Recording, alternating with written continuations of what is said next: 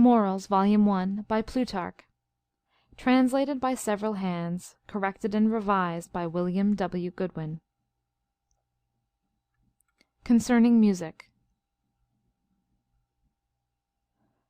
Now that there is something of majesty, something great and divine in music, Aristotle, who is Plato's scholar, thus labors to convince the world. Harmony, saith he, descended from heaven, and is of a divine, noble, and angelic nature. But being fourfold as to its efficacy, it has two meanings, the one arithmetical, the other enharmonical. As for its members, its dimensions, and its excesses of intervals, they are best discovered by number and equality of measure, the whole art being contained in two tetrachords. These are his words. The body of it, he saith, consists of discording parts, yet concording one with another, whose means nevertheless agree according to arithmetical proportion. For the upper string being fitted to the lowest in the ratio of 2 to 1 produces a perfect diapason. Thus, as we said before, nete consisting of 12 units, and hypate of 6, the paramese accords with the hypate according to the sesquialter proportion, and has 9 units, whilst mese has 8 units. So that the chiefest intervals through the whole scale are the diatessaron, which is the proportion of 4 to 3, the diapente, which is the proportion of 3 to 2, and the diapason, which is the proportion of 2 to 1, while the proportion of 9 to 8 appears in the interval of a tone.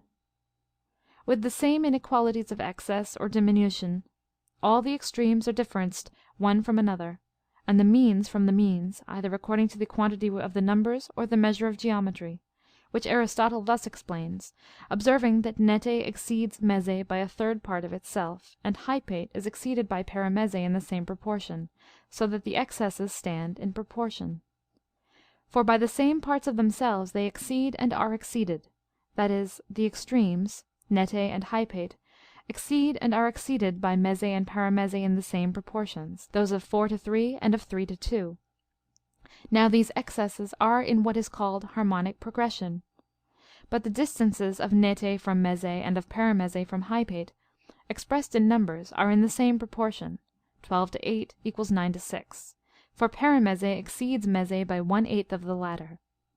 Again, nete is to hypate as 2 to 1, paramese to hypate as 3 to 2, and mese to hypate as 4 to 3.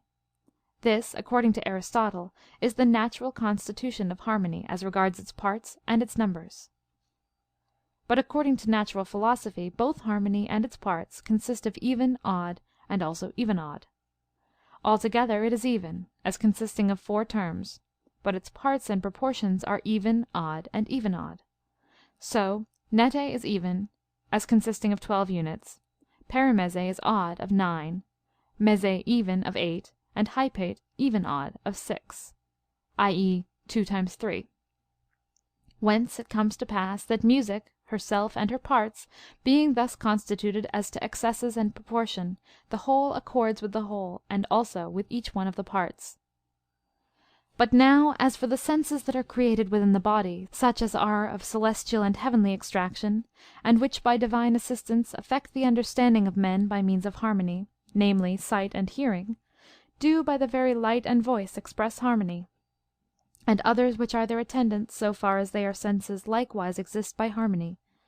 For they perform none of their effects without harmony, and although they are inferior to the other two, they are not independent of them. Nay, those two also, since they enter into human bodies at the very same time with God himself, claim by reason a vigorous and incomparable nature. Manifest from hence therefore it is, why the ancient Greeks, with more reason than others, were so careful to teach their children music, for they deemed it requisite by the assistance of music to form and compose the minds of youth to what was decent, sober, and virtuous, believing the use of music beneficially efficacious to incite to all serious actions, especially to the adventuring upon warlike dangers. To which purpose they made use of pipes or flutes when they advanced in battle array against their enemies, like the Lacedaemonians, who upon the same occasion caused the Castorian melody to be played before their battalions. Others inflamed their courage with harps, playing the same sort of harmony when they went to look danger in the face, as the Cretans did for a long time. Others, even to our own times, continue to use the trumpet. The Argives made use of flutes at their wrestling matches, called Stanaea, which sort of sport was first instituted in honor of Danaus, but afterwards consecrated to Jupiter Stanaeus, or Jupiter the Mighty. And now, at this day, it is the custom to make use of flutes at the games called Pentathlea, although there is now nothing exquisite or antique, nothing like what was customary among men of old time, like the song composed by Hierax for this very game. Still, even though it is sorry stuff and nothing exquisite, it is accompanied by flute music. But among the more ancient Greeks, music in theatres was never known, for they employed their whole musical skill in the worship of the gods and the education of youth; at which time, there being no theatres erected, music was yet confined within the walls of their temples, as being that with which they worshipped the supreme Deity and sang the praises of virtuous men. And it is probable that the word theatron, at a later period, and theorein, to behold, much earlier, were derived from theos, God. But in our age is such another face of new inventions, that there is not the least remembrance or care of that use of music which related to education, for all our musicians make it their business to court the theatre muses, and study nothing but compositions for the stage. But some will say, did the ancients invent nothing themselves? Yes, say I, they did invent, but their inventions were grave and decent. For they who have written the history of music attribute to Terpander the addition of the Dorian nete, which before was not in use. Even the whole Mixolydian mood is a new invention. Such were also the Orthian manner of melody, with Orthian rhythms, and also the Trocheus semantis. And if we believe Pindar, Terpander was the inventor of the Scholion or roundelay. Archilochus also invented the rhythmic composition of the iambic trimeter, the change to rhythms of different character, the melodramatic delivery, and the accompaniment proper to each of these. He is also presumed to be the author of the epodes, tetrameters, the cretic and the prosodiac rhythms, and the augmentation of the heroic verse. Some make him author also of the elegiac measure, as likewise of the extending the iambic to the paeon epibatus, the prolonged and heroic to the prosodiac and cretic. And Archilochus is first said to have taught how iambics could be partly recited to the stroke of the lyre and partly sung. From him the tragedians learned it, and from them Crexus took it, and made use of it in his dithyrambics. It is thought that he invented also playing on the lyre at intervals in the song, whereas the ancients played only during the singing. Of the Hypolydian mood they make Polymnestus the inventor, and the first that taught the lowering and raising of the voice, Oiluses and Oibole. To the same Olympus, to whom they also ascribe the first invention of Grecian and well-regulated gnomic music, they attribute likewise the finding out the enharmonic music, the prosodiac measure to which is composed the hymn to Mars, and the Chorean measure which he used in the hymns to the Mother of the Gods. Some report him to be the author also of the Bacchius, and every one of the ancient songs show that this is so. But Lazus of Hermione, transferring the rhythms to suit the dithyrambic time, and making use of an instrument with many notes, made an absolute innovation upon the ancient music by the use of more notes, and those more widely distributed.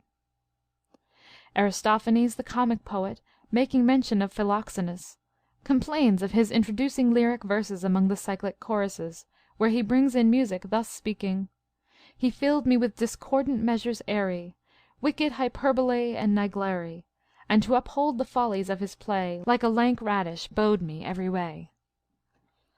Other comedians have since set forth the absurdity of those who have been slicers and manglers of music. Now, that the right moulding or ruin of ingenuous manners and civil conduct lies in a well-grounded musical education, Aristoxenus has made apparent. For, of those that were contemporary with him, he gives an account of Telesius the Theban, who in his youth was bred up in the noblest excellences of music, and moreover studied the works of the most famous lyrics, Pindar, Dionysius the Theban, Lamprus, Pratinus, and all the rest who were accounted most eminent, who played also to perfection upon the lute, and was not a little industrious to furnish himself with all those other accomplishments of learning. But being past the prime of his age, he was so bewitched with the theatre's new fangles, and the innovations of multiplied notes, that despising these noble precepts and that solid practice to which he had been educated, he betook himself to Philoxenus and Timotheus, and among those delighted chiefly in such as were most depraved with diversity of notes and baneful innovation. And yet when he made it his business to make verses and labor both ways, as well in that of Pindar as that of Philoxenus, he could have no success in the latter. And the reason proceeded from the truth and exactness of his first education. Therefore, if it be the aim of any person to practise music with skill and judgment, let him imitate the ancient manner. Let him also adorn it with those other sciences, and make philosophy his tutor, which is sufficient to judge what is in music decent and useful. For music being generally divided into 3 parts, diatonic, chromatic, and enharmonic, it behooves one who comes to learn music to understand poetry, which uses these 3 parts, and to know how to express his poetical inventions in proper musical form. First, therefore, we are to consider that all musical learning is a sort of habituation, which does not teach the reason of her precepts at one and the same time to the learner. Moreover, we are to understand that to such an education there is not requisite an enumeration of its several divisions, but every one learns by chance what either the master or scholar, according to the authority of the one and the liberty of the other, has most affection for. But the more prudent sort reject this chance medley way of learning, as the Lacedaemonians of old, the Mantineans, and the Pellenians, who, making choice either of one single method, or else but very few styles, used only that sort of music which they deemed most proper to regulate the inclinations of youths. This will be apparent if any one shall examine every one of the parts, and see what is the subject of their several contemplations. For harmony takes cognizance of intervals, systems, classes of harmonious sounds, notes, tones, and systematical transmutations. Farther than this it goes not. And therefore it would be in vain to inquire of harmony, whether the poet have rightly, and so to speak musically, chosen the Dorian for the beginning, the mixed Lydian and Dorian for the end, or the Hypophrygian and Phrygian for the middle. For the industry of harmony reaches not to these, and it is defective in many other things, as not understanding the force and extent of elegant aptness and proper concinnity. Neither did ever the chromatic or enharmonic species arrive to such force of aptitude as to discover the nature and genius of the poem, for that is the work of the poet. It is as plain that the sound of the system is different from the sound of the descant sung in the same system, which, however, does not belong to the consideration of harmonical studies. There is the same to be said concerning rhythms, for no rhythm can claim to itself the force of perfect aptitude. For we call a thing apt and proper when we consider the nature of it. The reason of this, we say, is either a certain plain or mixed composure, or both. Like the enharmonic species of Olympus, by him set in the Phrygian mood and mixed with the paeon epibatus, which rendered the beginning of the key naturally elegant, in what is called the nome of Minerva. For having made choice of his key and measure, he only changed the paeon epibatus for the trochee, which produced his enharmonic species. However, the enharmonic species and Phrygian tone remaining together with the whole system, the elegancy of the character was greatly altered. For that which was called harmony in the nome of Minerva was quite another thing from that in the introduction. He then that has both judgment as well as skill is to be accounted the most accurate musician. For he that understands the Dorian mood, not being able withal to discern by his judgment what is proper to it and when it is fit to be made use of, shall never know what he does. Nay, he shall quite mistake the nature and custom of the key. Indeed, it is much questioned among the Dorians themselves whether the enharmonic composers be competent judges of the Dorian songs. The same is to be said concerning the knowledge of rhythm. For he that understands a paeon may not understand the proper use of it, though he know the measure of which it consists. Because it is much doubted among those that make use of paeons whether the bare knowledge make a man capable to determine concerning the proper use of those rhythms, or, as others say, whether it aspire to presume so far. Therefore it behooves that person to have 2 sorts of knowledge, who will undertake to judge of what is proper and what improper. First, of the custom and manner of elegancy for which such a composition was intended, and next of those things of which the composition consists. And thus that neither the bare knowledge of harmony, nor of rhythm, nor of any other things that singly by themselves are but a part of the whole body of music, is sufficient to judge and determine either of the one or the other. What has been already said may suffice to prove. Now then, there being three species into which all harmony is divided, equal in the magnitude of systems or intervals and force of notes and tetrachords, we find that the ancients never disputed about any more than one, for they never troubled themselves with the chromatic or diatonic, but differed only about the enharmonic, and there no farther than about the great interval called the diapason. The further subdivision indeed caused some little variance, but they nearly all agreed that harmony itself is but one. Therefore he must never think to be a true artist in the understanding and practice of music, who advances no farther than the single knowledge of this or that particular. But it behooves him to trace through all the particular members of it, and so to be master of the whole body, by understanding how to mix and join all the divided members. For he that understands only harmony is confined to a single manner. Wherefore, in short, it is requisite that the sense and understanding concur in judging the parts of music, and that they should neither be too hasty, like those senses which are rash and forward, nor too slow, like those which are dull and heavy. Though it may happen sometimes, through the inequality of nature, that the same senses may be too slow and too quick at the same time. Which things are to be avoided by a sense and judgment that would run an equal course. For there are three things at least that at the same instant strike the ear: the note, the time, and the word or syllable. By the note we judge of the harmony, by the time of the rhythm, and by the word of the matter or subject of the song. As these proceed forth altogether, it is requisite the sense should give them entrance at the same moment. But this is certain, where the sense is not able to separate every one of these, and consider the effects of each apart, there it can never apprehend what is well or what is amiss in any. First, therefore, let us discourse concerning coherence. For it is necessary that coherence accompany the discerning faculty. For judgment of good or bad is not to be made from notes disjoined, broken time, and shattered words, but from coherence. For there is in practice a certain commixture of parts which commonly are not compounded. We are next to consider whether the masters of music are sufficiently capable of being judges of it. Now I aver the negative. For it is impossible to be a perfect musician and a good judge of music by the knowledge of those things that seem to be but parts of the whole body, as by excellency of hand upon the instrument, or singing readily at first sight, or exquisiteness of the ear, so far as this extends to the understanding of harmony and time.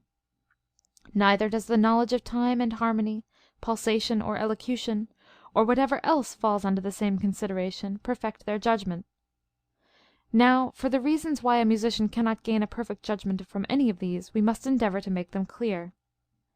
First, then, it must be granted that of things about which judgment is to be made, some are perfect and others imperfect.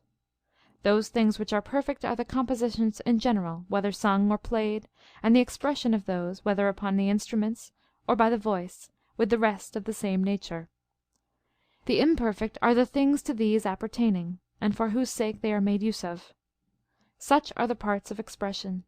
A second reason may be found in poetry, with which the case is the same. For a man that hears a consort of voices or instruments can judge whether they sing or play in tune, and whether the language be plain or not. But every one of these are only parts of instrumental and vocal expression, not the end itself, but for the sake of the end. For by these and things of the same nature shall the elegancy of elocution be judged, whether it be proper to the poem which the performer undertakes to sing. The same is to be said of the several passions expressed in the poetry. The ancients now made principal account of the moral impression, and therefore preferred that fashion of the antique music which was grave and least affected. Therefore the Argives are said to have punished deviation from the ancient music, and to have imposed a fine upon such as first adventured to play with more than 7 strings, and to introduce the Mixolydian mood. Pythagoras, that grave philosopher, rejected the judging of music by the senses, affirming that the virtue of music could be appreciated only by the intellect. And therefore he did not judge of music by the ear, but by the harmonical proportion, and thought it sufficient to fix the knowledge of music within the compass of the diapason. But our musicians nowadays have so utterly exploded the most noble of all the moods, which the ancients greatly admired for its majesty, that hardly any among them make the least account of enharmonic distances. And so negligent and lazy are they grown, as to believe the enharmonic diesis to be too contemptible to fall under the apprehension of sense, and they therefore exterminate it out of their compositions, deeming those to be triflers that have any esteem for it, or make use of the mood itself.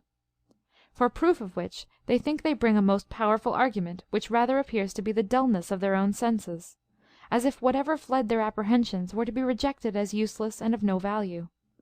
And then again they urge that its magnitude cannot be perceived through its concord, like that of the semitone, tone, and other distances, not understanding that at the same time they throw out the third, fifth, and seventh, of which the one consists of 3, the other of 5, and the last of 7 diesis.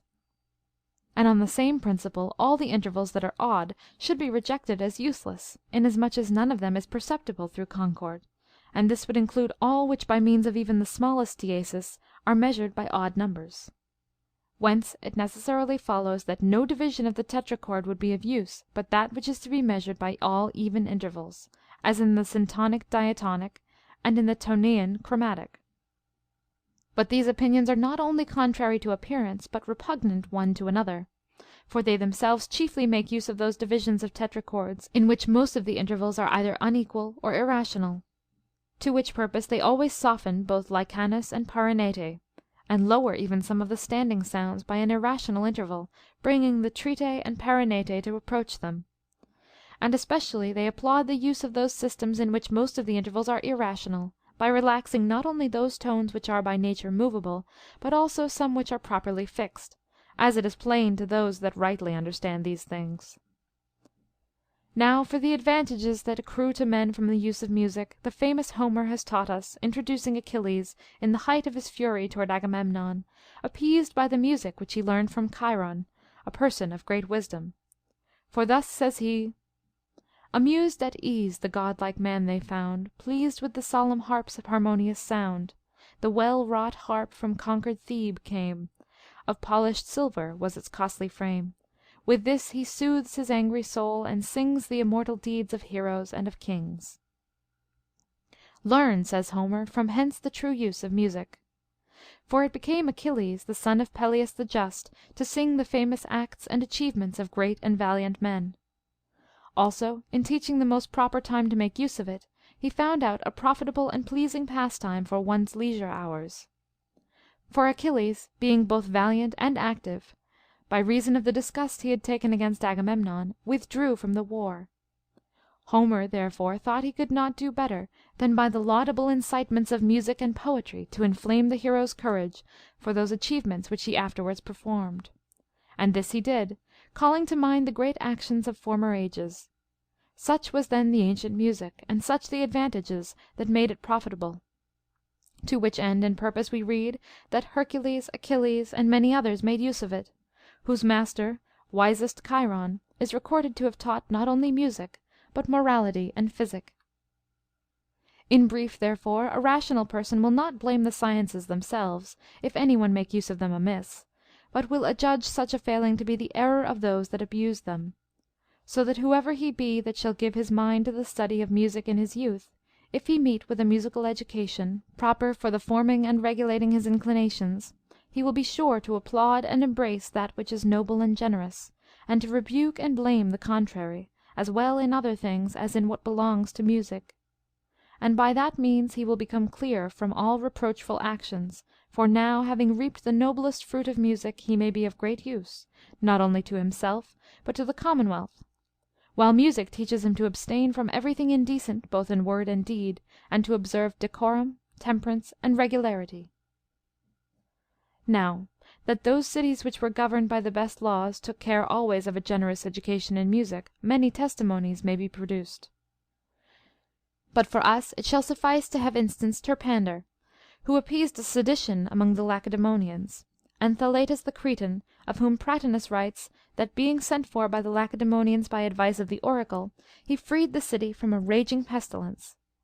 Homer tells that the Grecians stopped the fury of another noisome pestilence by the power and charms of the same noble science.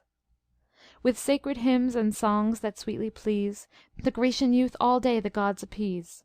Their lofty paeans bright Apollo hears, and still the charming sounds delight his ears. These verses, most excellent master, I thought requisite to add as the finishing stone to my musical discourse, which were by you cited before, to show the force of harmony. For indeed the chiefest and sublimest end of music is the graceful return of our thanks to the gods, and the next is to purify and bring our minds to a sober and harmonious temper. Thus, said Soterichus, most excellent master, I have given you what may be called an encyclic discourse of music. Nor was Soterichus a little admired for what he had spoken, as one that both by his countenance and speech had shown his zeal and affection for that noble science. After all, said Onesicrates, I must needs applaud this in both of you, that you have kept within your own spheres and observed your proper limits. For Lysias, not insisting any further, undertook only to show us what was necessary to the making a good hand, as being an excellent performer himself. But Soterichus has feasted us with a discovery of the benefit, the theory, the force, and right end of music. But one thing I think they have willingly left for me to say, for I cannot think them guilty of so much bashfulness, that they should be ashamed to bring music into banquets, where certainly, if anywhere, it cannot but be very useful, which Homer also confirms to be true. Song and the merry dance, the joy of feasts. Not that I would have any one believe from these words that Homer thought music useful only for pleasure and delight, there being a profounder meaning concealed in the verse. For he brought in music to be present at the banquets and revels of the ancients, as believing it then to be of greatest use and advantage to repel and mitigate the inflaming power of the wine. To which our Aristoxenus agrees, who alleges that music was introduced at banquets for this reason, that as wine intemperately drunk wakens both the body and mind, so music, by its harmonious order and symmetry, assuages and reduces them to their former constitution. And therefore it was that Homer reports that the ancients made use of music at their solemn festivals. But for all this, my most honored friends, methinks you have forgot the chiefest thing of all, and that which renders music most majestic.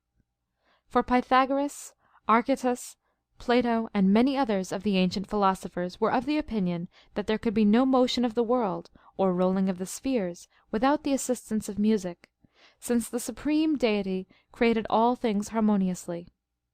But it would be unseasonable now to enter upon such a discourse, especially at this time, when it would be absurd for music to transgress her highest and most musical office, which is to give the laws and limits of time and measure to all things.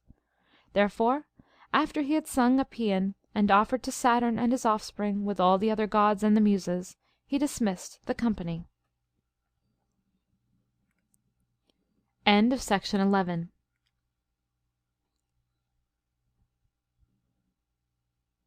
The Morals, Volume 1, by Plutarch. Translated by several hands. Corrected and revised by William W. Goodwin. Section 12.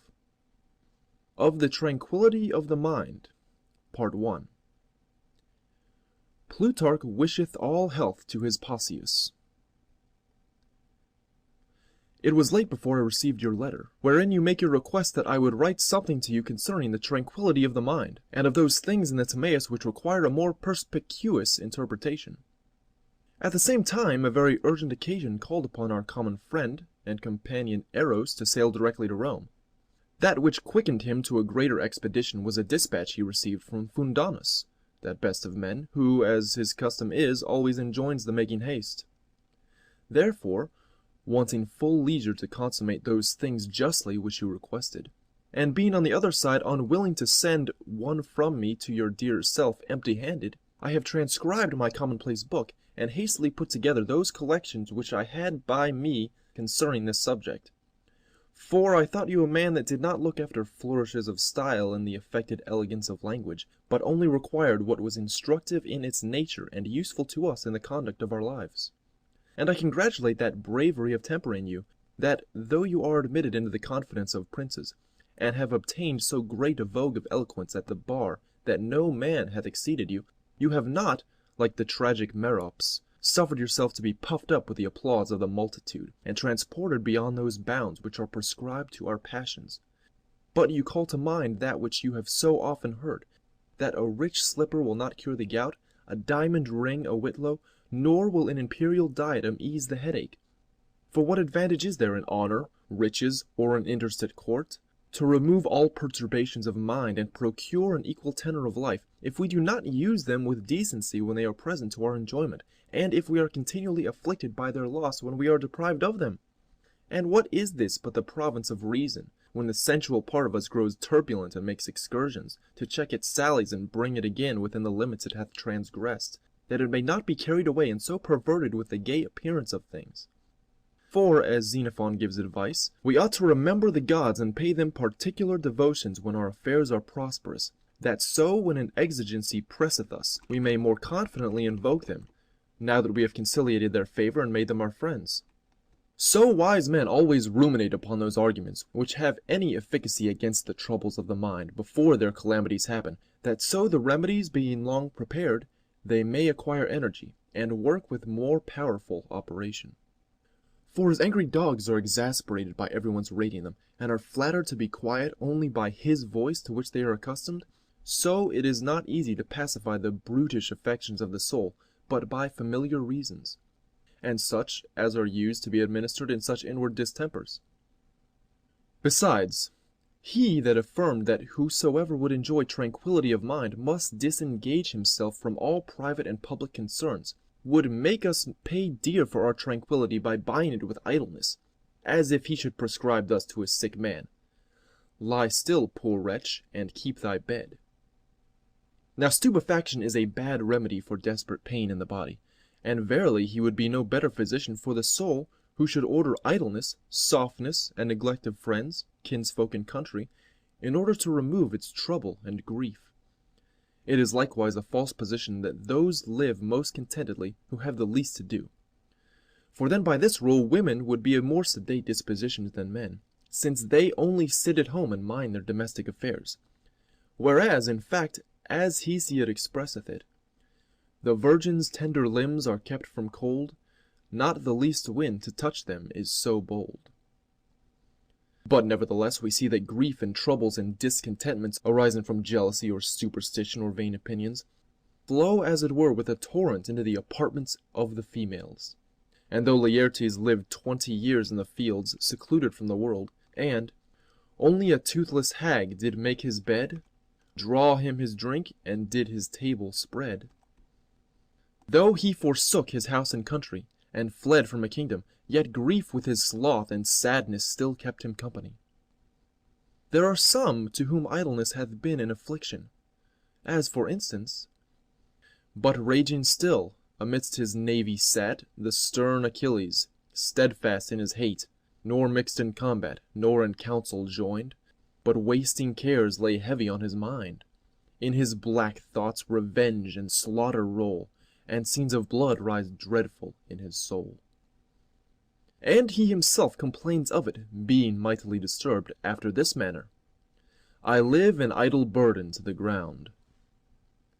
Hence it is that Epicurus adviseth those who aspire to glory not to stagnate in their ambition, but be in perpetual motion, and so obey the dictates of their genius in managing the commonwealth, because they would be more tormented and would suffer greater damages by idleness, if they were disappointed of that they were in the eager pursuit of. But the philosopher is absurd in this, that he doth not excite men who have abilities to qualify themselves for charges in the government, but only those who are of a restless and unquiet disposition. For the tranquillity and perturbation of the mind are not to be measured by the fewness or multitude of our actions, but by their beauty or turpitude, since the omission of what is good is no less troublesome than the commission of evil. As for those who think there is one positive state of life, which is always serene, some fancying it to be of husbandmen, others of those who are unmarried, and some of kings, Menander clearly shows them their error in these verses. I thought those men, my Phania, always best, who take no money up at interest, who disengaged from business spend the day, and in complaints don't sigh the night away, who, troubled, lamentable groans don't fetch, thus breathing out, Ah, miserable wretch! Those whom despairing thoughts don't waking keep, but without startings sweetly take their sleep. He goes on and observes to us that the same lot of misfortune falls to the rich as well as the poor. These neighbors slender confines do divide, sorrow and human life are still allied. It the luxurious liver doth infest, and robs the man of honor of his rest. In stricter ties doth the poor engage, with him grows old to a decrepit age. But as timorous and raw sailors in a boat, when they grow sick with the workings of the waves, think they shall overcome their pukings if they go on board of a ship, but there being equally out of order go into a galley, but are therefore never the better because they carry their nauseousness and fear along with them, so do the several changes of life only shift and not wholly extirpate the causes of our trouble. And these are only our want of experience, the weakness of judgment, and a certain impotence of mind which hinders us from making a right use of what we enjoy. The rich man is subject to this uneasiness of humor as well as the poor, the bachelor as well as the man in wedlock. This makes the pleader withdraw from the bar, and then his retirement is altogether as irksome. And this infuseth a desire into others to be presented at court, and when they come here, they presently grow weary of the life. Poor men when sick do peevishly complain, the sense of want doth aggravate their pain. For when the wife grows officious in her attendance, the physician himself is a disease, and the bed is not made easy enough to his mind. Even his friend importunes him with his visits. He doth molest him when he first doth come, and when he goes away he's troublesome, as Ion expresseth it. But when the heat of the disease is over, and the former temperature of the body is restored, then health returns, and brings with it all those pleasant images which sickness chased away. So that he that yesterday refused eggs and delicate cakes, and the finest manchets, will now snap eagerly at a piece of household bread, with an olive and a few watercresses. So reason makes all sorts of life easy, and every change pleasant. Alexander wept when he heard from Anaxarchus that there was an infinite number of worlds, and his friends asking him if any accident had befallen him, he returns this answer: Do not you think it a matter worthy of lamentation, that, when there is such a vast multitude of them, we have not yet conquered one? But Crates, with only his scrip and tattered cloak, laughed out his life jocosely, as if he had been always at a festival. The great power and command of Agamemnon gave him an equal disturbance. Look upon Agamemnon, Atreus' son. What might loads of trouble he hath on! He is distracted with perpetual care. Jove that inflicts it gives him strength to bear. Diogenes, when he was exposed to sail in the market and was commanded to stand up, not only refused to do it, but ridiculed the auctioneer with this piece of raillery: What? If you were selling a fish, would you bid it rise up? Socrates was a philosopher in the prison, and discoursed with his friends, though he was fettered. But Phaeton, when he climbed up into heaven, thought himself unhappy there, because nobody would give him his father's chariot and the horses of the sun. As therefore the shoe is twisted to the shape of the foot, and not in the opposite way, so do the affections of the mind render the life conformable to themselves. For it is not custom, as one observed, which makes even the best life pleasant to those who choose it, but it must be prudence in conjunction with it, which makes it not only the best of its kind, but sweetest in its enjoyment. The fountain, therefore, of tranquillity being in ourselves, let us cleanse it from all impurity, and make its streams limpid, that all external accidents, by being made familiar, may be no longer grievous to us, since we shall know how to use them well. Let not these things thy least concern engage, for though thou fret, they will not mind thy rage. Him only good and happy we may call, who rightly useth what doth him befall. For Plato compared our life to a game at dice, where we ought to throw for what is most commodious for us, but when we have thrown, to make the best of our casts. We cannot make what chances we please turn up, if we play fair. This lies out of our power. That which is within our power, and is our duty if we are wise, is to accept patiently what fortune shall allot us, and so to adjust things in their proper places, that what is our own may be disposed of to the best advantage, and what hath happened against our will may offend us as little as possible. But as to men who live without measures, and with no prudence, like those whose constitution is so sickly and infirm, that they are equally impatient both of heats and colds, prosperity exalts them above their temper, and adversity dejects them beneath it. Indeed, each fortune disturbs them, or rather they raise up storms to themselves in either, and they are especially querulous under good circumstances. Theodorus, who was called the atheist, was used to say, that he reached out his instructions with the right hand, and his auditors received them with their left hands. So men of no education, when fortune would even be complaisant to them, are yet so awkward in their observance that they take her addresses on the wrong side. On the contrary, men that are wise, as the bees draw honey from the thyme, which is a most unsavory and dry herb, extract something that is convenient and useful even from the most bitter afflictions. This therefore let us learn and have inculcated upon us, like the man who threw a stone at a bitch but hit his stepmother, on which he exclaimed, "Not so bad." So we may often turn the direction of what fortune obtrudes upon us contrary to our desires. Diogenes was driven into banishment, but it was not so bad for him, for of an exile he became a philosopher. Zeno of Citium, when he heard that the only ship he had left was sunk by an unmerciful tempest, with all the rich cargo that was in her, brake out into this exclamation: "Fortune, I applaud thy contrivance, who by this means hast reduced me to a threadbare cloak in the piazza of the Stoics." What hinders then but that these examples should be the patterns of our imitation? Thou stoodst candidate for a place in the government, and wast balked in thy hopes. Consider that thou wilt live at ease in thy own country, following thy own affairs. Thou wast ambitious to be the confidant of some great person, and sufferedst a repulse. Thou wilt gain thus much by it, that thou wilt be free from danger, and disembarrassed from business. Again, hast thou managed any affairs full of intricacy and trouble?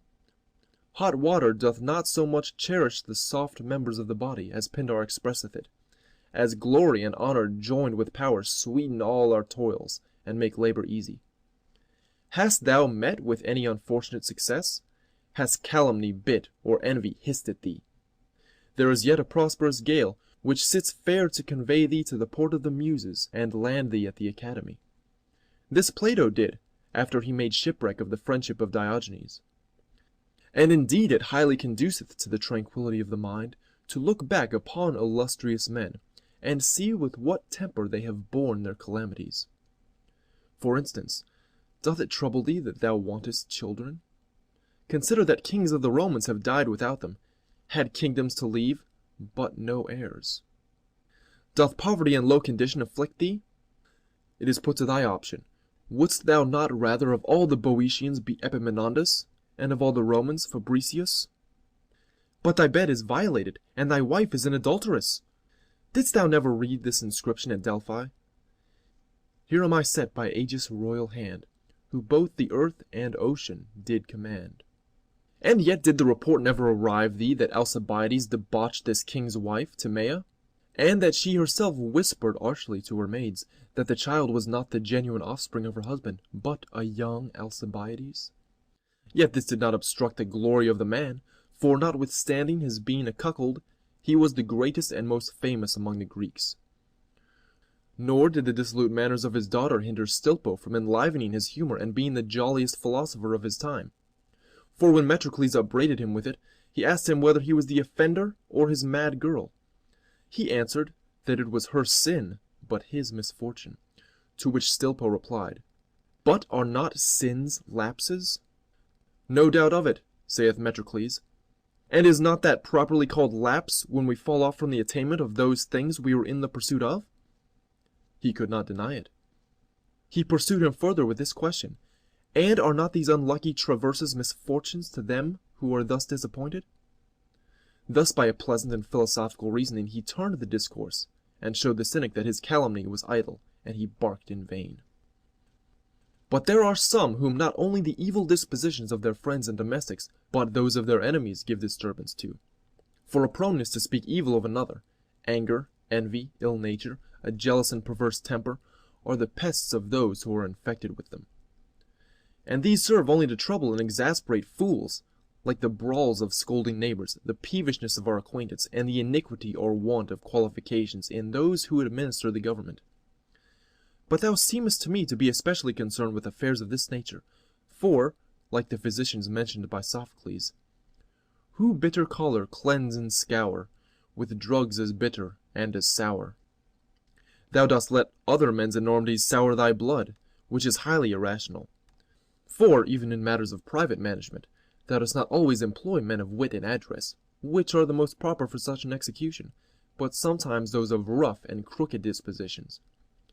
And to animadvert upon them for every peccadillo thou must not think belongs to thee, nor is it easy in the performance. But if thou makest that use of them, as surgeons do of forceps to pull out teeth or ligatures to bind wounds, and so appear cheerful whatever falls out, the satisfaction of thy mind will delight thee more than the concern at other men's pravity and malicious humour will disturb thee. Otherwise, as dogs bark at all persons indifferently, so, if thou persecutest everybody that offends thee, thou wilt bring the matter to this pass by thy imprudence, that all things will flow down into the imbecility of thy mind, as a place void and capable of receiving them, and at last thou wilt be filled with nothing but other men's miscarriages. For if some of the philosophers inveigh against compassion which others' calamities affect us with, as a soft affection, saying that we ought to give real assistance to those in distress, and not to be dejected or sympathize with them, and if, which is a thing of higher moment, they discard all sadness and uneasiness when the sense of a vice or a disease is upon us, saying that we ought to cure the indisposition without being grieved, is it not highly consonant to reason that we should not storm or fret if those we have to do with are not so wise and honest as they should be? Let us consider the thing truly, my Pausius, lest, whilst we find fault with others, we prove partial in our respect through inadvertency, and lest our censuring their failings may proceed not so much from a hatred of their vices as from love of ourselves. We should not have our passions moved at every provocation, nor let our desires grow exorbitant beyond what is just. For these little aversions of our temper engender suspicions, and infuse moroseness into us, which makes us surly to those who precluded the way to our ambition, or who made us fall into those disastrous events we would have willingly shunned. But he that hath a smoothness in his nature and a talent of moderation can transact and converse with mankind easily and with mildness. Let us recapitulate therefore what we have said. When we are in a fever, everything that we taste is not only unsavory but bitter. But when we see others relish it without any disgust, we do not then lay the blame either upon the meat or drink, but conclude that only ourselves and the disease are in fault. In like manner we shall cease to bear things impatiently, if we see others enjoy them with alacrity and humour. And this likewise is a great promoter of the tranquillity of mind, if, amongst those ill successes which carry a dismal appearance, we look upon other events which have a more beautiful aspect, and so blend them together that we may overcome the bad by the mixture of the good. But although, when our eyes are dazzled with too intense a splendor, we refresh our sight by viewing something that is green and florid, yet we fix the optics of our mind upon doleful objects, and compel them to dwell upon the recital of our miseries, plucking them perforce, as it were, from the consideration of what is better. And here we may insert that which was said to a pragmatical fellow, handsomely enough. Why so quick-sighted others' faults to find, but to thy own so partially art blind? 'Tis malice that exasperates thy mind. But why, my friend, art thou so acute to discern even thy own misfortunes, and so industrious to renew them and set them in thy sight, that they may be the more conspicuous, while thou never turnest thy considerations to these good things which are present with thee, and thou dost enjoy? But as cupping glasses draw the impurest blood out of the body, so thou dost extract the quintessence of infelicity to afflict thyself. In this thou art no better than the Chian merchant, who, while he sold abundance of his best and most generous wine to others, called for some what was pricked and vapid to taste at supper.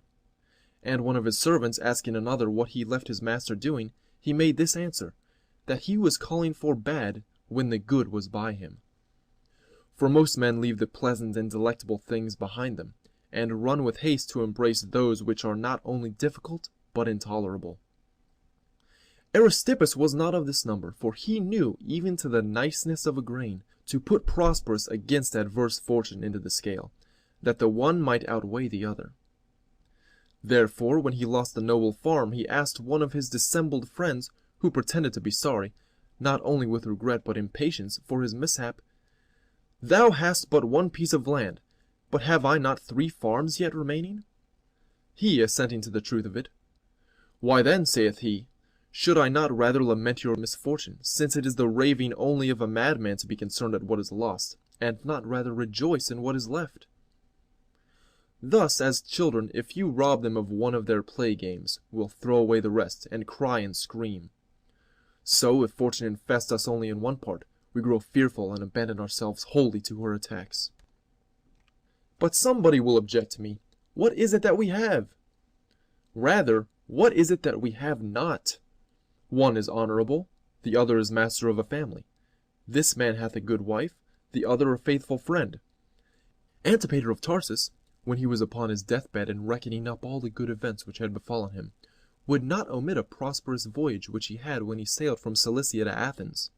Even the trite and common blessings are not to be despised, but ought to take up a room in our deliberations. We should rejoice that we live, and are in health, and see the sun, that there are no wars nor seditions in our country, that the earth yields to cultivation, and that the sea is open to our traffic, that we can talk, be silent, do business, and be at leisure when we please. They will afford us greater tranquillity of mind present, if we form some ideas of them when they are absent. If we often call to our remembrance how solicitous the sick man is after health, how acceptable peace is to put out a war, and what a courtesy it will do to us to gain credit and acquire friends in a state of note, where we are strangers and unknown, and contrariwise, how great a grief it is to forego these things when we once have them. For surely a thing does not become great and precious when we have lost it, while it is of no account so long as we possess it, for the value of a thing cannot be increased by its loss. But we ought not to take pains to acquire things as being of great value, and to be in fear and trembling lest we may lose them, as if they were precious, and then all the time they are safe in our possession, to neglect them as if they were of no importance. But we are so used to them that we may reap satisfaction and gain a solid pleasure from them, that so we may be the better enabled to endure their loss with evenness of temper. But most men, as Arcesilaus observed, think they must be critics upon other men's poems, survey their pictures with a curious eye, and examine their statues with all the delicacy of sculpture, but in the meanwhile transiently pass over their own lives, though there be some things in them which will not only detain, but please their consideration. But they will not restrain the prospect to themselves, but are perpetually looking abroad, and so become servile admirers of other men's fortune and reputation, as adulterers are always gloating upon other men's wives, and condemning their own. Besides, this is a thing highly conducing to the tranquillity of the mind, for a man chiefly to consider himself and his own affairs.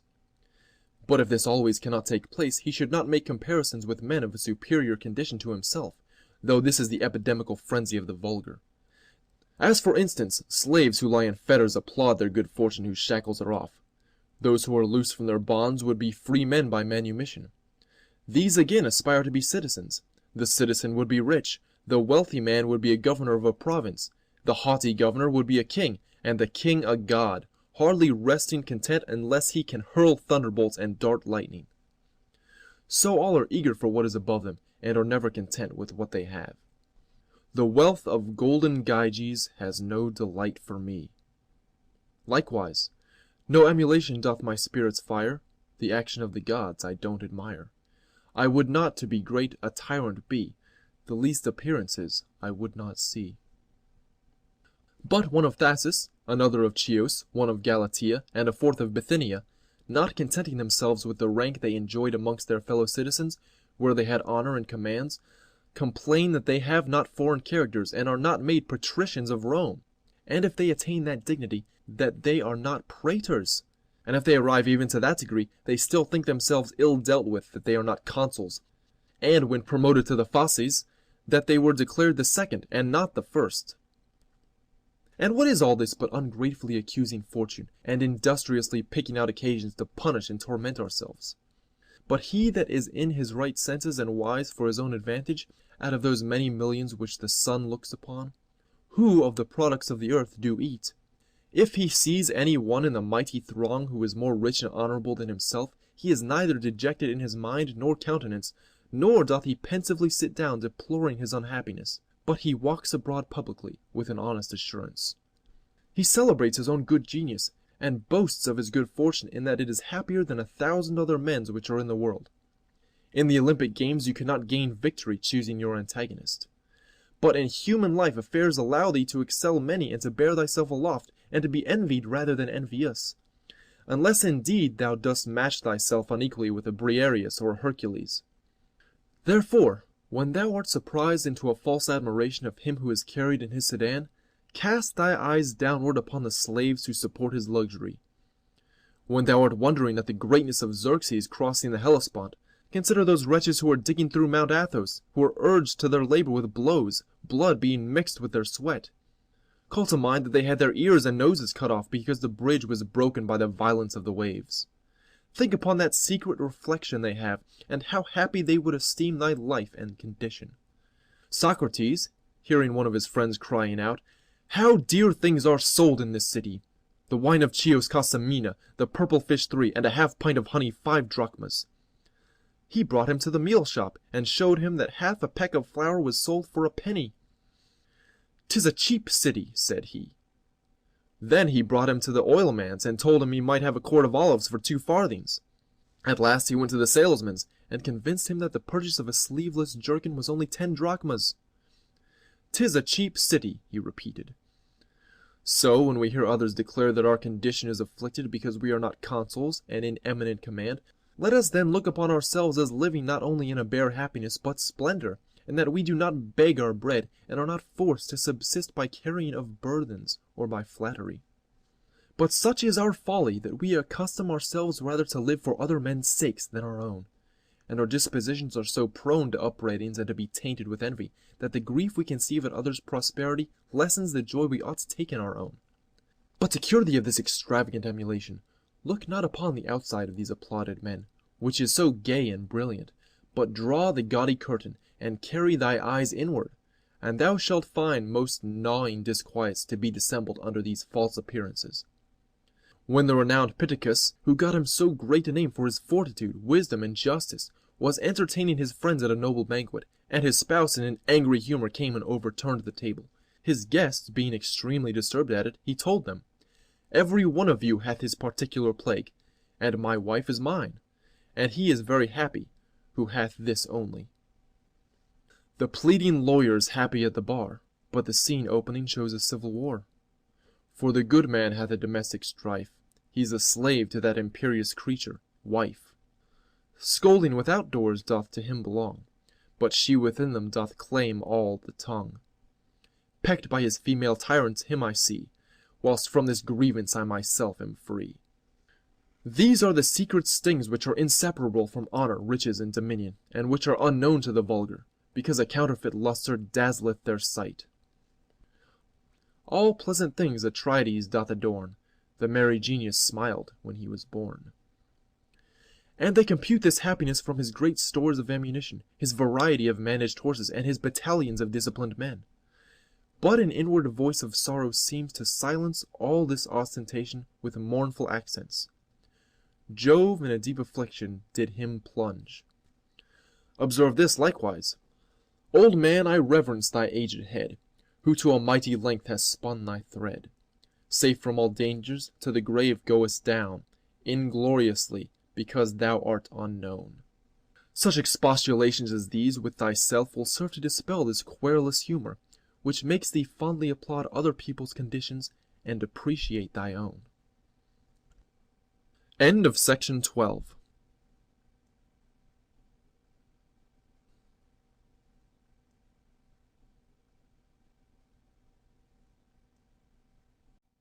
The Morals, Volume 1, by Plutarch.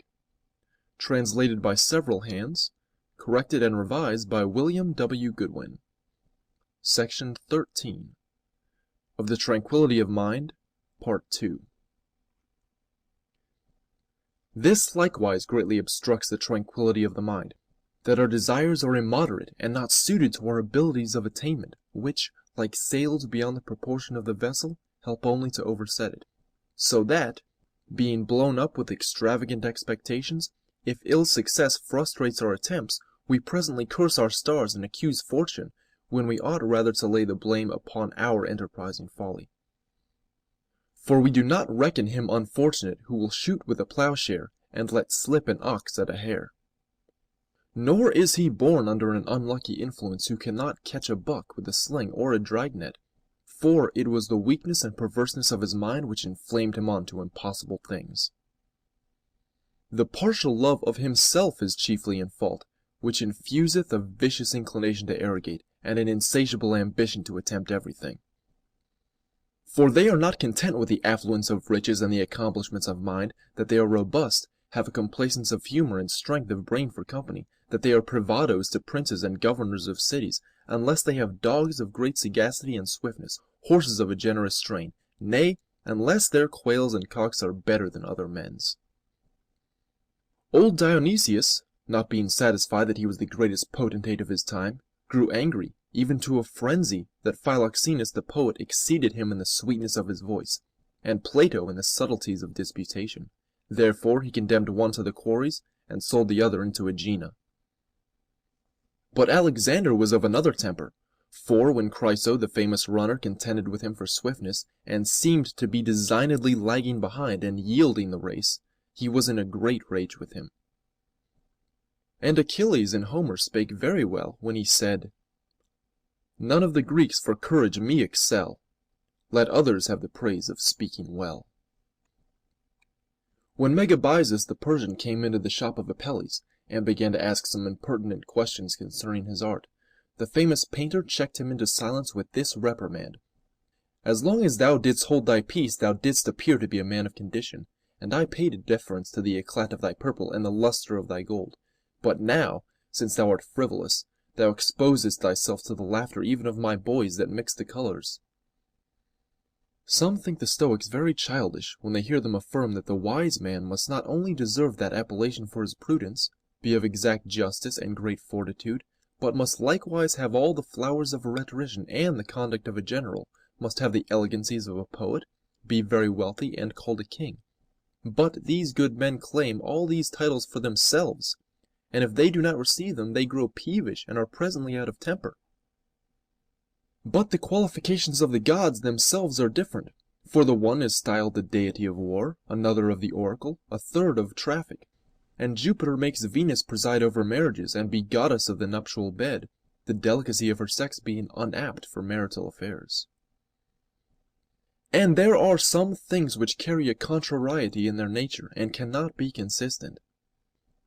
As, for instance, the study of the mathematics and practice in oratory are exercises which require a great leisure and freedom from other concerns. But the intrigues of politics cannot be managed, and the favor of princes cannot be attained or cultivated without severe application and being involved in affairs of high moment. Then the indulgence ourselves to drink wine and eat flesh makes the body strong, but it effeminates the mind. Industry to acquire and care to preserve our wealth do infinitely increase it, but the contempt of riches is the best refinement in our philosophic journey. Hence it is very manifest that there is a wide difference in things, and that we ought to obey the inscription of the Pythian oracle, that every man should know himself, that he should not constrain his genius but leave it to his own propensions, and then that he should apply himself to that to which he is most adapted, and not do violence to nature by dragging her perforce to this or that course of life. With generous provender they the horse do feed, that he may win the race with strength and speed. The mighty ox is fitted to the yoke, and by his toil the fertile clods are broke. The dolphin, when a ship he doth espy, straight the good-natured fish his fins doth ply. By the ship's motion he his own doth guide, and lovingly swims constant to her side. And if you'd apprehend the foaming boar, the monster by a mastiff must be tore. But he is stupid in his wishes who takes it amiss that he is not a lion, who with a proud insulting air doth tread, rough as the mountains where he first was bred. Or that he is not a Malta shock, delicately brought up in the lap of a fond widow. He is not a jot more rational who would be an Empedocles, a Plato, or a Democritus, and write about the universe and the reality of things therein, and at the same time would sleep by the dry side of an old woman because she is rich, as Euphorion did, or be admitted to debauch with Alexander amongst his club of drunkards, as Midias was, or to be concerned that he is not in as high a vogue of admiration as Ismenias was for his riches, and Epaminondas for his virtue.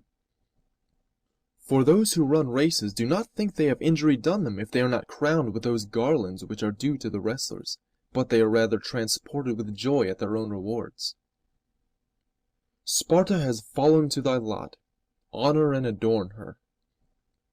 Solon hath expressed himself to this purpose: Virtue for sordid wealth shall not be sold, its beauty far outshines the miser's gold. This without fortune's shocks doth still endure, but that's possession is insecure. And Strato, who wrote of physics, when he heard that Menedemus had a great number of scholars, asked, What wonder is it if more come to wash than be anointed?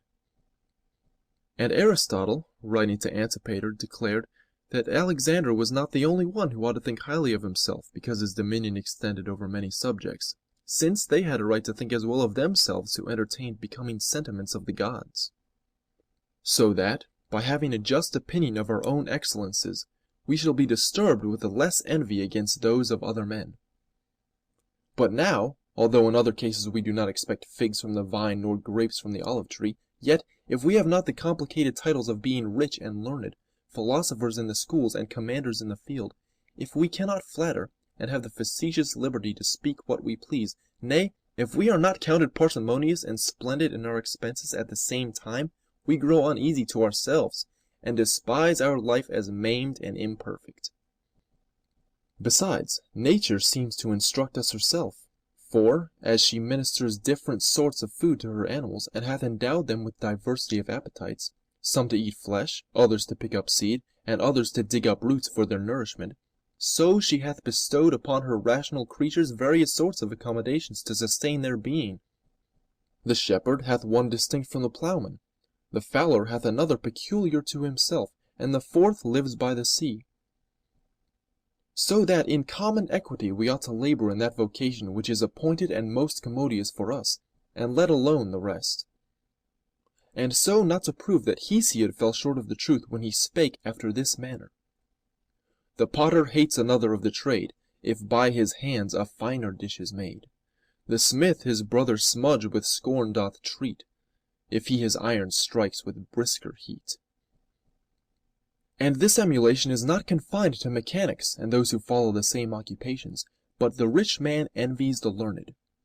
He that hath a bright reputation envies the miser's guineas, and the pettifogger thinks he is outdone in talking by the sophister. Nay, by heaven, he that is born free sottishly admires the servile attendance of him who is of the household to a king. And the man that hath patrician blood in his veins calls the comedian happy who acts his part gracefully and with humor, and applauds even the mimic who pleaseth with farce and scaramouche gestures. Thus by a false estimate of happiness they disturb and perplex themselves. Now that every man hath a storehouse of trouble and contentment in his own bosom, and the vessels which contain good and evil are not placed at Jupiter's threshold, but in the recesses of the mind, the variety of our passions is an abundant demonstration. The fool doth not discern, and consequently cannot mind, the good that is obvious to him, for his thoughts are still intent upon the future. But the prudent man retrieves things that were lost out of their oblivion, by strength of recollection renders them perspicuous, and enjoys them as if they were present. Happiness having only a few coy minutes to be courted in, the man that hath no intellect neglects this opportunity, and so it slides away from his sense and no more belongs to him. But like him that is painted in hell twisting a rope, and who lets the ass that is by him devour all the laborious textures as fast as he makes them, so most men have such a lethargy of forgetfulness upon them that they lose the remembrance of all great actions, and no more call to mind their pleasant intervals of leisure and repose. The relish of their former banquets is grown insipid, and delight hath left no piquant impression upon their palates. By this means they break as it were the continuity of life, and destroy the union of present things to the past. And dividing yesterday from today, and today from tomorrow, they utterly efface all events, as if they had never been. For, as those who are dogmatical in the schools, and deny the augmentation of bodies by reason of the perpetual flux of all substance, do strip us out of ourselves, and make no man to be the same today that he was yesterday, so those who bury all things that have preceded them in oblivion, who lose all the notices of former times, and let them all be shattered carelessly out of their minds, do every day make themselves void and empty, and they become utterly dependent on the morrow, as if those things which happened last year and yesterday and the day before were not to affect their cognizance and be occurrences worthy their observation. This is a great impediment to the tranquillity of the mind. But that which is its more sensible disturbance is this, that as flies upon a mirror easily slide down the smooth and polished parts of it, but stick to those which are rugged and uneven and fall into its flaws, so men let what is cheerful and pleasant flow from them, and dwell only upon sad melancholy remembrances. Nay, as those of Olympus carry beetles into a certain place, which from the destruction of them is called their slaughter-house, where, all passages being stopped against their escape, they are killed by the weariness of perpetual flying about, so when men have once fallen upon the memory of their former sorrows, no consolation can take them off from the mournful theme. But as in a landscape we draw the most beautiful colors, so we ought to fill the prospects of our minds with the most agreeable and sprightly images, that, if we cannot utterly abolish those which are dark and unpleasant, we may at least obscure them by more gay and lively representations. For as the strings of a lute or bow, so is the harmony of the world alternately tightened and relaxed by vicissitude and change, and in human affairs there is nothing that is unmixed, nothing that is unallied. But as in music there are some sounds which are flat and some sharp, and in grammar some letters that are vocal and some mute, but neither the man of concord nor syntax doth industriously decline one sort, but with the fineness of his art mixeth them together. So in things in this world which carry a direct opposition in their nature to one another, when, as Euripides expresseth it, the good things with the evil still are joined, and in strict union mutually combined, the checkered worth doth beautiful appear, for what is sweet allays the more severe. Yet we ought not to be discouraged, or have any despondencies. But in this case let us imitate the musicians, who drown the harsh cadences with others that more caress the ear. So, by tempering our adverse fortune with what is more prosperous, let us render our lives pleasant and of an equal tone. For that is not true which Menander tells us. Soon as an infant doth salute the day, a genius his first cryings doth obey, and to his charge comes hastily away. The demon doth assist the tender lad, shows him what's good, and saves him from the bad. But the opinion of Empedocles deserves more our approbation, who saith that, as soon as any one is born, he is carefully taken up and governed by two guardian spirits. There were Chthoniia and far-seeing Calliope, and bloody Darus and graved-face Harmonia, Callisto and Aeschra, Thusa and Danaia, with lovely Nemertes and black-fruited Asaphea. By this diversity of characters is expressed only the variety of our passions, and these are the seeds of discontent we brought into the world with us. Since now these disorder our lives and make them unequal, he that is master of himself wishes for the better, but expects the worse. But he useth them both with a moderation suitable to that injunction, do not anything too much. For as Epicurus said, not only does he that is least impatient after tomorrow enjoy it most when it comes, but honor, riches, and power give those the greatest complacency who are not tormented with any apprehensions that the contrary will befall them. For an immoderate craving after things of this nature infuseth a fear of losing them, equal to the first intemperate desire.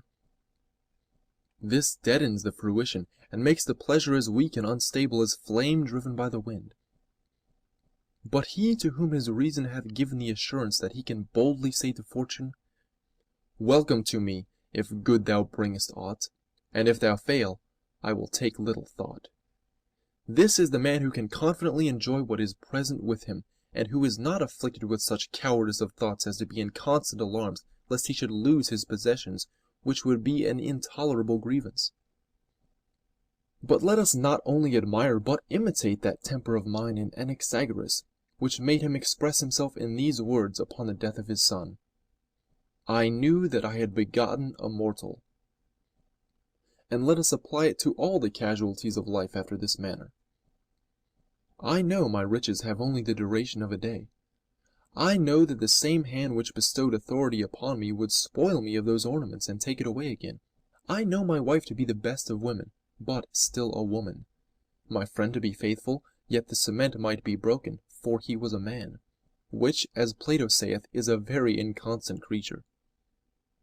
These previous expostulations and preparations, if anything fall out which is against our mind, but not contrary to our expectation, will cure the palpitation of our hearts, make our disturbances settle and go down, and bring our minds to a consistence. Not indulging us in these lazy exclamations, "Who would have thought it? I looked for better, and did not expect this." Carneades gives us a short memoir concerning great things, that the cause from whence all our troubles proceed is that they befall unexpectedly. The kingdom of Macedon, compared with the Roman Empire, sank in the competition. For it was not only an inconsiderable part of it, yet when Perseus lost it, he not only deplored his own misfortune, but he was thought by all the most abject and miserable of mankind. Yet Aemilius that conquered him, when he delivered up the commands of sea and land into the hands of a successor, was crowned and did sacrifice, and was esteemed happy. For he knew, when he received his honor, that it was but temporary, and that he must lay down the authority he had taken up. But Perseus was stripped of his dominions by surprise. The poet hath prettily illustrated what it is for a thing to fall out unexpectedly.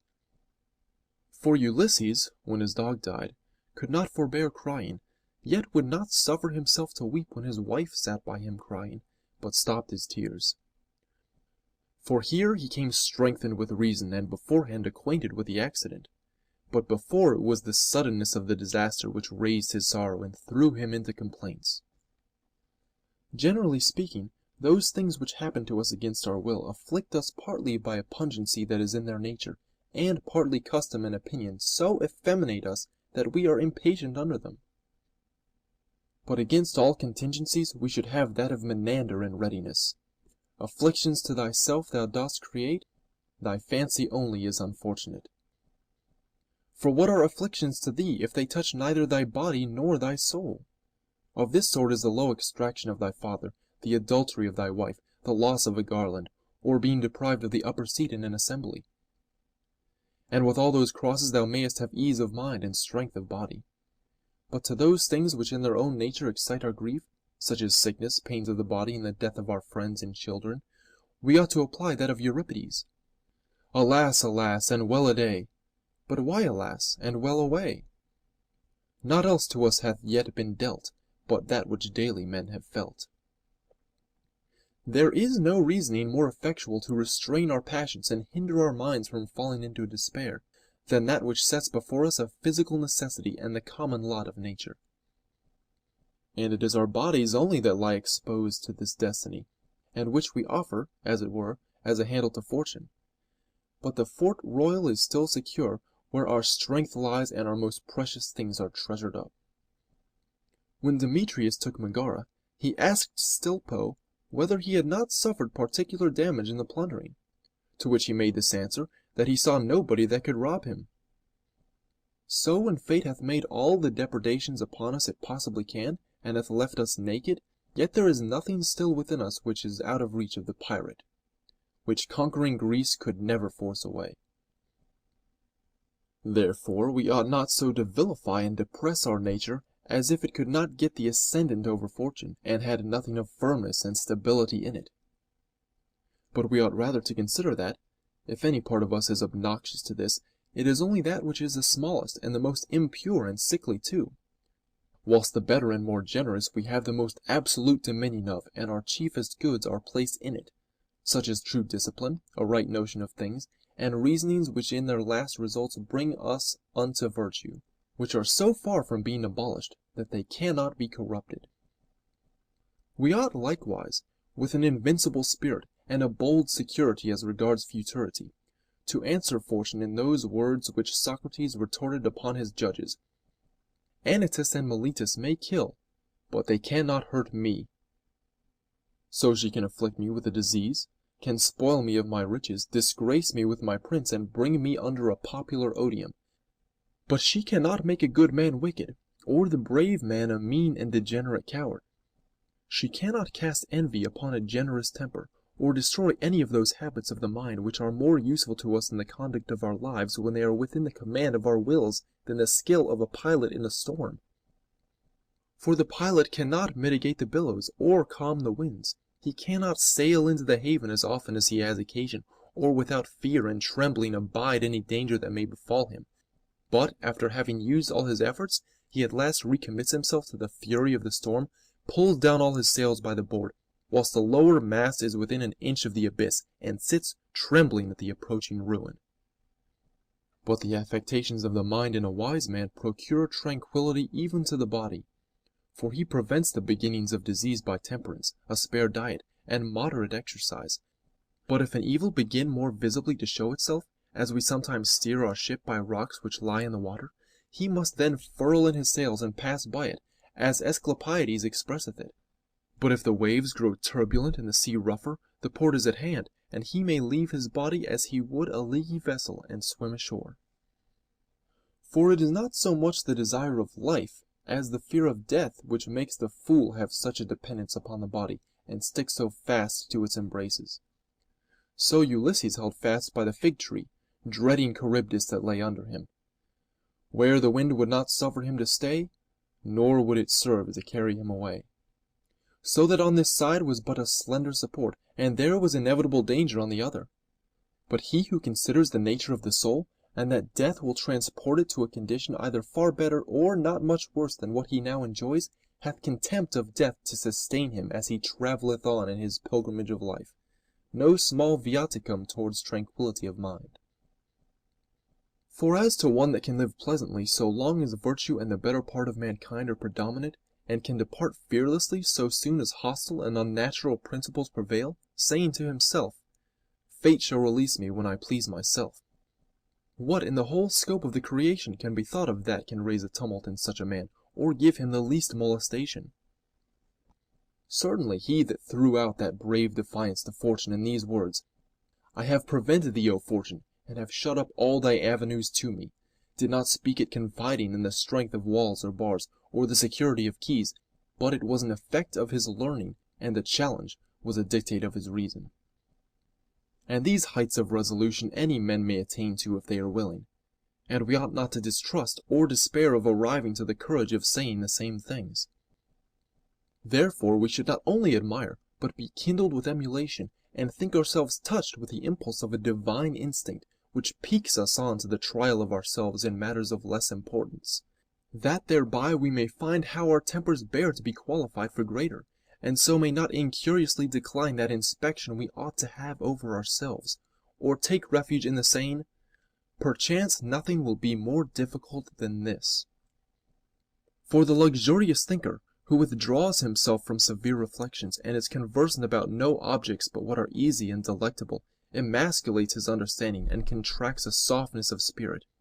But he that makes grief, sickness, and banishment the subjects of his meditation, who composeth his mind sedately, and poiseth himself with reason to sustain the burden, will find that those things are vain, empty, and false, which appear so grievous and terrible to the vulgar, as his own reasonings will make out to him in every particular.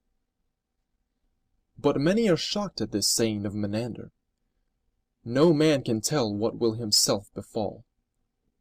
In the means, while being monstrously ignorant, what a noble expedient this is to disperse our sorrows, to contemplate upon, and to be able to look fortune steadily in the face, and not to cherish delicate and effeminate apprehensions of things, like those bred up in the shade, under false and extravagant hopes which have not strength to resist the first adversity.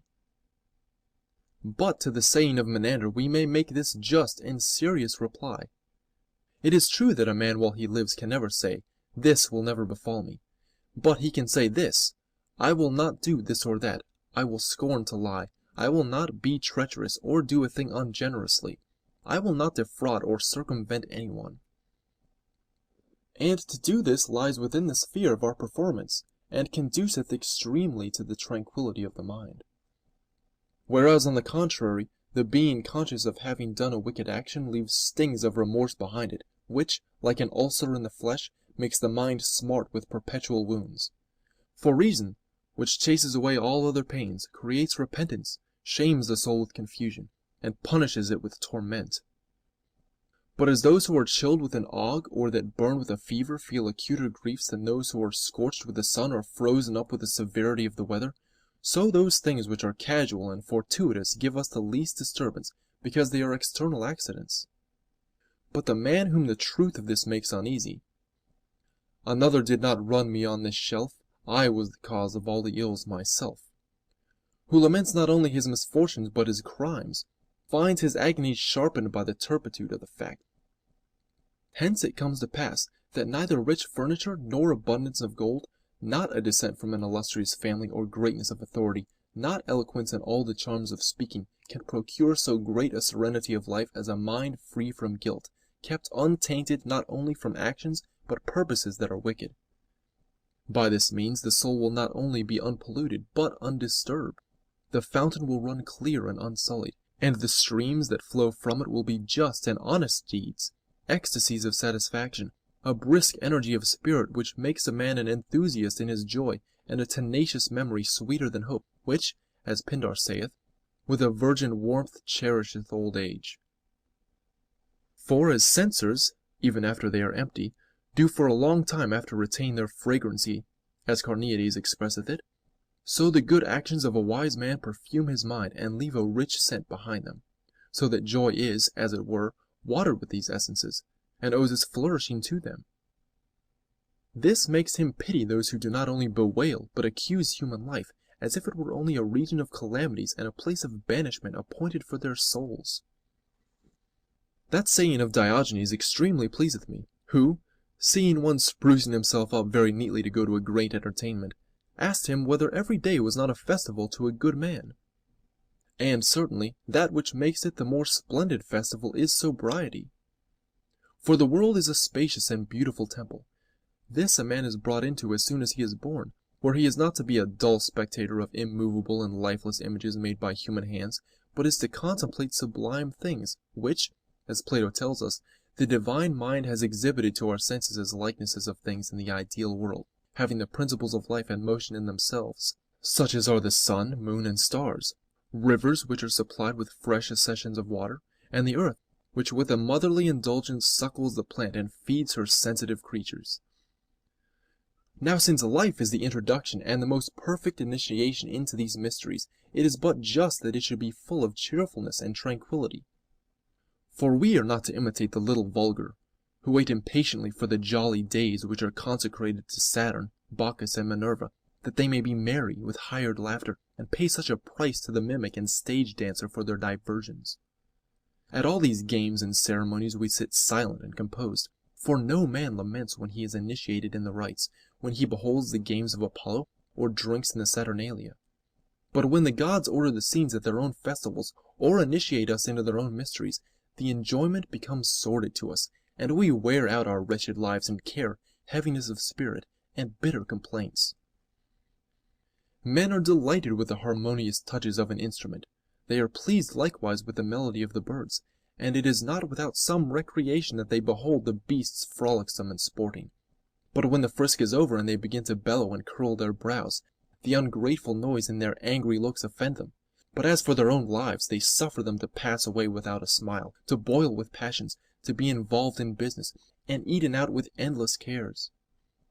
And to ease them of their solicitudes, they will not seek out for remedies themselves, nor will they even hearken to the reasons or admit the consolations of their friends. But if they would only give ear to these, that they might bear their present condition without fault-finding, remember the past with joy and gratitude, and live without fear or distrust, looking forward to the future with a joyful and lightsome hope. End of section 13.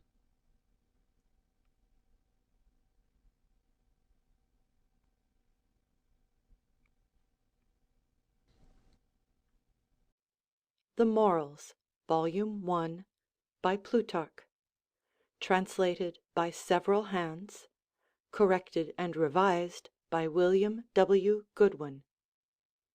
Of Superstition, or Indiscreet Devotion. Our great ignorance of the divine beings most naturally runs in two streams, whereof the one in harsh and coarse tempers, as in dry and stubborn soils, produces atheism, and the other in the more tender and flexible, as in moist and yielding grounds, produces superstition. Indeed, every wrong judgment, in matters of this nature especially, is a great unhappiness to us, but it is here attended with a passion or disorder of the mind of a worse consequence than itself. For every such passion is, as it were, an error inflamed. And as a dislocation is the more painful when it is attended with a bruise, so are the perversions of our understandings when attended with passion. Is a man of opinion that atoms and a void were the first origins of things? It is indeed a mistaken conceit, but makes no ulcer, no shooting, no searching pain. But is a man of opinion that wealth is his last good? This error contains in it a canker, it preys upon a man's spirits, it transports him, it suffers him not to sleep, it makes him horn mad, it carries him over headlong precipices, strangles him, and makes him unable to speak his mind. Are there some again that take virtue and vice for substantial bodies? This may be sottish conceit indeed, but yet it bespeaks neither lamentations nor groans. But such opinions and conceits as these: poor virtue, thou wast but a name and mere jest, and I, choused fool, did practise thee in earnest. And for thee have I quitted injustice, the way to wealth, and excess, the parent of all true pleasure. These are the thoughts that call at once for our pity and indignation, for they will engender swarms of diseases, like flyblows and vermin, in our minds. To return then to our subject, atheism, which is a false persuasion that there are no blessed and incorruptible beings, tends yet, by its disbelief of a divinity, to bring men to a sort of unconcernedness and indifferency of temper; for the design of those that deny a God is to ease themselves of his fear. But superstition appears by its appellation to be a distempered opinion and conceit, productive of such mean and abject apprehensions as debase and break a man's spirit, while he thinks there are divine powers indeed, but withal sour and vindictive ones. So that the atheist is not at all, and the superstitious is perversely, affected with the thoughts of God; ignorance depriving the one of the sense of his goodness, and superadding to the other a persuasion of his cruelty. Atheism then is but false reasoning single, but superstition is a disorder of the mind produced by this false reasoning. Every distemper of our minds is truly base and ignoble; yet some passions are accompanied with a sort of levity that makes men appear gay, prompt, and erect; but none, we may say, are wholly destitute of force for action. But the common charge upon all sorts of passions is, that they excite and urge the reason, forcing it by their violent stings. Fear alone, being equally destitute of reason and audacity, renders our whole irrational part stupid, distracted, and unserviceable. Therefore it is called deima, because it binds, and tarbos, because it distracts the mind. But of all fears none so dozes and confounds as that of superstition. He fears not the sea that never goes to sea, nor a battle that follows not the camp, nor robbers that stirs not abroad, nor malicious informers that is a poor man, nor emulation that leads a private life, nor earthquakes that dwells in Gaul, nor thunderbolts that dwells in Ethiopia. But he that dreads divine powers dreads everything, the land, the sea, the air, the sky, the dark, the light, a sound, a silence, a dream. Even slaves forget their masters in their sleep. Sleep lightens the irons of the fettered; their angry sores, mortified gangrenes, and pinching pains allow them some intermission at night. Dear sleep, sweet easer of my irksome grief, pleasant thou art, how welcome thy relief! Superstition will not permit a man to say this. That alone will give no truce at night, nor suffer the poor soul so much as to breathe or look up, or respite her sour and dismal thoughts of God a moment, but raises in the sleep of the superstitious, as in the place of the damned, certain prodigious forms and ghastly spectres, and perpetually tortures the unhappy soul, chasing her out of sleep into dreams, lashed and tormented by her own self, as by some other, and charged by herself with dire and portentous injunctions.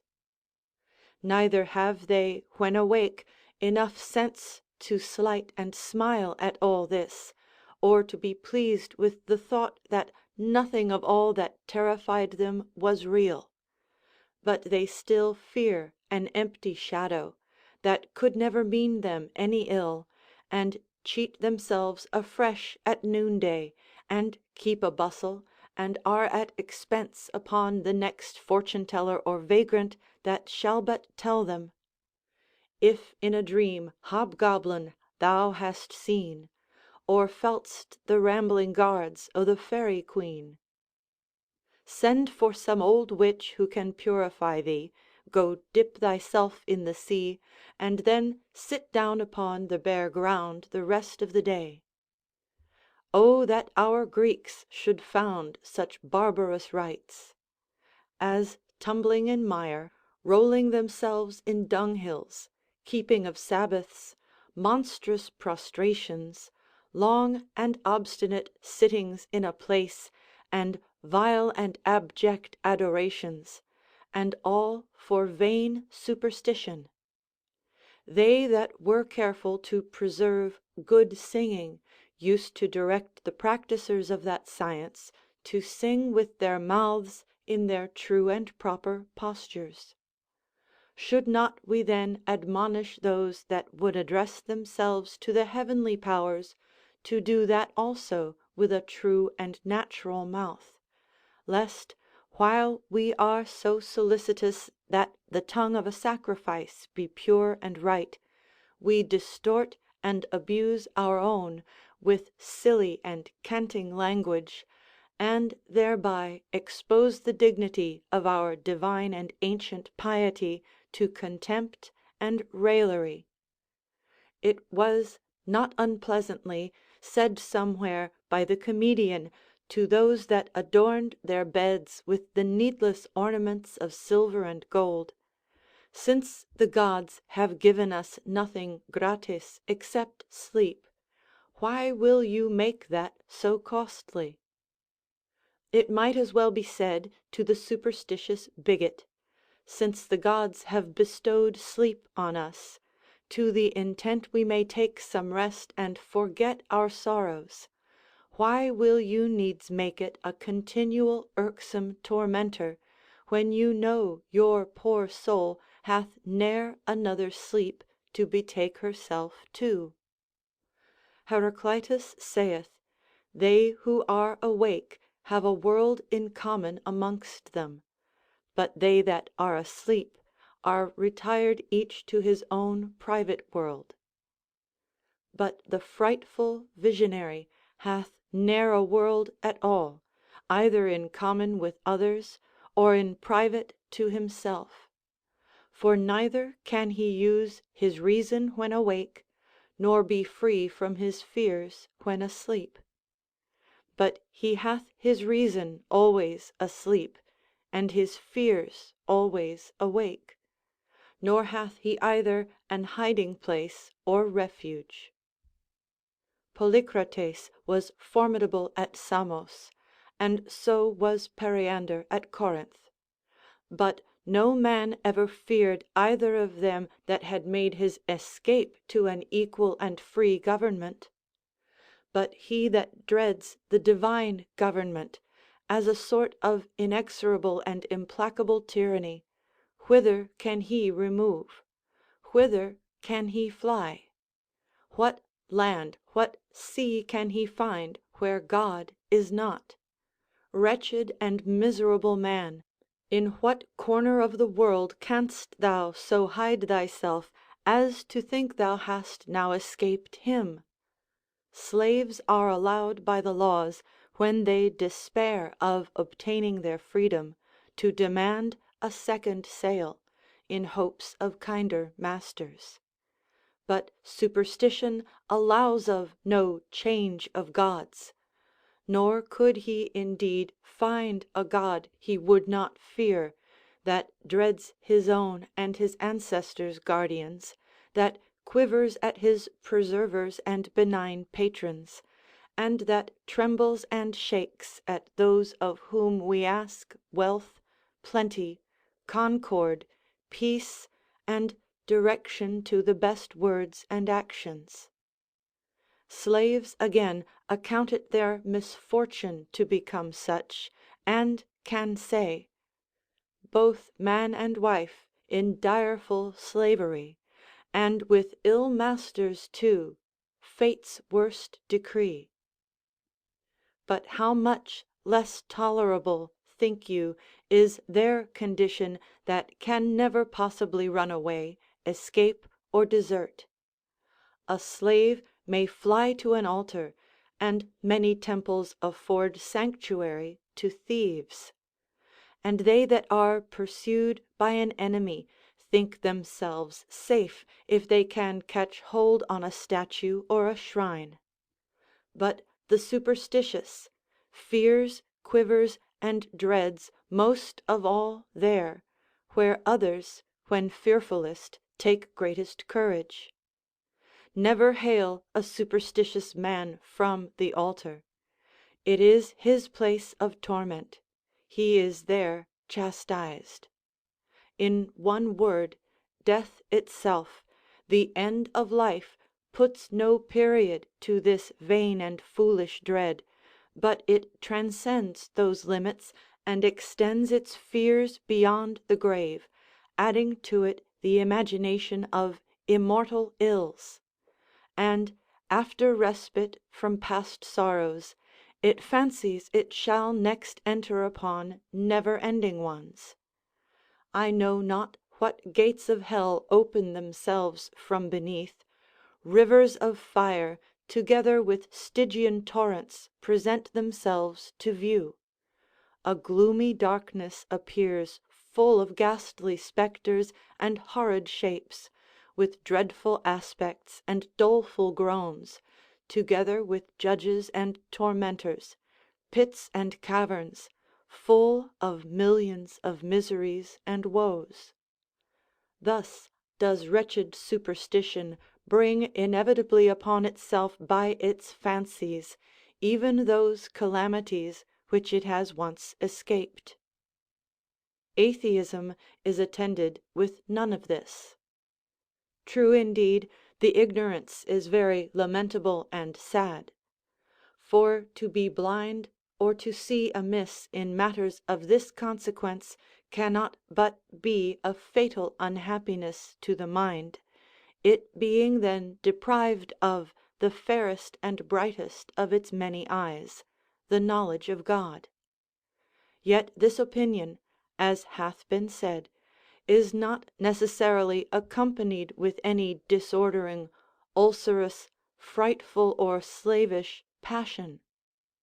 Plato thinks the gods never gave men music, the science of melody and harmony, for mere delectation or to tickle the ear, but in order that the confusion and disorder in the periods and harmonies of the soul, which often for want of the Muses and of grace break forth into extravagance through intemperance and license, might be sweetly recalled, and artfully wound up to their former consent and agreement. No animal accursed by Jove music's sweet charms can ever love, saith Pindar. For all such will rave and grow outrageous straight. Of this we have an instance in tigers, which, as they say, if they hear but a tabor beat near them, will rage immediately, and run stark mad, and in fine tear themselves in pieces.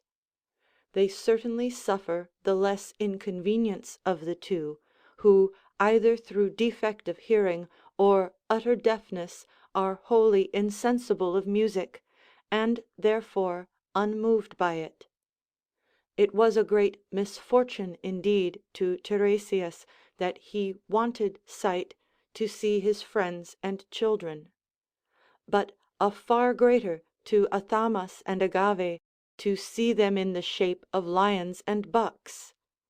And it had been happier for Hercules, when he was distracted, if he could have neither seen nor known his children, than to have used, like the worst of enemies, those he so tenderly loved. Well then, is not this the very case of the atheist, compared with the superstitious?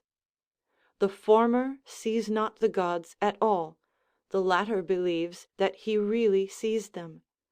The former wholly overlooks them, but the latter mistakes their benignity for terror, their paternal affection for tyranny, their providence for cruelty, and their frank simplicity for savageness and brutality.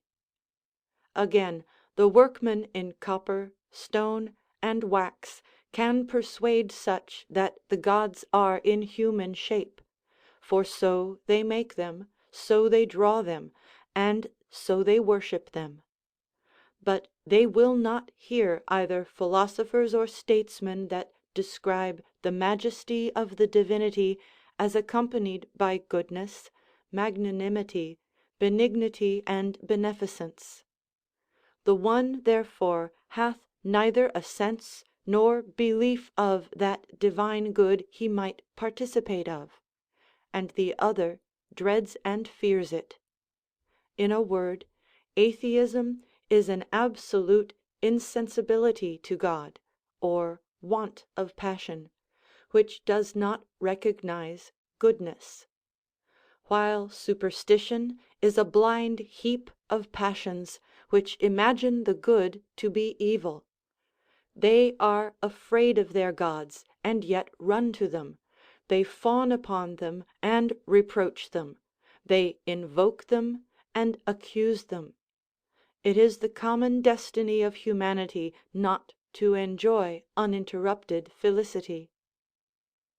Nor pains, nor age, nor labour they e'er bore, nor visited rough Acheron's hoarse shore, saith Pindar of the gods; but human passions and affairs are liable to a strange multiplicity of uncertain accidents and contingencies.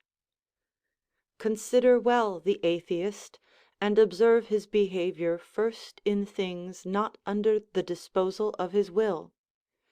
If he be otherwise a man of good temper, he is silent under his present circumstances, and is providing himself with either remedies or palliatives for his misfortunes. But if he be a fretful and impatient man, his whole complaint is against fortune; he cries out that nothing is managed here below either after the rules of a strict justice or the orderly course of a providence, and that all human affairs are hurried and driven without either premeditation or distinction. This is not the demeanour of the superstitious.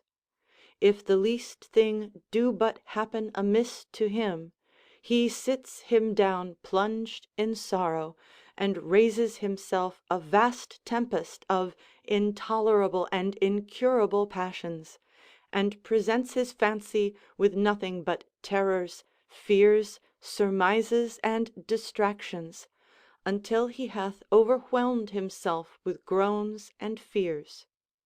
He blames neither man, nor fortune, nor the times, nor himself, but charges all upon God, from whom he fancies a whole deluge of vengeance to be pouring down upon him; and as if he were not only unfortunate, but in open hostility with heaven, he imagines that he is punished by God, and is now making satisfaction for his past crimes, and saith that his sufferings are all just and owing to himself.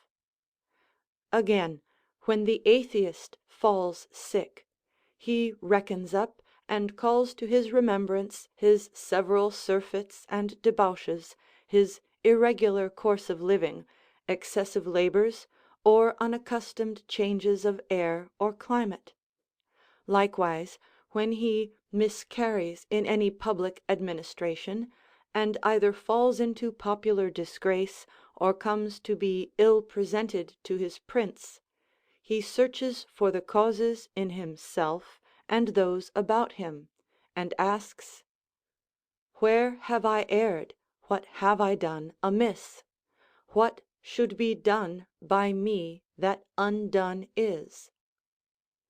But the fanciful superstitionist accounts every little distemper in his body or decay in his estate, the death of his children, and crosses and disappointments in matters relating to the public, as the immediate strokes of God, and the incursions of some vindictive demon; and therefore he dares not attempt to remove or relieve his disasters, or to use the least remedy, or to oppose himself to them, for fear he should seem to struggle with God, and to make resistance under correction.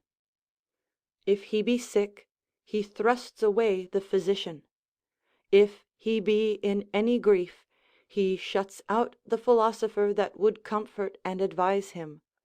"Let me alone," saith he, "to pay for my sins. I am a cursed and vile offender, and detestable both to God and angels." Now suppose a man unpersuaded of a divinity, in never so great sorrow and trouble, you may yet possibly wipe away his tears, cut his hair, and force away his mourning. But how will you come at this superstitious penitentiary, either to speak to him or to bring him any relief? He sits him down without doors in sackcloth, or wrapped up in foul and nasty rags; yea, many times rolls himself naked in mire, repeating over I know not what sins and transgressions of his own; as how he did eat this thing and drink the other thing, or went some way prohibited by his genius. But suppose he be now at his best, and labouring under only a mild attack of superstition, you shall even then find him sitting down in the midst of his house all becharmed and bespelled, with a parcel of old women about him, tugging all they can light on, and hanging it upon him as, to use an expression of Bion's, upon some nail or peg. It is reported of Teribazus that, being seized by the Persians, he drew out his scimitar, and being a very stout person, defended himself bravely. But when they cried out and told him he was apprehended by the king's order, he immediately put up his sword, and presented his hands to be bound. Is not this the very case of the superstitious? Others can oppose their misfortunes, repel their troubles, and furnish themselves with retreats, or means of avoiding the stroke of things not under the disposal of their wills. But the superstitious person, without anybody's speaking to him, but merely upon his own saying to himself, "This thou undergoest, vile wretch, by the direction of Providence, and by Heaven's just appointment," immediately casts away all hope, surrenders himself up, and shuns and affronts his friends that would relieve him. Thus do these sottish fears oftentimes convert tolerable evils into fatal and insupportable ones. The ancient Midas, as the story goes of him, being much troubled and disquieted by certain dreams, grew so melancholy thereupon, that he made himself away by drinking bull's blood. Aristodemus, king of Messenia, when a war broke out betwixt the Lacedaemonians and the Messenians, upon some dogs howling like wolves, and grass coming up about his ancestors' domestic altar, and his divines presaging ill upon it, fell into such a fit of sullenness and despair that he slew himself. And perhaps it had been better if the Athenian general Nicias had been eased of his folly the same way that Midas and Aristodemus were, than for him to sit still for fear of a lunar eclipse, while he was invested by an enemy, and so be himself made a prisoner, together with an army of 40,000 men, that were all either slain or taken, and die ingloriously. There was nothing formidable in the interposition of the earth betwixt the sun and the moon, neither was there anything dreadful in the shadows meeting the moon at the proper time. No, the dreadfulness lay here, that the darkness of ignorance should blind and befool a man's reason at a time when he had most occasion to use it. Glaucus, behold, the sea with billows deep begins to roll, the seas begin in azure rods to lie, a teeming cloud of pitch hangs on the sky, right o'er Gyre rocks there is a tempest nigh. Which as soon as the pilot sees, he falls to his prayers and invokes his tutelar demons, but neglects not in the meantime to hold to the rudder and let down the mainyard, and so, by gathering in his sails with mighty pain, escapes the hell pits of the raging main. Hesiod directs his husbandman, before he either plough or sow, to pray to the infernal Jove and the venerable Ceres, but with his hand upon the plough-tail. Homer acquaints us how Ajax, being to engage in a single combat with Hector, bade the Grecians pray to the gods for him; and while they were at their devotions, he was putting on his armour. Likewise, after Agamemnon had thus prepared his soldiers for the fight, each make his spear to glitter as the sun, each see his warlike target well hung on. He then prayed, "Grant me, great Jove, to throw down Priam's roof." For God is the brave man's hope, and not the coward's excuse. The Jews indeed once sat on their tails, it being forsooth their Sabbath day, and suffered their enemies to rear their scaling ladders and make themselves masters of their walls, and so lay still until they were caught like so many trout in the drag net of their own superstition. Such then is the behavior of superstition in times of adversity, and in things out of the power of man's will. Nor doth it a jot excel atheism in the more agreeable and pleasurable part of our lives. Now what we esteem the most agreeable things in human life are our holidays, temple feasts, initiatings, processionings, with our public prayers and solemn devotions. Mark we now the atheist's behavior here. 'Tis true, he laughs at all that is done, with a frantic and sardonic laughter, and now and then whispers to a confidant of his, the devil is in these people sure, that can imagine God can be taken with these fooleries. But this is the worst of his disasters. But now the superstitious man would fain be pleasant and gay, but cannot for his heart.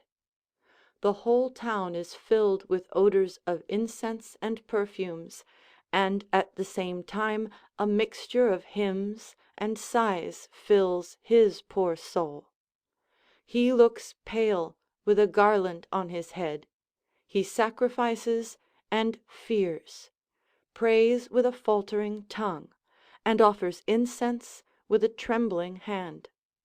In a word, he utterly baffles that saying of Pythagoras, that we are then best when we come near the gods.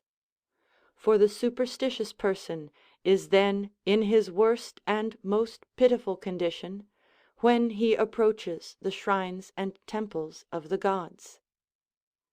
So that I cannot but wonder at those that charge atheism with impiety, and in the meantime acquit superstition.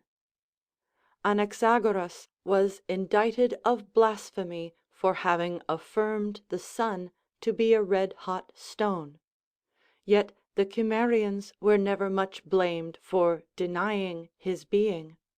What? Is he that holds there is no God guilty of impiety, and is not he that describes him as the superstitious do much more guilty? I, for my own part, had much rather people should say of me, that there neither is nor ever was such a man as Plutarch, than they should say, Plutarch is an unsteady, fickle, froward, vindictive, and touchy fellow. If you invite others to sup with you, and chance to leave out Plutarch, or if some business falls out that you cannot wait at his door with the morning salute, or if when you meet with him you don't speak to him, he'll fasten upon you somewhere with his teeth and bite the part through, or catch one of your children and cane him, or turn his beast into your corn and spoil your crop. When Timotheus the musician was one day singing at Athens an hymn to Diana, in which among other things was this: mad, raving, tearing, foaming deity, Cinesius, the lyric poet, stood up from the midst of the spectators and spoke aloud: I wish thee with all my heart such a goddess to thy daughter, Timotheus. Such like, nay worse, are the conceits of the superstitious about this goddess Diana. Thou dost on the bedclothes jump, and there liest like a lump. Thou dost tantalize the bride, when love's charms by thee are tied. Thou look'st grim and full of dread, when thou walk'st to find the dead. Thou down chairs and tables rumblest, when with Oberon thou tumblest. nor have they any milder sentiments of Apollo, Juno, or Venus, for they are equally scared with them all. Alas, what could poor Niobe ever say that could be so reflecting upon the honour of Latona, as that which superstition makes fools believe of her? Niobe, it seems, had given her some hard words, for which she fairly shot her 6 daughters and 6 sons full in their prime. So impatient was she, and insatiate with the calamities of another. Now, if the goddess was really thus choleric and vindictive, and so highly incensed with bad language, and if she had not the wisdom to smile at human frailty and ignorance, but suffered herself to be thus transported with passion, I much marvel she did not shoot them too that told this cruel story of her, and charged her both in speech and writing with so much spleen and rancour. We oft accuse Queen Hecuba of barbarous and savage bitterness, for having once said in Homer, "Would God I had his liver 'twixt my teeth."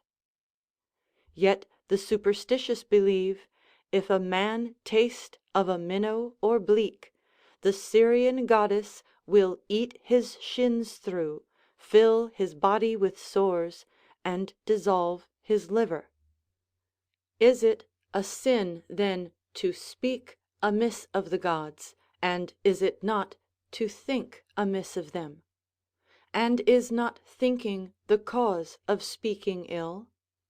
For the only reason of our dislike to detraction is that we look upon it as a token of ill will to us; and we therefore take those for our enemies that misrepresent us, because we look upon them as untrusty and disaffected. You see then what the superstitious think of the divinity, while they fancy the gods such heady, faithless, fickle, revengeful, cruel, and fretful things. The consequence of which is that the superstitious person must needs both fear and hate them at once. And indeed, how can he otherwise choose, while he thinks the greatest calamities he either doth now or must hereafter undergo are wholly owing to them? Now he that both hates and fears the gods must of necessity be their enemy. And if he trembles, fears, prostrates, sacrifices, and sits perpetually in their temples, that is no marvel at all. For the very worst of tyrants are complimented and attended, yea, have statues of gold erected to them, by those who in private hate them and wag their heads. Hermolaus waited on Alexander, and Pausanias was of Philip's guard, and so was Chaerea of Caligula's. Yet every one of these said, I warrant you, in his heart as he went along, "Had I a power as my will is good, know this, bold tyrant, I would have thy blood." The atheist believes there are no gods; the superstitious would have none, but is a believer against his will, and would be an infidel if he durst. He would be as glad to ease himself of the burden of his fear as Tantalus would be to slip his head from under the great stone that hangs over him, and would bless the condition of the atheist as absolute freedom compared with his own. The atheist now has nothing to do with superstition, while the superstitious is an atheist in his heart, but is too much a coward to think as he is inclined. Moreover, atheism hath no hand at all in causing superstition; but superstition not only gave atheism its first birth, but serves it ever since by giving it its best apology for existing, which, although it be neither a good nor a fair one, is yet the most specious and colourable. For men were not at first made atheists by any fault they found in the heavens or stars, or in the seasons of the year, or in those revolutions or motions of the sun about the earth that make the day and night; nor yet by observing any mistake or disorder either in the breeding of animals or the production of fruits.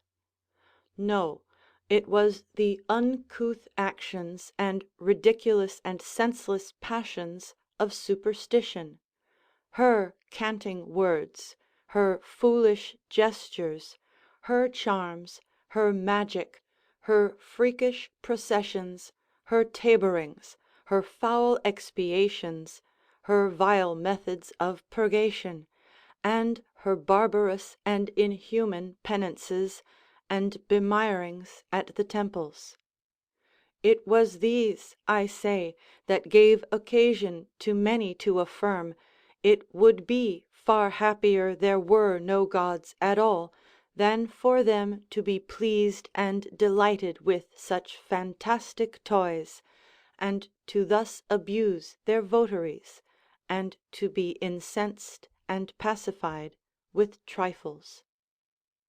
Had it not been much better for the so much famed Gauls and Scythians to have neither thought nor imagined nor heard anything of their gods, than to have believed them such as would be pleased with the blood of human sacrifices, and would account such for the most complete and meritorious of expiations?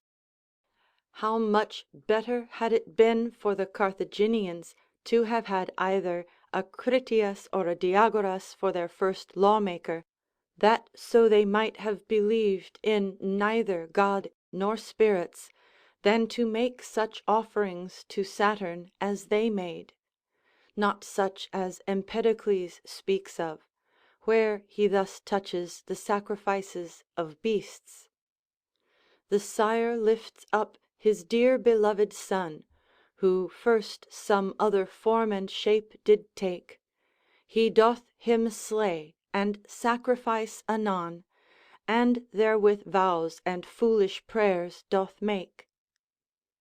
But they, knowingly and wittingly, themselves devoted their own children; and they that had none of their own bought of some poor people, and then sacrificed them like lambs or pigeons, the poor mother standing by, the while without either a sigh or tear; and if by chance she fetched a sigh, or let fall a tear, she lost the price of her child, but it was nevertheless sacrificed.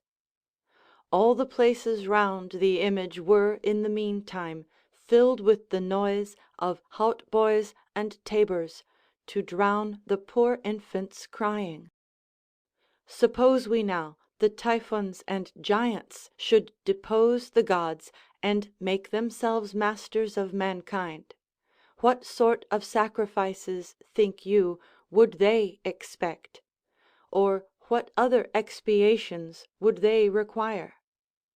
The queen of King Xerxes, Mestrius, buried 12 men alive as a sacrifice to Pluto, to prolong her own life; and yet Plato saith, this god is called in Greek Hades, because he is placid, wise, and wealthy, and retains the souls of men by persuasion and oratory. That great naturalist Xenophanes, seeing the Egyptians beating their breasts and lamenting at the solemn times of their devotions, gave them this pertinent and seasonable admonition: "If they are gods," said he, "don't cry for them. and if they are men, don't sacrifice to them. There is certainly no infirmity belonging to us that contains such a multiplicity of errors and fond passions, or that consists of such incongruous and incoherent opinions, as this of superstition doth. It behooves us therefore to do our utmost to escape it; but withal we must see we do it safely and prudently, and not rashly and inconsiderately, as people run from the incursions of robbers or from fire, and fall into bewildered and untrodden paths full of pits and precipices. For so some, while they would avoid superstition, leap over the golden mean of true piety into the harsh and coarse extreme of atheism. End of section 14.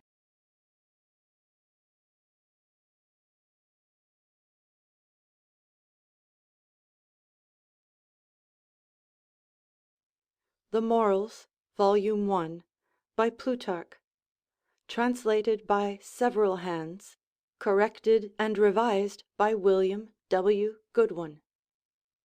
The Apophthegms, or Remarkable Sayings, of Kings and Great Commanders, Part 1. Plutarch to Trajan the Emperor wisheth prosperity. Artaxerxes, King of Persia, O Caesar Trajan, greatest of princes, esteemed it no less royal and bountiful, kindly and cheerfully to accept small than to make great presents. And when he was in a progress, and a common country labourer, having nothing else, took up water with both his hands out of the river and presented it to him, he smiled and received it pleasantly, measuring the kindness not by the value of the gift, but by the affection of the giver.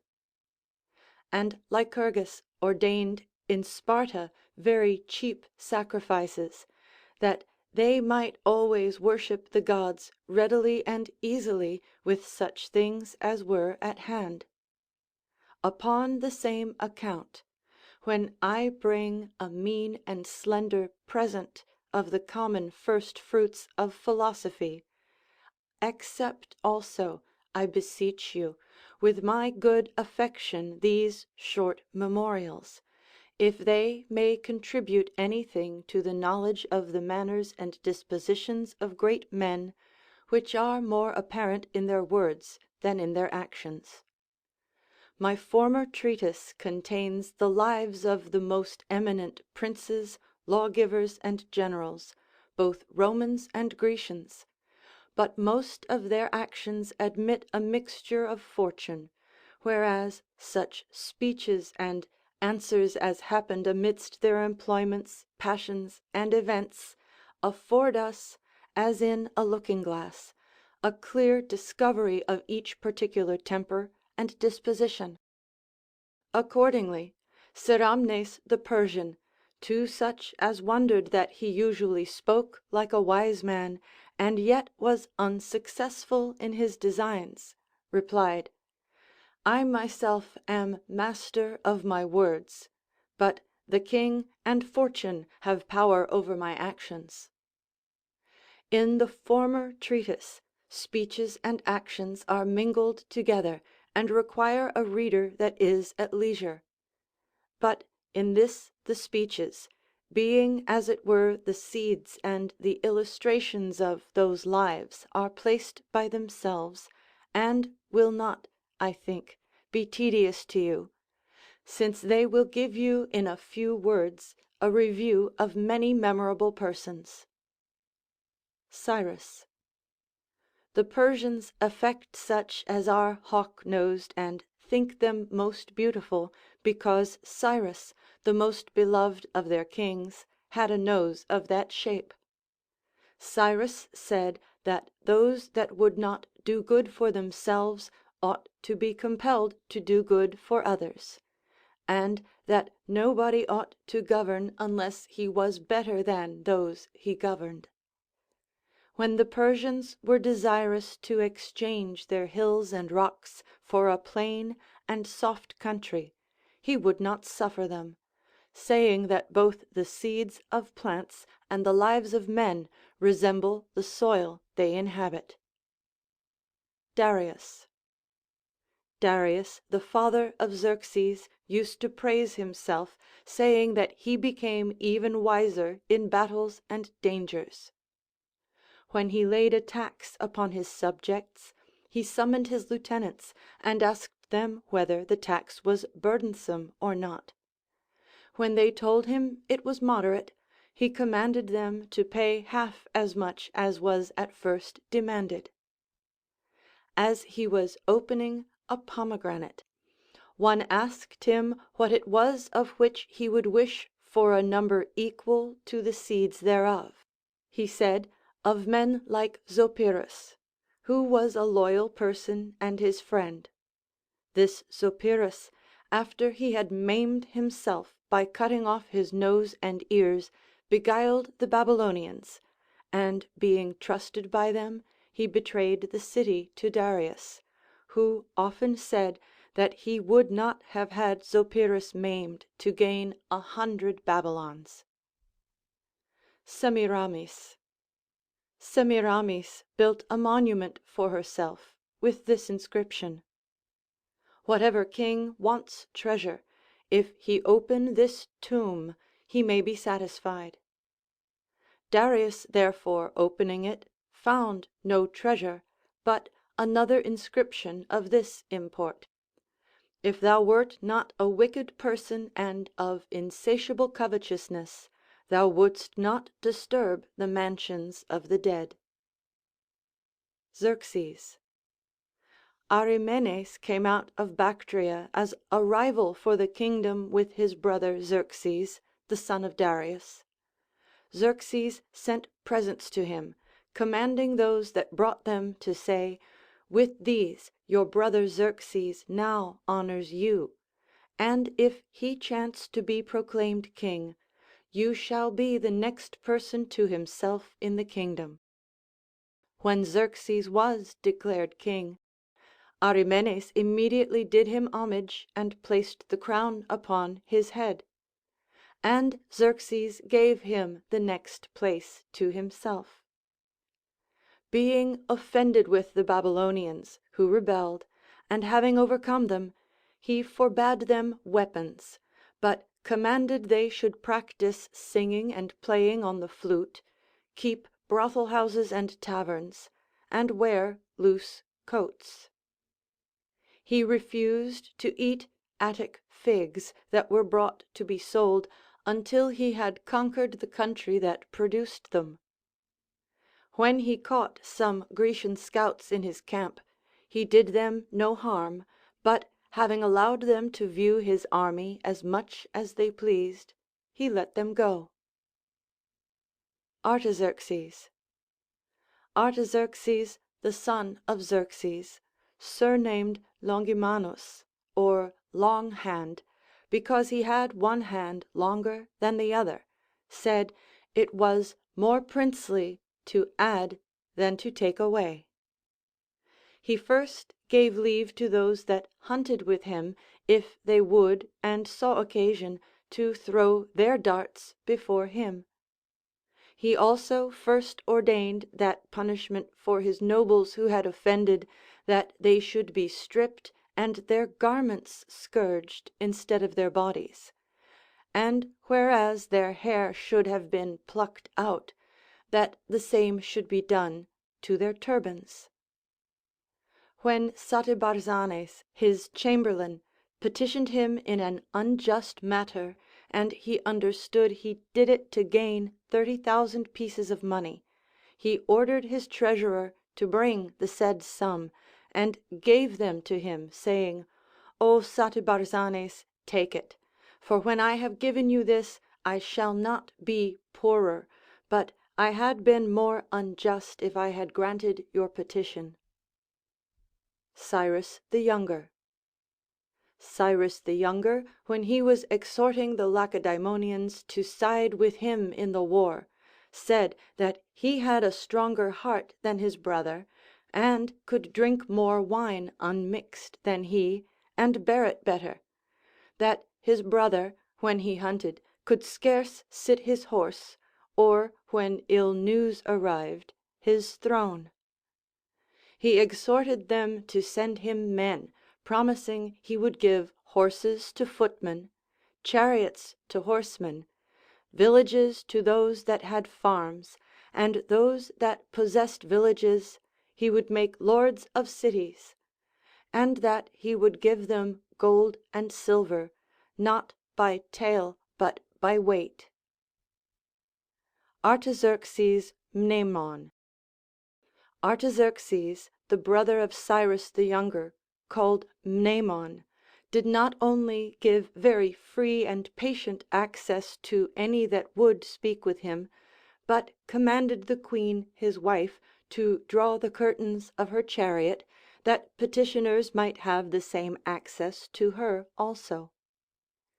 When a poor man presented him with a very fair and great apple, "By the sun," said he, "'tis my opinion, if this person were entrusted with a small city, he would make it great."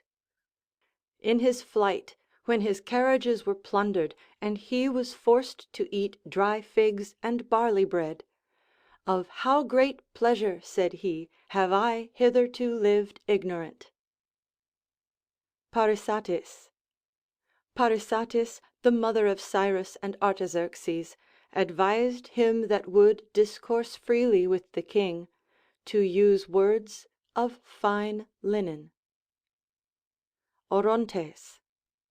Orontes, the son-in-law of King Artaxerxes, falling into disgrace and being condemned, said, "As arithmeticians count sometimes myriads on their fingers, sometimes units only, in like manner the favorites of kings sometimes can do everything with them, sometimes little or nothing."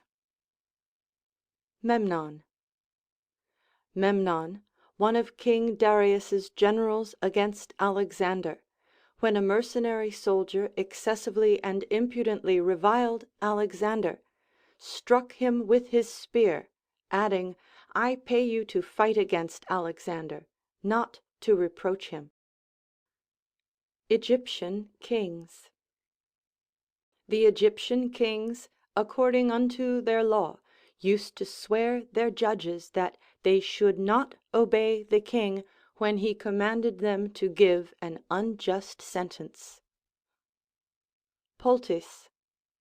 Poltis, king of Thrace, in the Trojan war, being solicited both by the Trojan and Grecian ambassadors, advised Alexander to restore Helen, promising to give him 2 beautiful women for her. Teres. Teres, the father of Sitalces, said, when he was out of the army and had nothing to do, he thought there was no difference between him and his grooms. Cotus. Cotus, when one gave him a leopard, gave him a lion for it.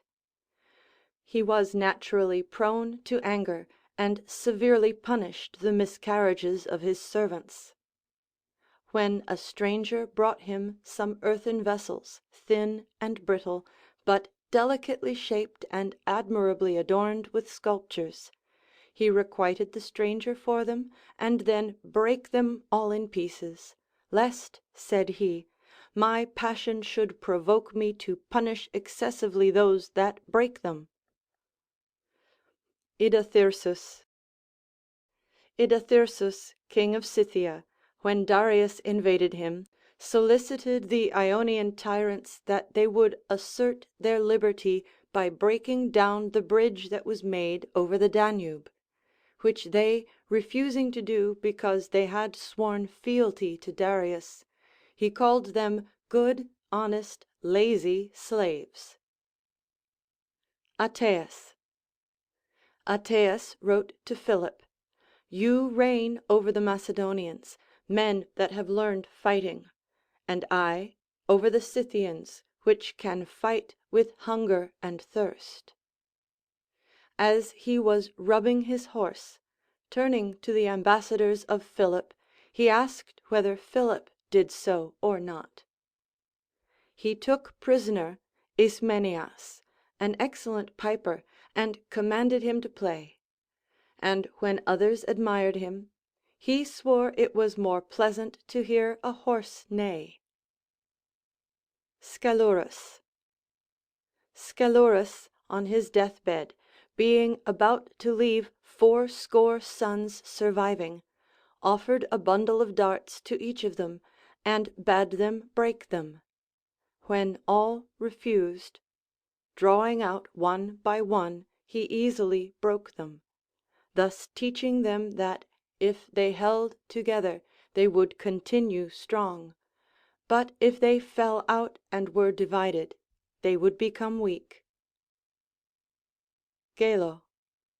Gelo the tyrant, after he had overcome the Carthaginians at Himera, made peace with them, and among other articles compelled them to subscribe this, that they should no more sacrifice their children to Saturn.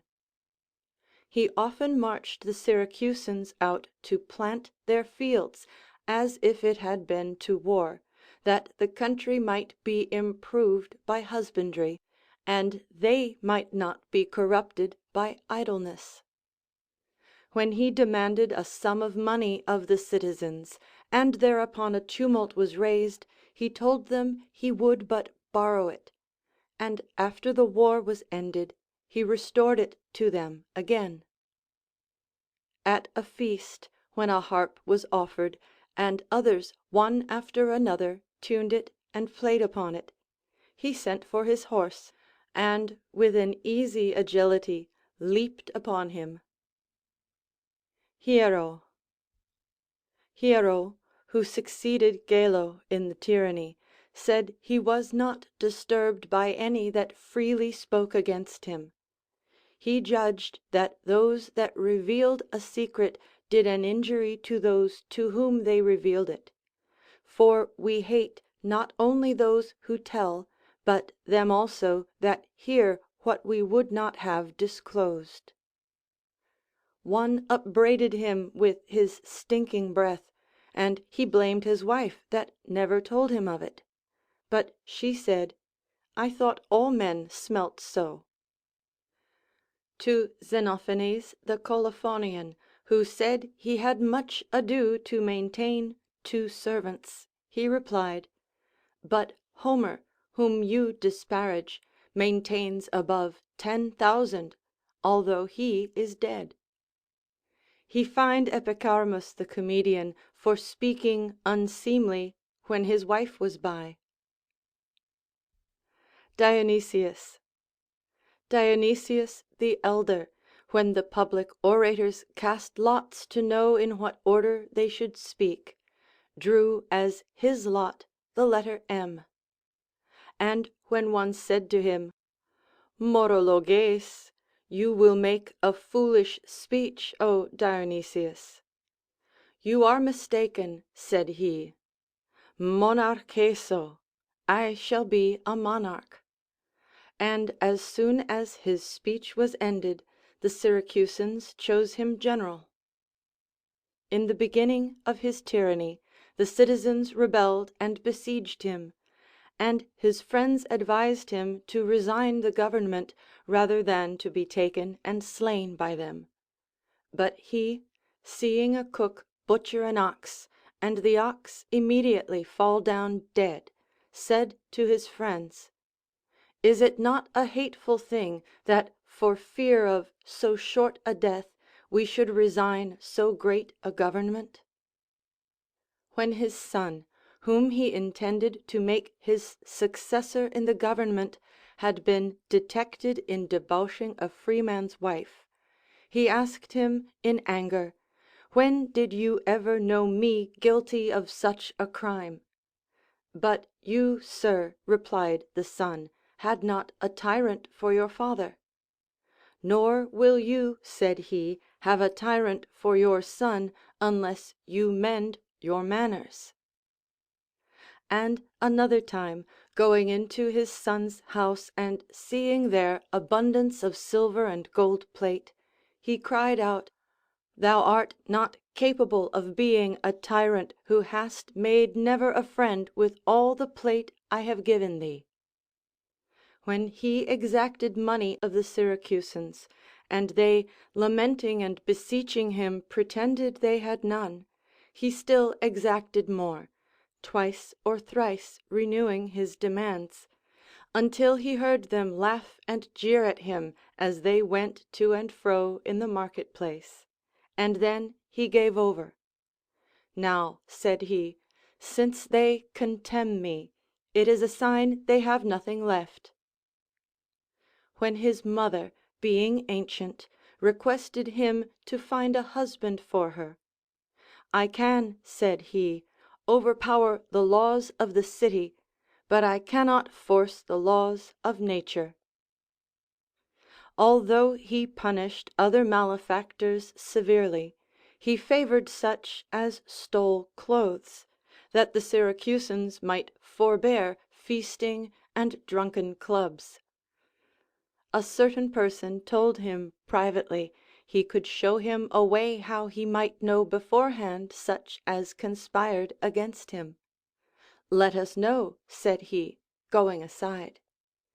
Give me, said the person, a talent, that everybody may believe that I have taught you the signs and tokens of plotters. And he gave it him, pretending he had learned them, much admiring the subtlety of the man. Being asked whether he was at leisure, he replied, God forbid that it should ever befall me. Hearing that two young men very much reviled him and his tyranny in their cups, he invited both of them to supper, and perceiving that one of them prattled freely and foolishly, but the other drank warily and sparing, he dismissed the first as a drunken fellow whose treason lay no deeper than his wine, and put the other to death as a disaffected and resolved traitor.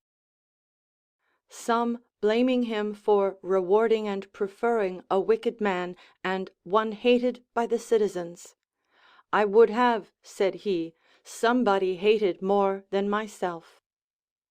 When he gave presents to the ambassadors of Corinth, and they refused them because their law forbade them to receive gifts from a prince to whom they were sent in embassy, he said they did very ill to destroy the only advantage of tyranny, and to declare that it was dangerous to receive a kindness from a tyrant.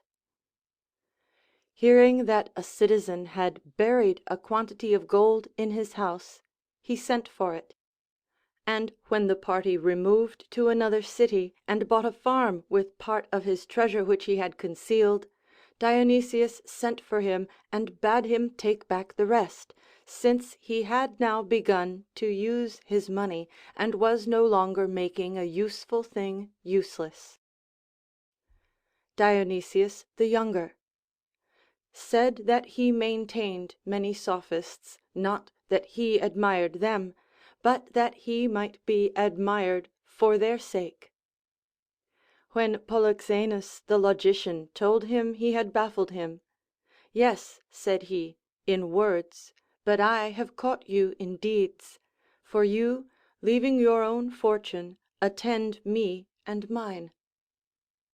When he was deposed from his government, and one asked him what he got by Plato and philosophy, he answered, that I may bear so great a change of fortune patiently.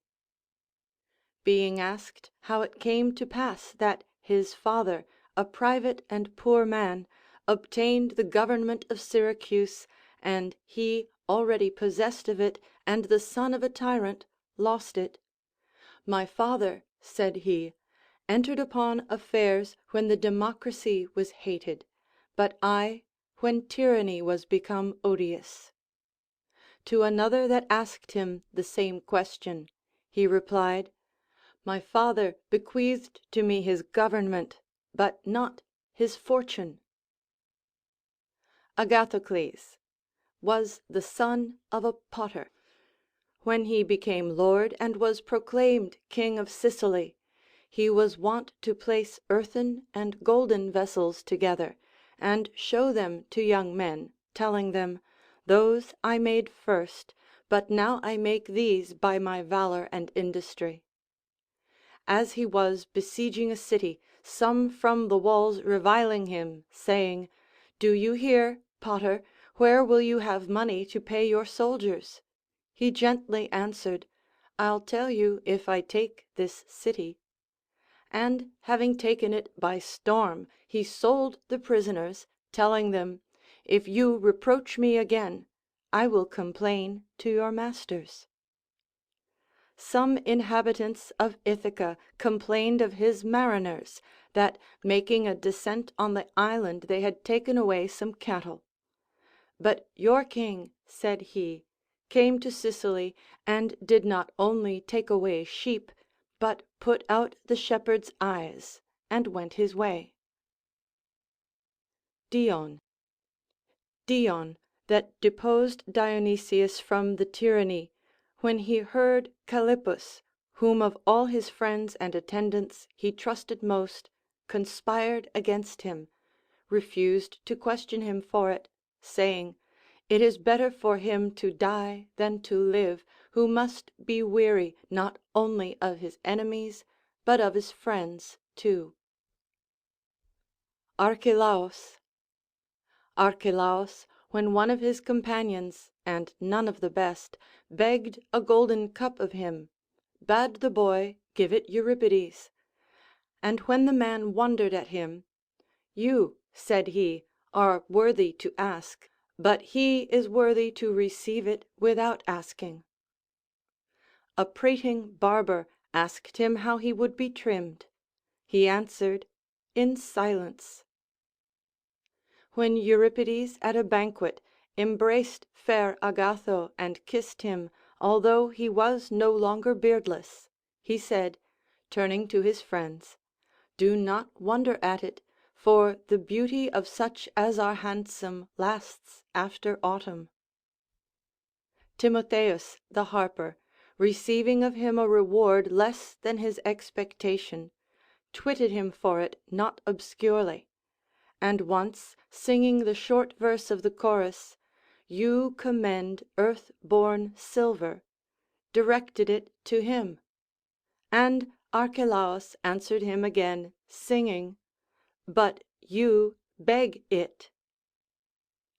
When one sprinkled water upon him, and his friends would have had him punish the man, You are mistaken, said he did not sprinkle me, but some other person whom he took me to be. Philip. Theophrastus tells us that Philip, the father of Alexander, was not only greater in his port and success, but also freer from luxury than other kings of his time. He said the Athenians were happy if they could find every year 10 fit to be chosen generals, since in many years he could find but one fit to be a general, and that was Parmenio. When he had news brought him of diverse and eminent successes in one day, O Fortune, said he, for all these so great kindnesses, do me some small mischief. After he had conquered Greece, some advised him to place garrisons in the cities. No, said he, I had rather be called merciful a great while than lord a little while. His friends advised him to banish a railer from his court. I will not do it, said he, lest he should go about and rail in many places. Smicithus accused Nicanor for one that commonly spoke evil of King Philip. And his friends advised him to send for him and punish him. Truly, said he, Nicanor is not the worst of the Macedonians. We ought therefore to consider whether we have given him any cause or not. When he understood therefore that Nicanor, being slighted by the king, was much afflicted with poverty, he ordered a boon should be given him. And when Smicithus reported that Nicanor was continually abounding in the king's praises, "You see then," said he, "that whether we will be well or ill spoken of is in our own power." He said he was beholden to the Athenian orators, who by reproaching him made him better both in speech and behavior. "For I will endeavor," said he, "both by my words and actions to prove them liars."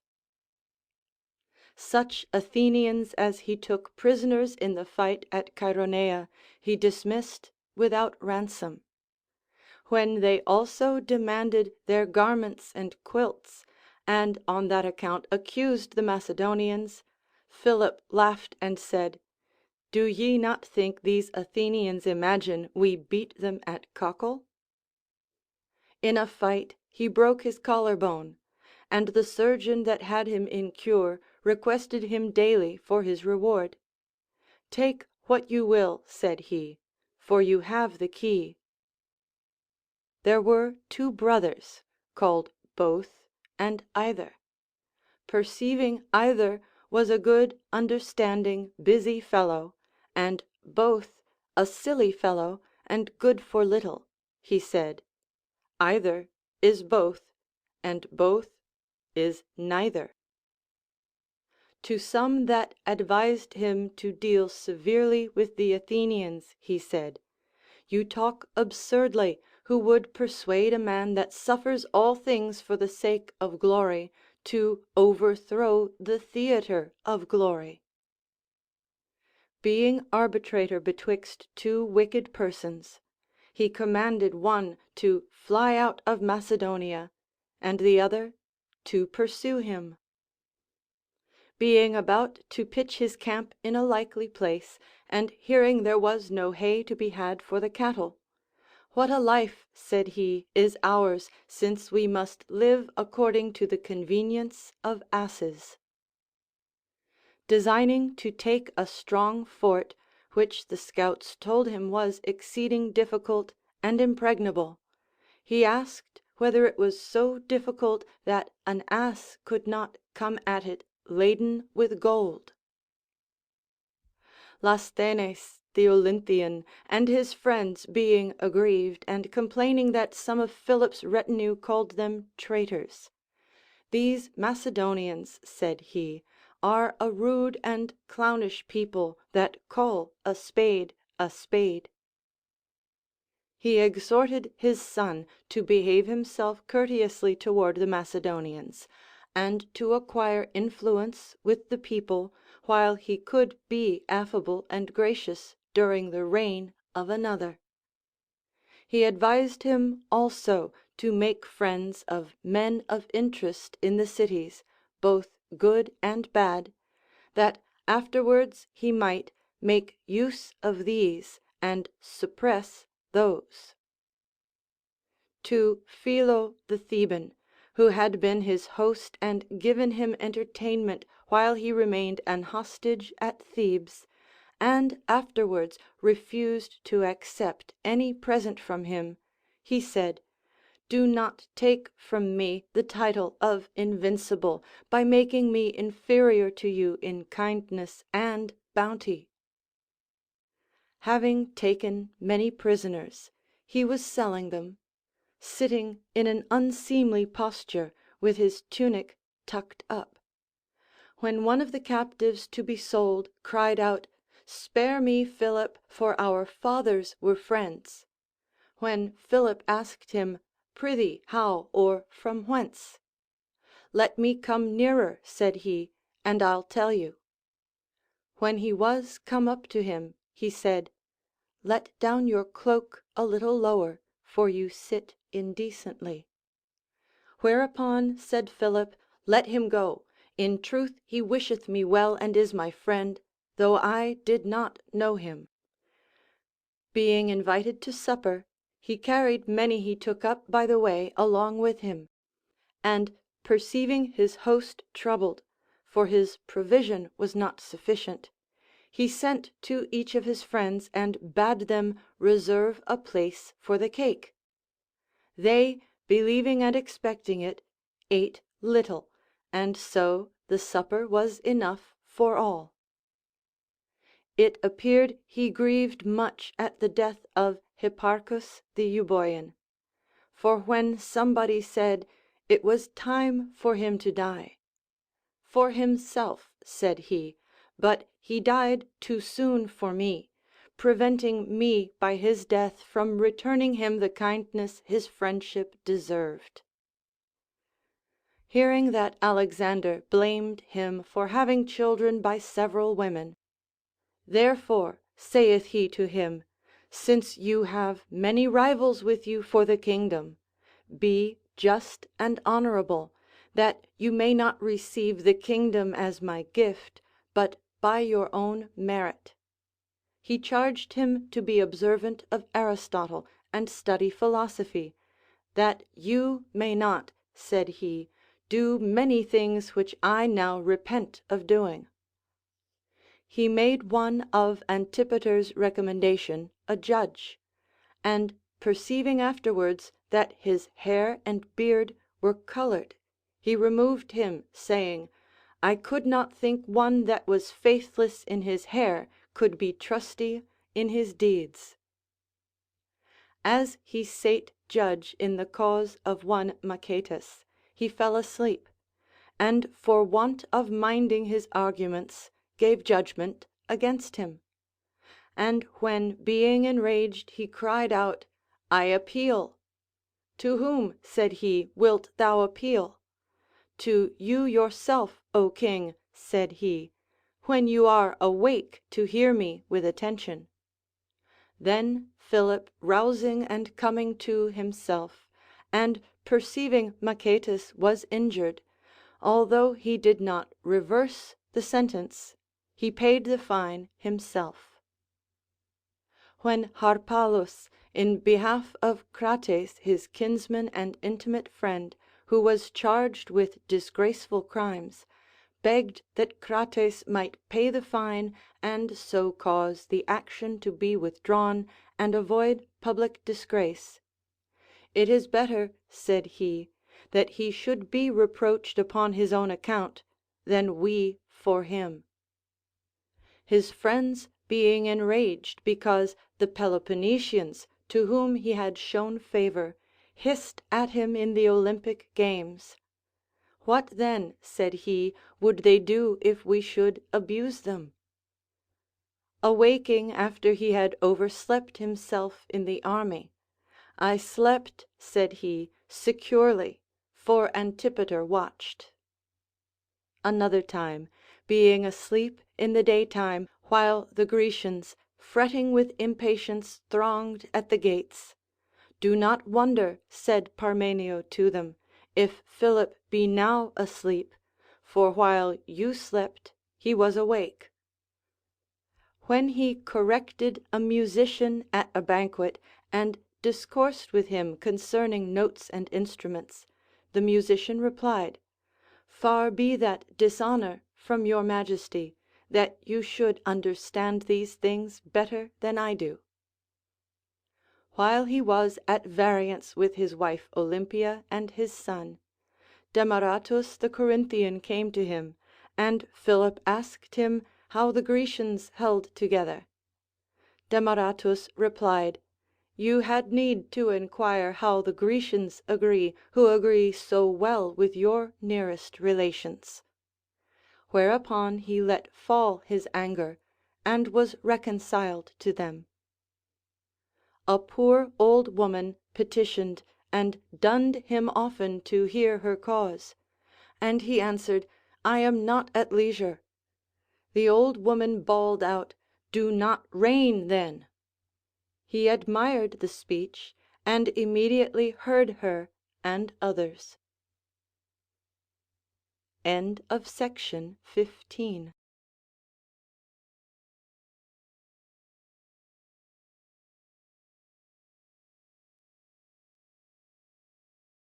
Morals, Volume 1, by Plutarch, translated by several hands, corrected and revised by William W. Goodwin.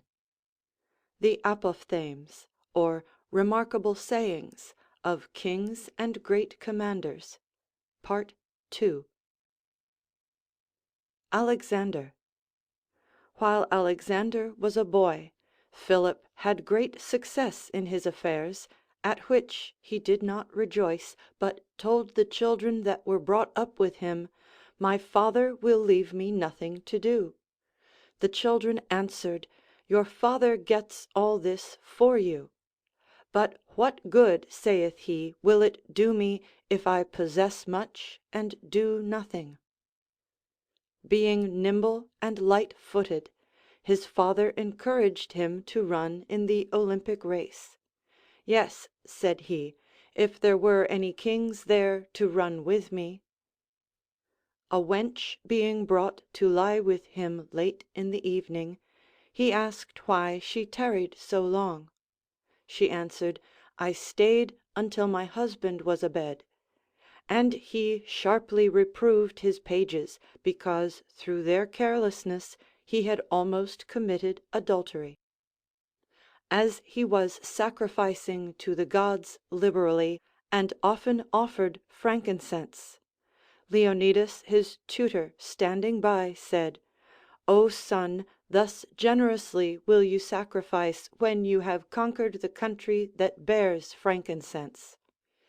And when he had conquered it, he sent him this letter: I have sent you 100 talents of frankincense and cassia, that hereafter you may not be niggardly towards the gods, when you understand I have conquered the country in which perfumes grow.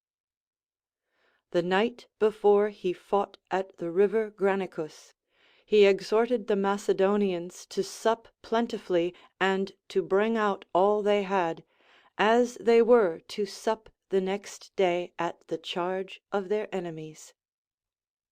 Perillus, one of his friends, begged of him portions for his daughters, and he ordered him to receive 50 talents. And when he said 10 were enough, Alexander replied, Enough for you to receive, but not for me to give. He commanded his steward to give Anaxarchus the philosopher as much as he should ask for. He asketh, said the steward, for 100 talents. He doth well, said he, knowing he hath a friend that both can and will bestow so much on him. Seeing at Miletus many statues of wrestlers that had overcome in the Olympic and Pythian games, and where, said he, were these lusty fellows when the barbarians assaulted your city? When Ada, queen of Caria, was ambitious often to send him sauces and sweetmeats delicately prepared by the best cooks and artists, he said, I have better confectioners of my own, viz., my night travelling for my breakfast, and my spare breakfast for my dinner.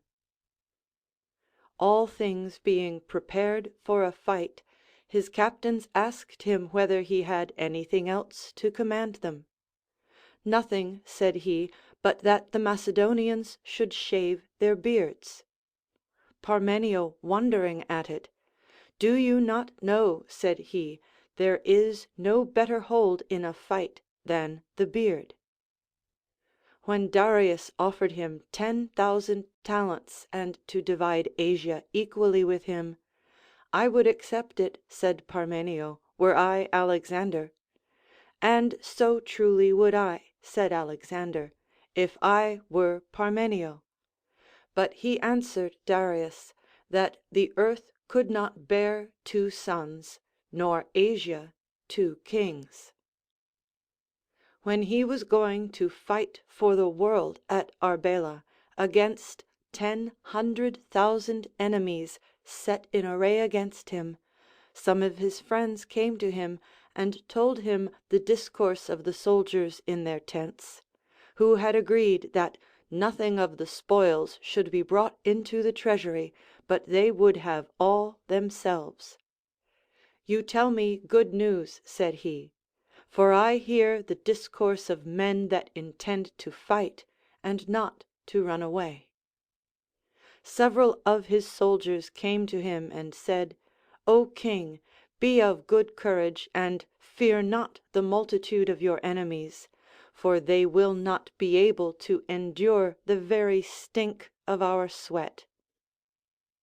The army being marshalled, he saw a soldier fitting his thong to his javelin, and dismissed him as a useless fellow, for fitting his weapons when he should use them. As he was reading a letter from his mother, containing secrets and accusations of Antipater, Hephaestion also, as he was wont, read it along with him. Alexander did not hinder him, but when the letter was read, he took his ring off his finger, and laid the seal of it upon Hephaestion's mouth. Being saluted as the son of Jupiter in the temple of Ammon by the chief priest, "It is no wonder," said he, "for Jupiter is by nature the father of all, and calls the best men his sons." When he was wounded with an arrow in the ankle, and many ran to him that were wont to call him a god, he said, smiling, "That is blood, as you see, and not, as Homer saith, such humor as distills from blessed gods." To some that commended the frugality of Antipater, whose diet was sober and without luxury, "Outwardly," said he, "Antipater wears white clothes, but within he is all purple." In a cold winter day, one of his friends invited him to a banquet, and there being a little fire on a small hearth, he bid him fetch either wood or frankincense. Antipatridas brought a beautiful singing woman to supper with him. Alexander, being taken with her visage, asked Antipatridas whether she was his miss or not. And when he confessed she was, "O villain," said he, "turn her immediately out from the banquet." Again, when Cassander forced a kiss from Pytho, a boy beloved by Evius the piper, and Alexander perceived that Evius was concerned at it, he was extremely enraged at Cassander, and said with a loud voice, "It seems nobody must be loved if you can help it." When he sent such of the Macedonians as were sick and maimed to the sea, they showed him one that was in health and yet subscribed his name among the sick. Being brought into the presence and examined, he confessed he used that pretence for the love of Telesippa, who was going to the sea. Alexander asked of whom he could make inquiries about this Telesippa, and hearing she was a free woman, he said, "Therefore, my Antigenes, let us persuade her to stay with us, for to force her to do so when she is a free woman is not according to my custom." Of the mercenary Grecians that fought against him, he took many prisoners. He commanded the Athenians should be kept in chains, because they served for wages when they were allowed a public maintenance; and the Thessalians, because when they had a fruitful country they did not till it. But he set the Thebans free, saying, "To them only I have left neither city nor country." He took captive an excellent Indian archer that said he could shoot an arrow through a ring, and commanded him to show his skill. And when the man refused to do this, he commanded him in a rage to be put to death. the man told them that led him to execution that, not having practised for many days, he was afraid he should miss. Alexander, hearing this, wondered at him and dismissed him with rewards, because he chose rather to die than show himself unworthy of his reputation. Taxiles, one of the Indian kings, met Alexander, and advised him not to make war nor fight with him, but if he were a meaner person than himself, to receive kindness from him, or if he were a better man, to show kindness to him.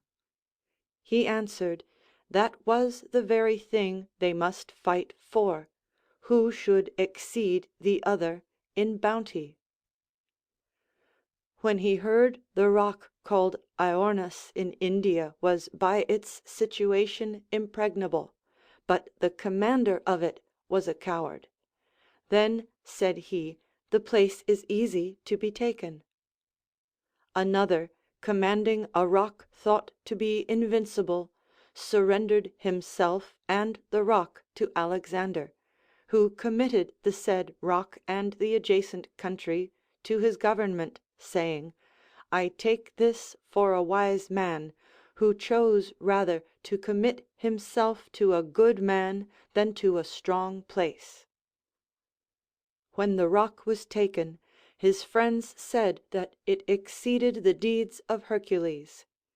But I, said he, do not think my actions and all my empire to be compared with one word of Hercules.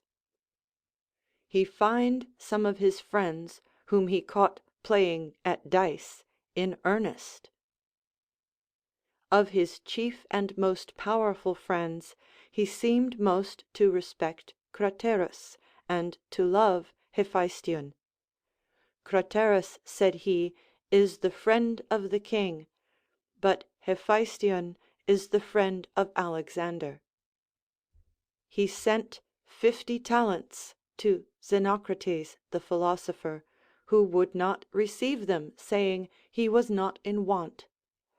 And he asked whether Xenocrates had no friend either, for as to myself, said he, the treasure of Darius is hardly sufficient for me to bestow among my friends. He demanded of Porus, after the fight, how he should treat him. Royally, said he, like a king. And being again asked what farther he had to request, all things, said he, are in that word royally. Admiring his wisdom and valor, he gave him a greater government than he had before. Being told a certain person reviled him, to do good, said he, and to be evil spoken of is kingly. As he was dying, looking upon his friends, I see, said he, my funeral tournament will be great. When he was dead, Demades the rhetorician likened the Macedonian army without a general to Polyphemus the Cyclops when his eye was put out. Ptolemy. Ptolemy, the son of Lagus, frequently supped with his friends and lay at their houses.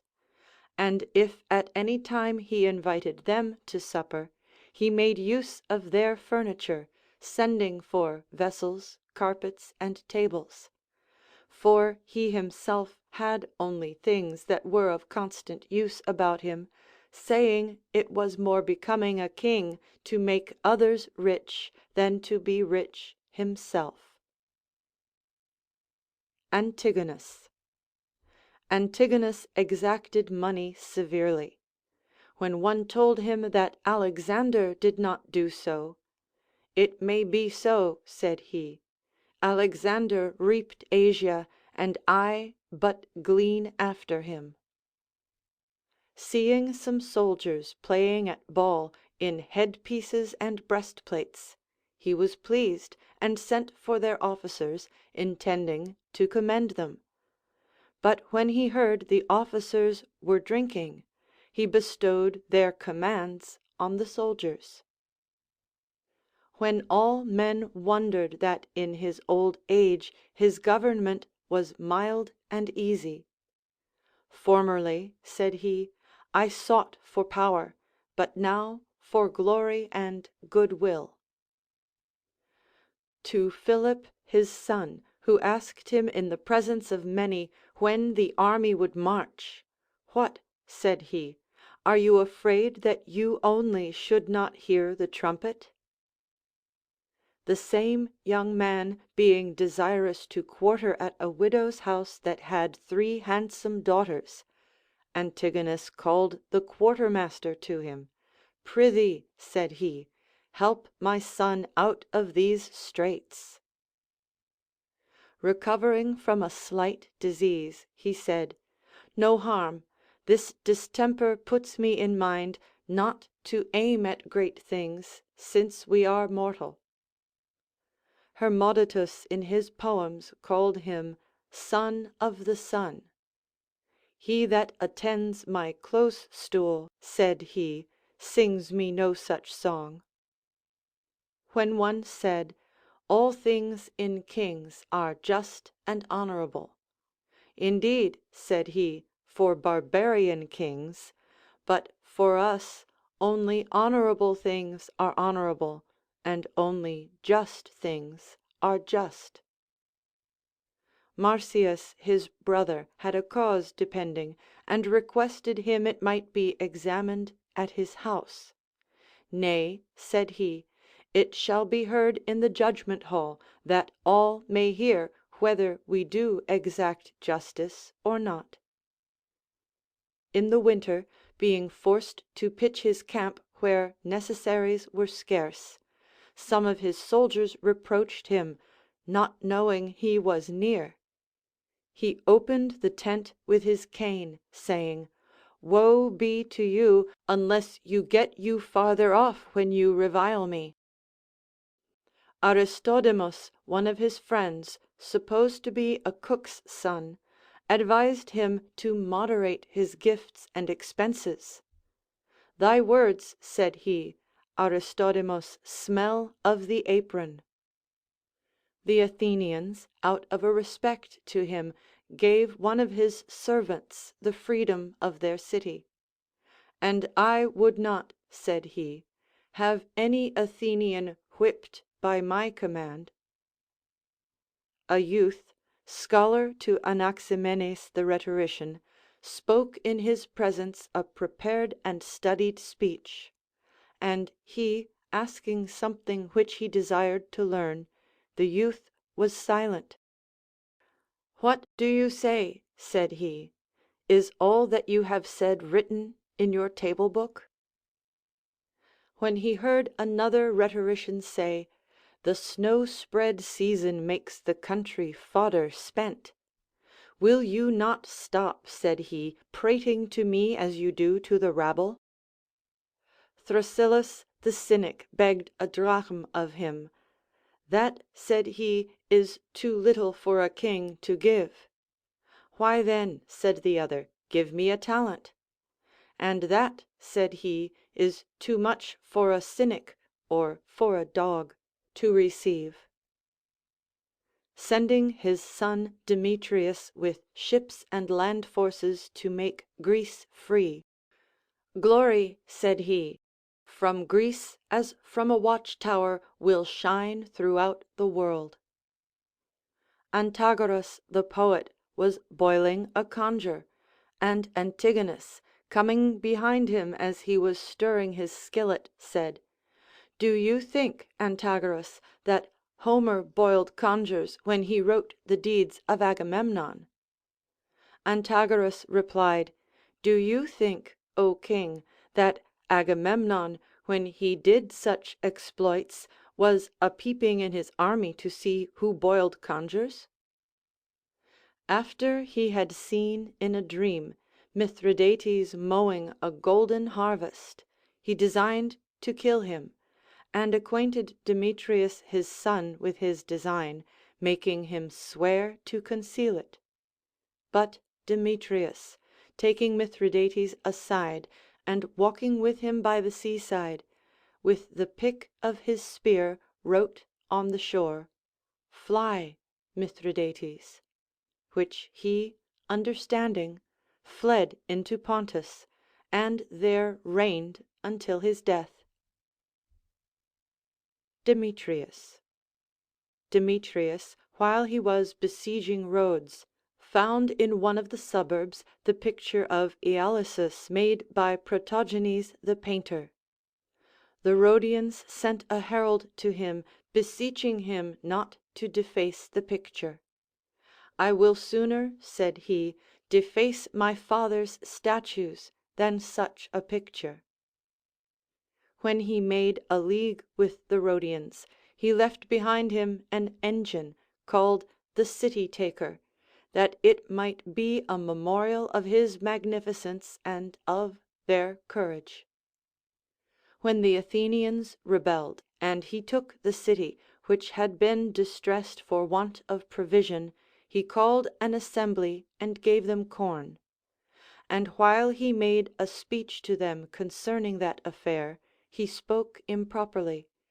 And when one that sat by told him how the word ought to be spoken, he said, For this correction I bestow upon you 5,000 bushels more. Antigonus the Second. Antigonus the Second, when his father was a prisoner, and sent one of his friends to admonish him to pay no regard to any thing that he might write at the constraint of Seleucus, and to enter into no obligation to surrender up the cities, wrote to Seleucus that he would give up his whole kingdom and himself for an hostage, that his father might be set free. Being about to fight by sea with the lieutenants of Ptolemy, and the pilot telling him the enemy outnumbered him in ships, he said, But how many ships do you reckon my presence to be worth? Once when he gave ground, his enemies pressing upon him, he denied that he fled, but he betook himself, as he said, to an advantage that lay behind him. To a youth, son of a valiant father, but himself no very great soldier, petitioning he might receive his father's pay. Young man, said he, I pay and reward men for their own, not for their father's valor. When Zeno of Citium, whom he admired beyond all philosophers, died, he said, The theatre of my actions is fallen. Lysimachus. Lysimachus, when he was overcome by Dromichitis in Thrace and constrained by thirst, surrendered himself and his army. When he was a prisoner and had drunk, O gods, said he, for how small a satisfaction have I made myself a slave from a king. To Philippides the comedian, his friend and companion, he said, What have I that I may impart to you? He answered, What you please, except your secrets. Antipater. Antipater, hearing that Parmenio was slain by Alexander, said, If Parmenio conspired against Alexander, whom may we trust?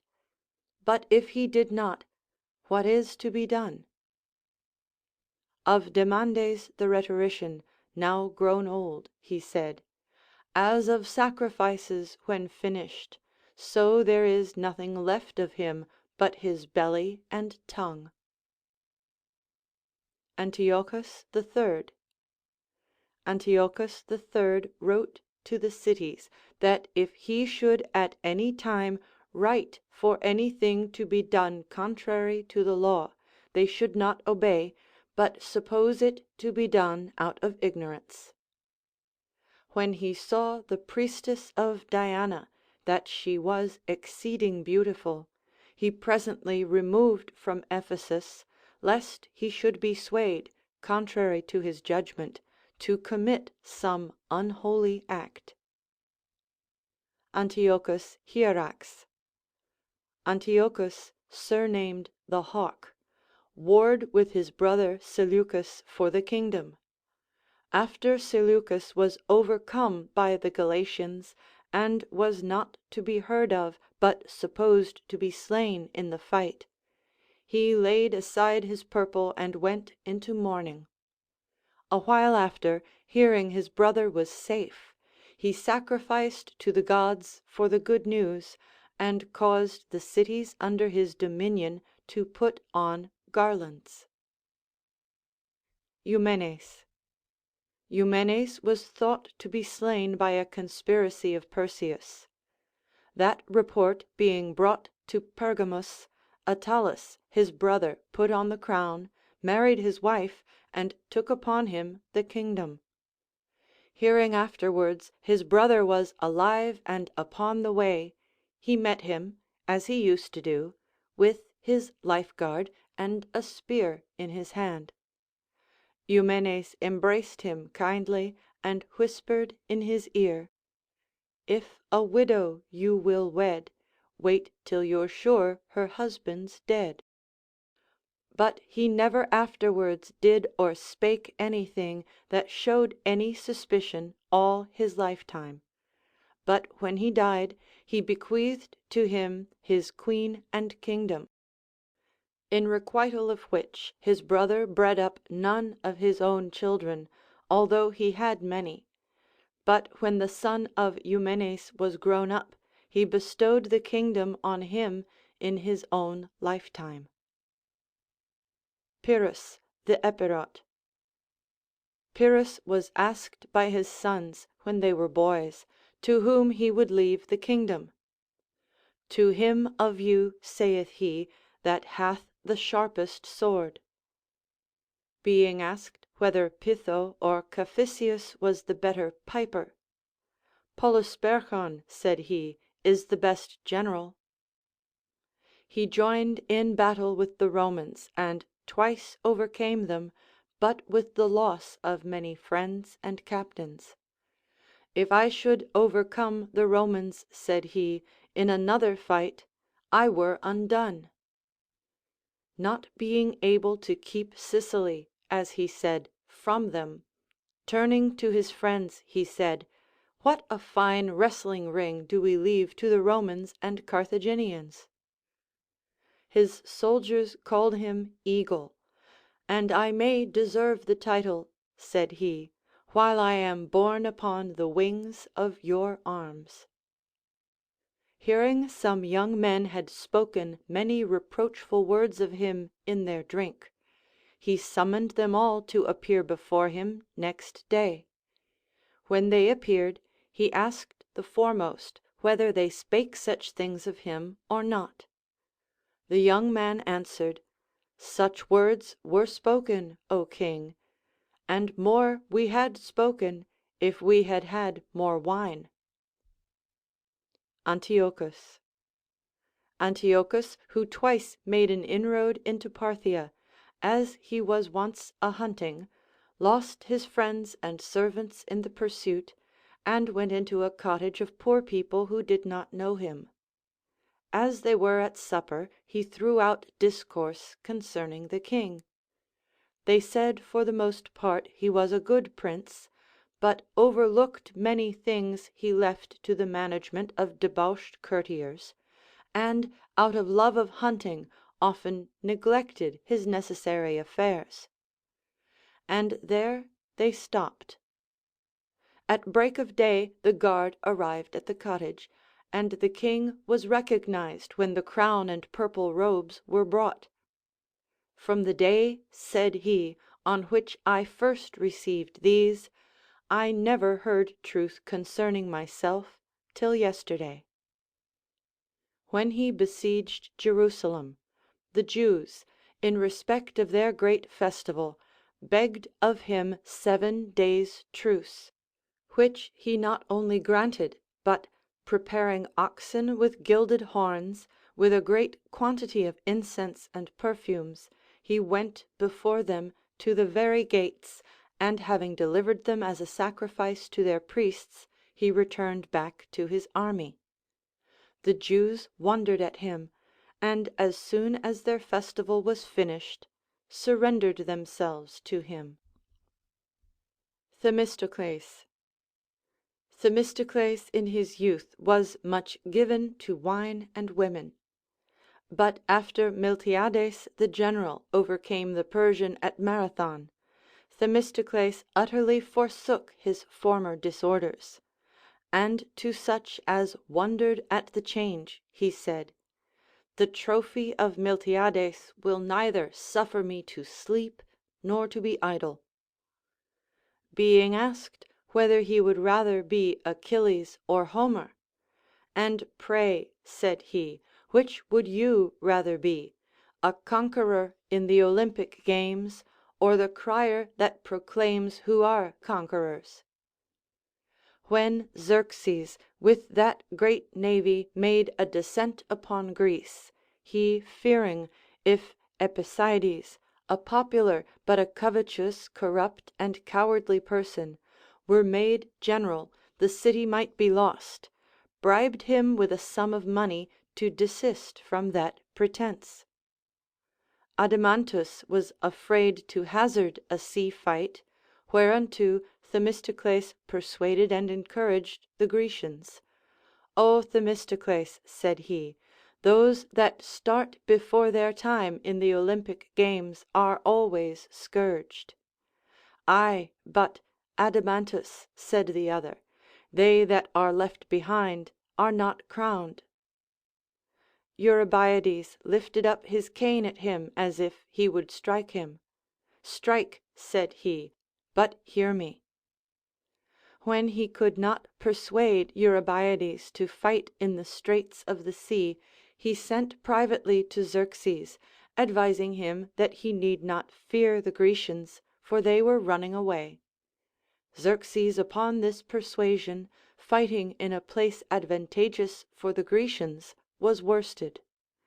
And then he sent him another message, and bade him fly with all speed over the Hellespont, for the Grecians designed to break down his bridge; that under pretence of saving him he might secure the Grecians. A man from the little island Seriphus told him, he was famous not upon his own account, but through the city where he lived. "You say true," said he, "for if I had been a Seriphian, I had not been famous, nor would you if you had been an Athenian."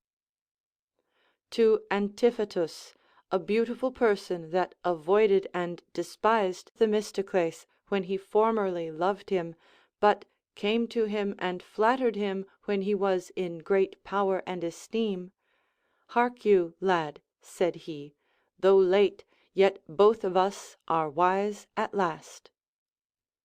To Simonides, desiring him to give an unjust sentence, "You would not be a good poet," said he, "if you should sing out of tune, nor I a good governor, if I should give judgment contrary to law." When his son was a little saucy towards his mother, he said that this boy had more power than all the Grecians; for the Athenians governed Greece, he the Athenians, his wife him, and his son his wife. He preferred an honest man that wooed his daughter before a rich man. "I would rather," said he, "have a man that wants money than money that wants a man." Having a farm to sell, he bid the crier proclaim also that it had a good neighbor. When the Athenians reviled him, "Why do you complain," said he, "that the same persons so often befriend you?" And he compared himself to a row of plane trees, under which in a storm passengers run for shelter, but in fair weather they pluck the leaves off and abuse them. Scoffing at the Eretrians, he said, like the swordfish, they have a sword indeed, but no heart. Being banished first out of Athens and afterwards out of Greece, he betook himself to the king of Persia, who bade him speak his mind. Speech, he said, was like to tapestry, and like it, when it was spread, it showed its figures, but when it was folded up, hid and spoiled them. And therefore he requested time until he might learn the Persian tongue, and could explain himself without an interpreter. Having there received great presents, and being enriched of a sudden, O lads, said he to his sons, we had been undone if we had not been undone. Myronides. Myronides summoned the Athenians to fight against the Boeotians. When the time was almost come, and the captains told him they were not near all come out, they are come, said he, all that intend to fight. And marching while their spirits were up, he overcame his enemies. Aristides. Aristides the Just always managed his offices himself, and avoided all political clubs, because power gotten by the assistance of friends was an encouragement to the unjust. When the Athenians were fully bent to banish him by an ostracism, an illiterate country fellow came to him with his shell, and asked him to write in it the name of Aristides. Friend, said he, do you know Aristides? Not I, said the fellow, but I do not like his surname of Just. He said no more, but wrote his name in the shell and gave it him. He was at variance with Themistocles, who was sent on an embassy with him. Are you content, said he, Themistocles, to leave our enmity at the borders? And if you please, we will take it up again at our return. When he levied an assessment upon the Greeks, he returned poorer by so much as he spent in the journey. Aeschylus wrote these verses on Amphiaraus. His shield no emblem bears, his generous soul wishes to be, not to appear, the best, while the deep furrows of his noble mind harvests of wise and prudent counsel bear. And when they were pronounced in the theatre, all turned their eyes upon Aristides. Pericles. Whenever he entered on his command as general, while he was putting on his war cloak, he used thus to bespeak himself: Remember, Pericles, you govern freemen, Grecians, Athenians. He advised the Athenians to demolish Aegina as a dangerous eyesore to the haven of Piraeus. To a friend that wanted him to bear false witness and to bind the same with an oath, he said, I am a friend only as far as the altar. When he lay on his deathbed, he blessed himself that no Athenian ever went into mourning upon his account. Alcibiades. Alcibiades, while he was a boy, wrestling in a ring, seeing he could not break his adversary's hold, bit him by the hand, who cried out, You bite like a woman. Not so, said he, but like a lion. He had a very handsome dog that cost him 7,000 drachmas, and he cut off his tail, that, said he, the Athenians may have this story to tell of me, and may concern themselves no farther with me. Coming into a school, he called for Homer's Iliads, and when the master told him he had none of Homer's works, he gave him a box on the ear and went his way. He came to Pericles' gate, and being told he was busy a preparing his accounts to be given to the people of Athens, had he not better, said he, contrive how he might give no account at all? Being summoned by the Athenians out of Sicily to plead for his life, he absconded, saying, that criminal was a fool who studied a defence when he might fly for it. But, said one, will you not trust your country with your cause? No, said he, nor my mother either, lest she mistake and cast a black pebble instead of a white one. When he heard death was decreed to him and his associates, let us convince them, said he, that we are alive. And passing over to Lacedaemon, he stirred up the Decelean war against the Athenians. Lamachus. Lamachus chid a captain for a fault, and when he had said he would do so no more, Sir, said he, in war there is no room for a second miscarriage. Iphicrates. Iphicrates was despised because he was thought to be a shoemaker's son. The exploit that first brought him into repute was this: when he was wounded himself, he caught up one of the enemies and carried him alive and in his armor to his own ship.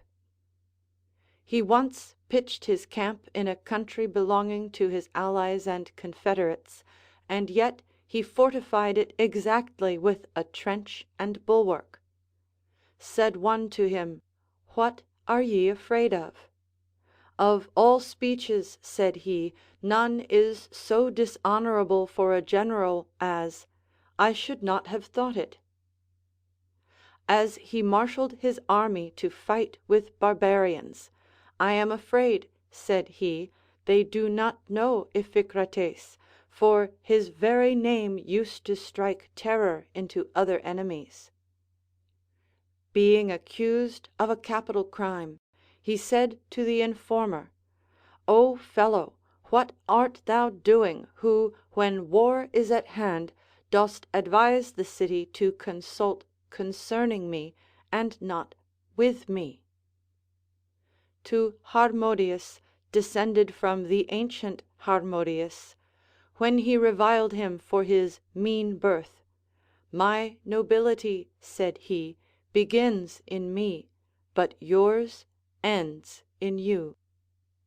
A rhetorician asked him in an assembly who he was that he took so much upon him, horseman or footman or archer or shield bearer.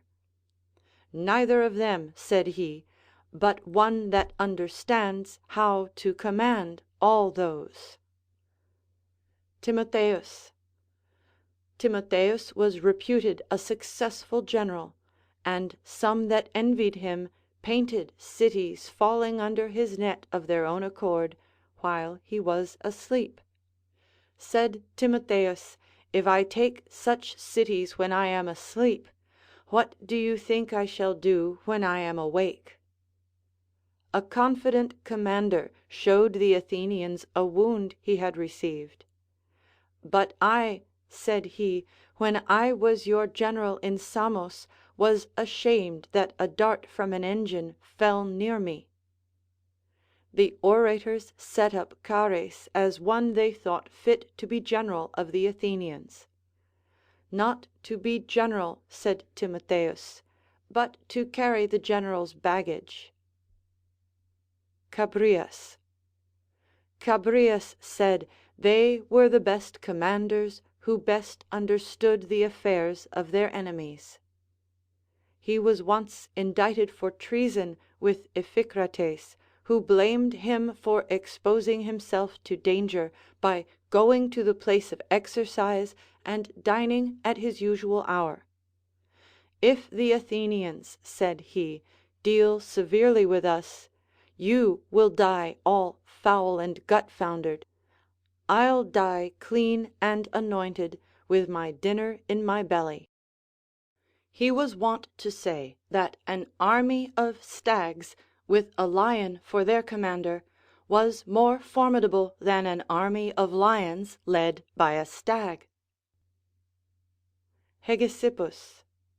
When Hegesippus, surnamed Crobulus, i.e. Topknot, instigated the Athenians against Philip, one of the assembly cried out, "You would not persuade us to a war?" "Yes, indeed would I," said he, "and to mourning clothes, and to public funerals, and to funeral speeches, if we intend to live free, and not submit to the pleasure of the Macedonians."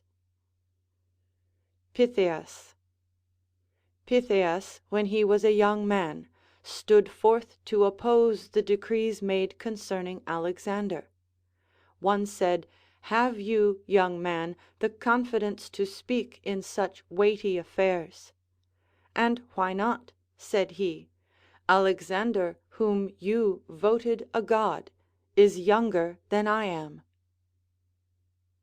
Phocion. Phocion the Athenian was never seen to laugh or cry. In an assembly one told him, "You seem to be thoughtful, Phocion." "You guess right," said he, "for I am contriving how to contract what I have to say to the people of Athens." The oracle told the Athenians there was one man in the city of a contrary judgment to all the rest. And the Athenians in a hubbub ordered search to be made who this should be. "I," said Phocion, "am the man. I alone am pleased with nothing the common people say or do." Once when he had delivered an opinion which pleased the people, and perceived it was entertained by a general consent, he turned to his friend and said, "Have I not unawares spoken some mischievous thing or other?" The Athenians gathered a benevolence for a certain sacrifice, and when others contributed to it, he being often spoken to, said, "I should be ashamed to give to you, and not to pay this man," pointing to one of his creditors. Demosthenes the orator told him, "If the Athenians should be mad, they would kill you." "Like enough," said he, "me if they were mad, but you if they were wise." Aristogiton the informer, being condemned and ready to be executed in prison, entreated that Phocion would come to him. And when his friends would not suffer him to go to so vile a person, "And where," said he, "would you discourse with Aristogiton more pleasantly?" The Athenians were offended with the Byzantines for refusing to receive Chares into their city, who was sent with forces to assist them against Philip. Said Phocion, "You ought not to be displeased with the distrust of your confederates, but with your commanders that are not to be trusted." Whereupon he was chosen general, and being trusted by the Byzantines, he forced Philip to return without his errand. King Alexander sent him a present of 100 talents, and he asked those that brought it, what it should mean that, of all the Athenians, Alexander should be thus kind to him. They answered, because he esteemed him alone to be a worthy and upright person. "Pray, therefore," said he, "let him suffer me to seem as well as to be so." Alexander sent to them for some ships, and the people calling for Phocion by name, bade him speak his opinion. He stood up and told them, "I advise you either to conquer yourselves, or else to side with the conqueror." An uncertain rumor happened that Alexander was dead. Immediately the orators leaped into the pulpit and advised them to make war without delay. But Phocion entreated them to tarry a while and know the certainty. For, said he, if he is dead today, he will be dead tomorrow, and so forwards. Leosthenes hurried the city into a war, with fond hopes conceited at the name of liberty and command. Phocion compared his speeches to cypress trees. They are tall, said he, and comely, but bear no fruit. However, the first attempts were successful, and when the city was sacrificing for the good news, he was asked whether he did not wish he had done this himself. I would, said he, have done what has been done, but have advised what I did. When the Macedonians invaded Attica and plundered the sea coasts, he drew out the youth. When many came to him and generally persuaded him by all means to possess himself of such an assent, and thereon to marshal his army, O Hercules, said he, how many commanders do I see, and how few soldiers? Yet he fought and overcame, and slew Nicion, the commander of the Macedonians. But in a short time the Athenians were overcome, and admitted a garrison sent by Antipater. Menelaus, the governor of that garrison, offered money to Phocion, who was enraged thereby, and said, this man is no better than Alexander, and what I refused then I can with less honor receive now. Antipater said, of the two friends he had at Athens, he could never persuade Phocion to accept a present, nor could he ever satisfy Demades with presents. When Antipater requested him to do some indirect thing or other, Antipater, said he, you cannot have Phocion for your friend and flatterer too. After the death of Antipater, democracy was established in Athens, and the assembly decreed the death of Phocion and his friends. The rest were led weeping to execution. But as Phocion passed silently, one of his enemies met him and spat in his face. But he turned himself to the magistrates and said, will nobody restrain this insolent fellow? One of those that were to suffer with him lamented and took on. Why, Euippus, said he, are you not pleased that you die with Phocion? When the cup of hemlock was brought to him, being asked whether he had anything to say to his son, I command you, said he, and entreat you not to think of any revenge upon the Athenians. End of section 16.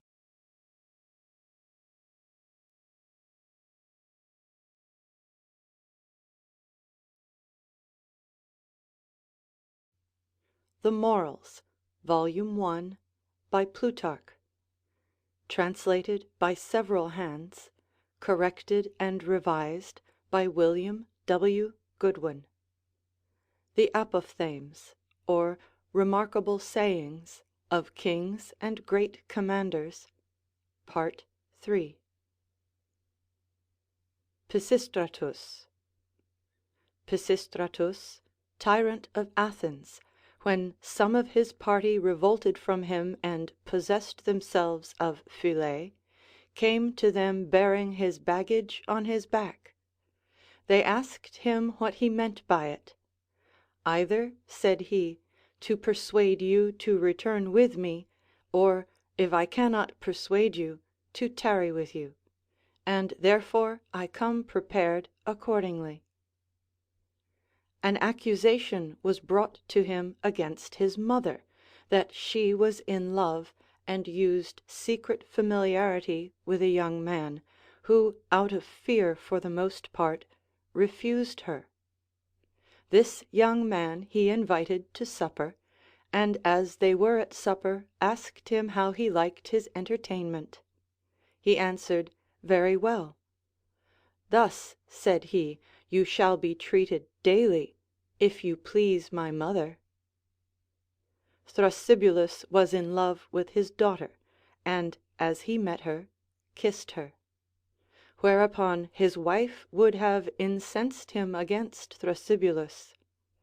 If, said he, we hate those that love us, what shall we do to them that hate us? And he gave the maid in marriage to Thrasybulus. Some lascivious drunken persons by chance met his wife, and used unseemly speech and behavior to her. But the next day they begged his pardon with tears. As for you, said he, learn to be sober for the future. But as for my wife, yesterday she was not abroad at all. He designed to marry another wife, and his children asked him whether he could blame them for anything. By no means, said he, but I commend you, and desire to have more such children as you are. Demetrius Phalereus. Demetrius Phalereus persuaded King Ptolemy to get and study such books as treated of government and conduct. For those things are written in books which the friends of kings dare not advise. Lycurgus.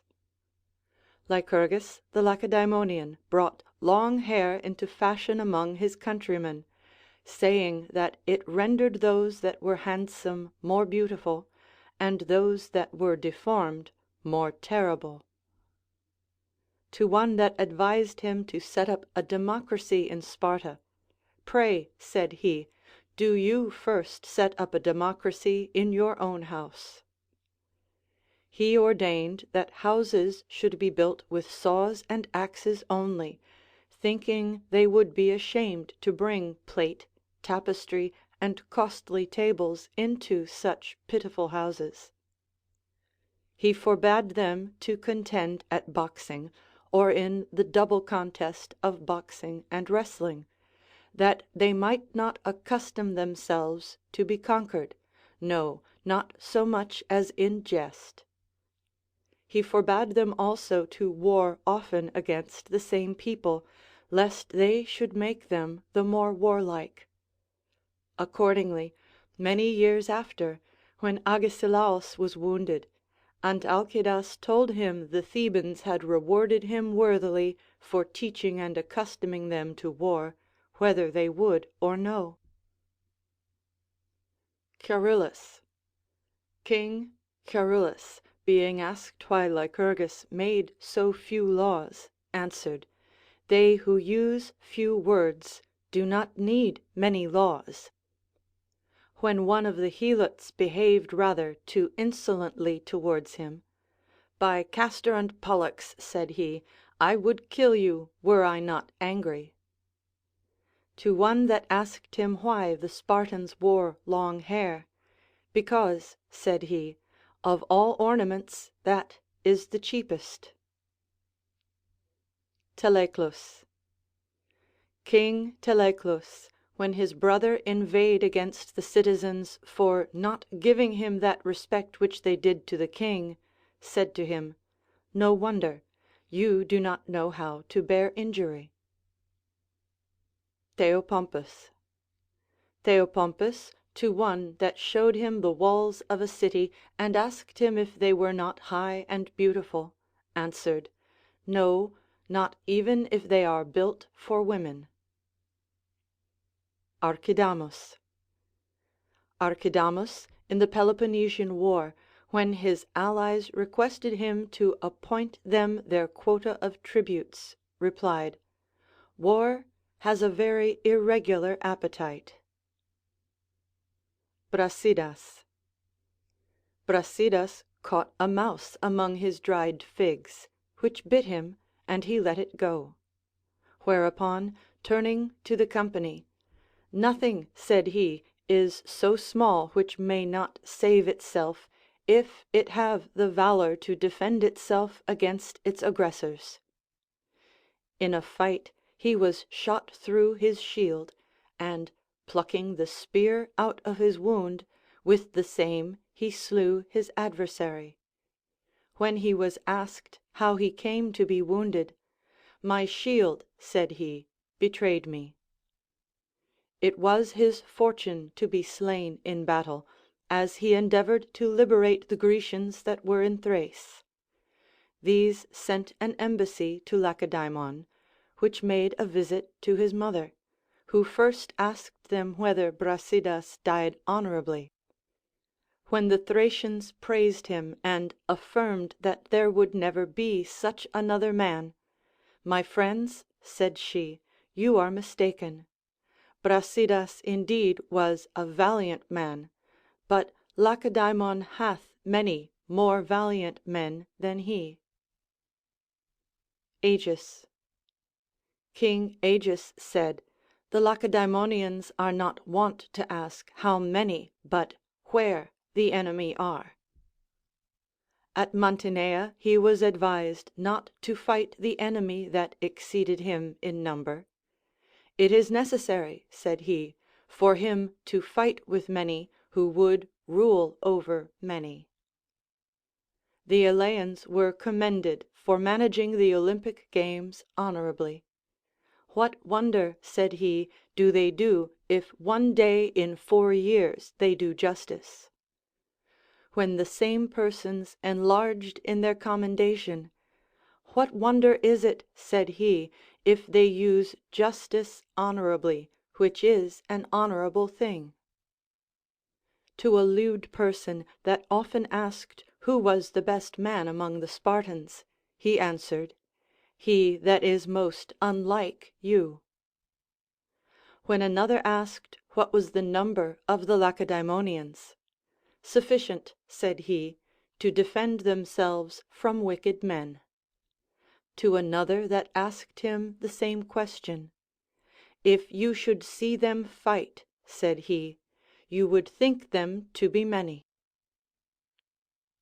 Lysander. Dionysius the tyrant presented Lysander's daughters with rich garments, which he refused to accept, saying he feared they would seem more deformed in them. To such as blamed him for managing much of his affairs by stratagems, which was unworthy of Hercules from whom he was descended, he answered, "Where the lion's skin will not reach, it must be pieced with the fox's." When the citizens of Argos seemed to make out a better title than the Lacedaemonians to a country that was in dispute between them, drawing his sword, "He that is master of this," said he, "can best dispute about bounds of countries." When the Lacedaemonians delayed to assault the walls of Corinth, and he saw a hare leap out of the trench, "Do you fear," said he, "such enemies as these, whose laziness suffers hares to sleep on their walls?" To an inhabitant of Megara, that in a parley spoke confidently unto him, "Your words," said he, "want the breeding of the city." Agesilaus. Agesilaus said that the inhabitants of Asia were bad freemen and good servants. When they were wont to call the king of Persia the great king, "Wherein," said he, "is he greater than I, if he is not more just and wise than I am?" Being asked which was better, valor or justice, he answered, "We should have no need of valor if we were all just. When he broke up his camp suddenly by night in the enemy's country, and saw a lad he loved left behind by reason of sickness, and weeping, "It is a hard thing," said he, "to be pitiful and wise at the same time." Menecrates, the physician, surnamed Jupiter, inscribed a letter to him thus: "Menecrates Jupiter to King Agesilaus wisheth joy."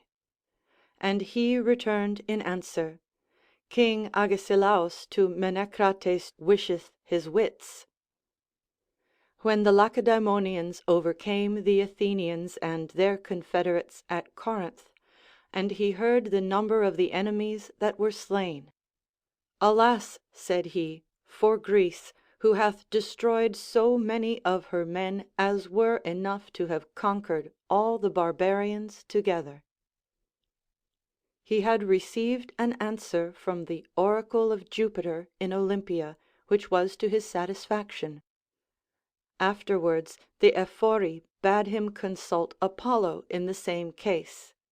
And to Delphi he went, and asked that god whether he was of the same mind with his father. He interceded for one of his friends with Idrieus of Caria, and wrote to him thus: "If Nicias has not offended, set him free; but if he is guilty, set him free for my sake. By all means set him free." Being exhorted to hear one that imitated the voice of a nightingale, "I have often," said he, "heard nightingales themselves." The law ordained that such as ran away should be disgraced. After the fight at Leuctra, the Ephori, seeing the city void of men, were willing to dispense with that disgrace, and empowered Agesilaus to make a law to that purpose. But he, standing in the midst, commanded that after the next day the laws should remain in force as before. He was sent to assist the king of Egypt, with whom he was besieged by enemies that outnumbered his own forces. And when they had entrenched their camp, the king commanded him to go out and fight them. "Since," said he, "they intend to make themselves equal to us, I will not hinder them." When the trench was almost finished, he drew up his men in the void space, and so fighting with equal advantage, he overcame them. When he was dying, he charged his friends that no fiction or counterfeit, so he called statues, should be made for him. "For if," said he, "I have done any honorable exploit, that is my monument. But if I have done none, all your statues will signify nothing." Archidamus. When Archidamus, the son of Agesilaus, beheld a dart to be shot from an engine newly brought out of Sicily, he cried out, "O Hercules, the valor of man is at an end." Agis the Younger. Demades said, the Laconians' swords were so small that jugglers might swallow them. "That may be," said Agis, "but the Lacedaemonians can reach their enemies very well with them." The Ephori ordered him to deliver his soldiers to a traitor. "I will not," said he, "entrust him with strangers who betrayed his own men." Cleomenes. To one that promised to give him hardy cocks that would die fighting, "Prithee," said he, "give me cocks that will kill fighting." Paedaretus. Paedaretus, when he was not chosen among the 300, which was the highest office and honor in the city, went away cheerfully and smiling, saying, he was glad if the city had 300 better citizens than himself. Damonidas. Damonidas, being placed by him that ordered the chorus in the last rank of it, said, "Well done, you have found a way to make this place also honorable." Nicostratus. Archidamus, general of the Argives, enticed Nicostratus to betray a fort by promises of a great sum, and the marriage of what Lacedaemonian lady he pleased, except the king's daughters. He answered that Archidamus was none of the offspring of Hercules, for he went about to punish wicked men, but Archidamus to corrupt honest men. Eudaimonidas. Eudaimonidas, beholding Xenocrates, when he was old, in the academy reading philosophy to his scholars, and being told he was in quest of virtue, asked, "And when does he intend to practice it?" Another time, when he heard a philosopher arguing that only the wise man can be a good general, "This is a wonderful speech," said he, "but he that saith it never heard the sound of trumpets." Antiochus. Antiochus, being Ephor, when he heard Philip had given the Messenians a country, asked whether he had granted them that they should be victorious when they fought for that country. Antalcidas. To an Athenian that called the Lacedaemonians unlearned, "Therefore we alone," said Antalcidas, "have learned no mischief of you." To another Athenian that told him, "Indeed, we have often driven you from the Cephissus," he replied, "But we never drove you from the Eurotas." When a sophist was beginning to recite the praise of Hercules, "And who," said he, "ever spoke against him?" Epaminondas. No panic fear ever surprised the army of the Thebans while Epaminondas was their general. He said, to die in war was the most honorable death, and the bodies of armed men ought to be exercised, not as wrestlers, but in a warlike manner. Wherefore he hated fat men, and dismissed one of them, saying, that 3 or 4 shields would scarce serve to secure his belly, which would not suffer him to see his members. He was so frugal in his diet that, being invited by a neighbor to supper, and finding there dishes, ointments, and junkets in abundance, he departed immediately, saying, "I thought you were sacrificing and not displaying your luxury." When his cook gave an account to his colleagues of the charges for several days, he was offended only at the quantity of oil. And when his colleagues wondered at him, "I am not," said he, "troubled at the charge, but that so much oil should be received into my body." When the city kept a festival, and all gave themselves to banquets and drinking, he was met by one of his acquaintance, unadorned and in a thoughtful posture. He, wondering, asked him why he of all men should walk about in that manner. "That all of you," said he, "may be drunk and revel securely." An ill man that had committed no great fault, he refused to discharge at the request of Pelopidas. When his miss entreated for him, he dismissed him, saying, "Whores are fitting to receive such presents, and not generals." The Lacedaemonians invaded the Thebans, and oracles were brought to Thebes, some that promised victory, others that foretold an overthrow. He ordered those to be placed on the right hand of the judgment seat, and these on the left. When they were placed accordingly, he rose up and said, "If you will obey your commanders and unanimously resist your enemies, these are your oracles," pointing to the better. "But if you play the cowards, those," pointing to the worser. Another time, as he drew nigh to the enemy, it thundered, and some that were about him asked him what he thought the gods would signify by it. "They signify," said he, "that the enemy is thunderstruck and demented, since he pitches his camp in a bad place when he was nigh to a better."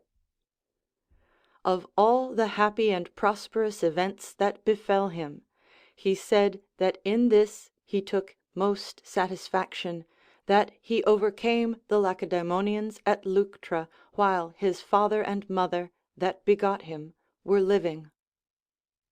Whereas he was wont to appear with his body anointed and a cheerful countenance, the day after that fight he came abroad meanly habited and dejected. And when his friends asked him whether any misfortune had befallen him, "No," said he, "but yesterday I was pleased more than became a wise man, and therefore to-day I chastise that immoderate joy." Perceiving the Spartans concealed their disasters, and desiring to discover the greatness of their loss, he did not give them leave to take away their dead altogether, but allowed each city to bury its own; whereby it appeared that above 1,000 Lacedaemonians were slain. Jason, monarch of Thessaly, was at Thebes as their confederate, and sent 2,000 pieces of gold to Epaminondas, then in great want. But he refused the gold, and when he saw Jason, he said, "You are the first to commit violence." And borrowing 50 drachms of a citizen, with that money to supply his army, he invaded Peloponnesus. Another time, when the Persian king sent him 30,000 darics, he chid Diomedon severely, asking him whether he sailed so far to bribe Epaminondas, and bade him tell the king, as long as he wished the prosperity of the Thebans, Epaminondas would be his friend gratis, but when he was otherwise minded, his enemy. When the Argives were confederates with the Thebans, the Athenian ambassadors then in Arcadia complained of both; and Callistratus the orator reproached the cities with Orestes and Oedipus. But Epaminondas stood up and said, "We confess there hath been one amongst us that killed his father, and among the Argives one that killed his mother; but we banished those that did such things, and the Athenians entertained them." To some Spartans that accused the Thebans of many and great crimes, "These indeed," said he, "are they that have put an end to your short dialect." The Athenians made friendship and alliance with Alexander the tyrant of Pherae, who was an enemy to the Thebans, and who had promised to furnish them with flesh at half an obol a pound. "And we," said Epaminondas, "will supply them with wood to that flesh gratis; for if they grow meddlesome, we will make bold to cut all the wood in their country for them." Being desirous to keep the Boeotians that were grown rusty by idleness always in arms, when he was chosen their chief magistrate, he used to exhort them, saying, "Yet consider what you do, my friends; for if I am your general, you must be my soldiers." He called their country, which was plain and open, the stage of war, which they could keep no longer than their hands were upon their shields. Chabrias, having slain a few Thebans near Corinth that engaged too hotly near the walls, erected a trophy, which Epaminondas laughed at, saying, it was not a trophy, but a statue of Trivia, which they usually placed in the highway before the gates. One told him that the Athenians had sent an army into Peloponnesus adorned with new armor. What then, said he, doth Antigenidas sigh because Teles hath got new pipes? Now Antigenidas was an excellent piper, but Teles a vile one. Understanding his shield bearer had taken a great deal of money from a prisoner, come, said he, give me the shield, and buy you a victualling house to live in. For now you are grown rich and wealthy, you will not hazard your life as you did formerly. Being asked whether he thought himself or Chabrias or Iphicrates the better general, it is hard, said he, to judge while we live. After he returned out of Laconia, he was tried for his life with his fellow commanders, for continuing Beotarch 4 months longer than the law allowed. He bade the other commanders lay the blame upon him, as if he had forced them, and for himself, he said, his actions were his best speech. But if any thing at all were to be answered to the judges, he entreated them, if they put him to death, to write his fault upon his monument, that the Grecians might know that Epaminondas compelled the Thebans against their will to plunder and fire Laconia, which in 500 years before had never suffered the like, to build Messene 230 years after it was sacked, to unite the Arcadians, and to restore liberty to Greece. For those things were done in that expedition. Whereupon the judges arose with great laughter, and refused even to receive the votes against him. In his last fight, being wounded and carried into his tent, he called for Diaphantes, and after him for Iolidas, and when he heard they were slain, he advised the Thebans to make their peace with the enemy, since they had never a general left them, as by the event proved true. So well did he understand his countrymen.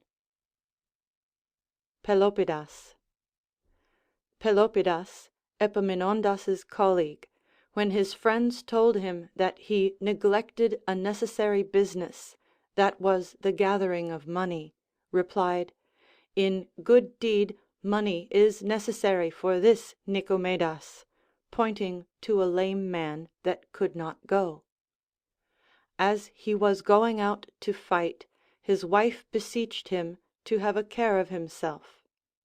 To others you may give this advice, said he, but a commander and general you must advise that he should save his countrymen. A soldier told him, we are fallen among the enemies. Said he, how are we fallen among them more than they among us? When Alexander, the tyrant of Pherae, broke his faith and cast him into prison, he reviled him. And when the other told him he did but hasten his death, that is my design, said he, that the Thebans may be exasperated against you and be revenged on you the sooner. Thebe, the wife of the tyrant, came to him and told him she wondered to see him so merry in chains. He answered, he wondered more at her, that she could endure Alexander without being chained. When Epaminondas caused him to be released, he said, I thank Alexander, for I have now found by trial that I have not only courage to fight, but to die. Roman apophthegms. Manius Curius. When some blamed Manius Curius for distributing but a small part of a country he took from the enemy, and preserving the greater part for the commonwealth, he prayed there might be no Roman who would think that estate little which was enough to maintain him. The Samnites, after an overthrow, came to him to offer him gold, and found him boiling rape roots. He answered the Samnites that he that could sup so wanted no gold, and that he had rather rule over those who had gold than have it himself. Gaius Fabricius. Gaius Fabricius, hearing Pyrrhus had overthrown the Romans, told Labienus it was Pyrrhus, not the Epirots, that beat the Romans. He went to treat about exchange of prisoners with Pyrrhus, who offered him a great sum of gold, which he refused. The next day Pyrrhus commanded a very large elephant should secretly be placed behind Fabricius, and discover himself by roaring. Whereupon Fabricius turned and smiled, saying, I was not astonished either at your gold yesterday or at your beast today. Pyrrhus invited him to tarry with him, and to accept of the next command under him. That, said he, will be inconvenient for you, for when the Epirots know us both, they will rather have me for their king than you.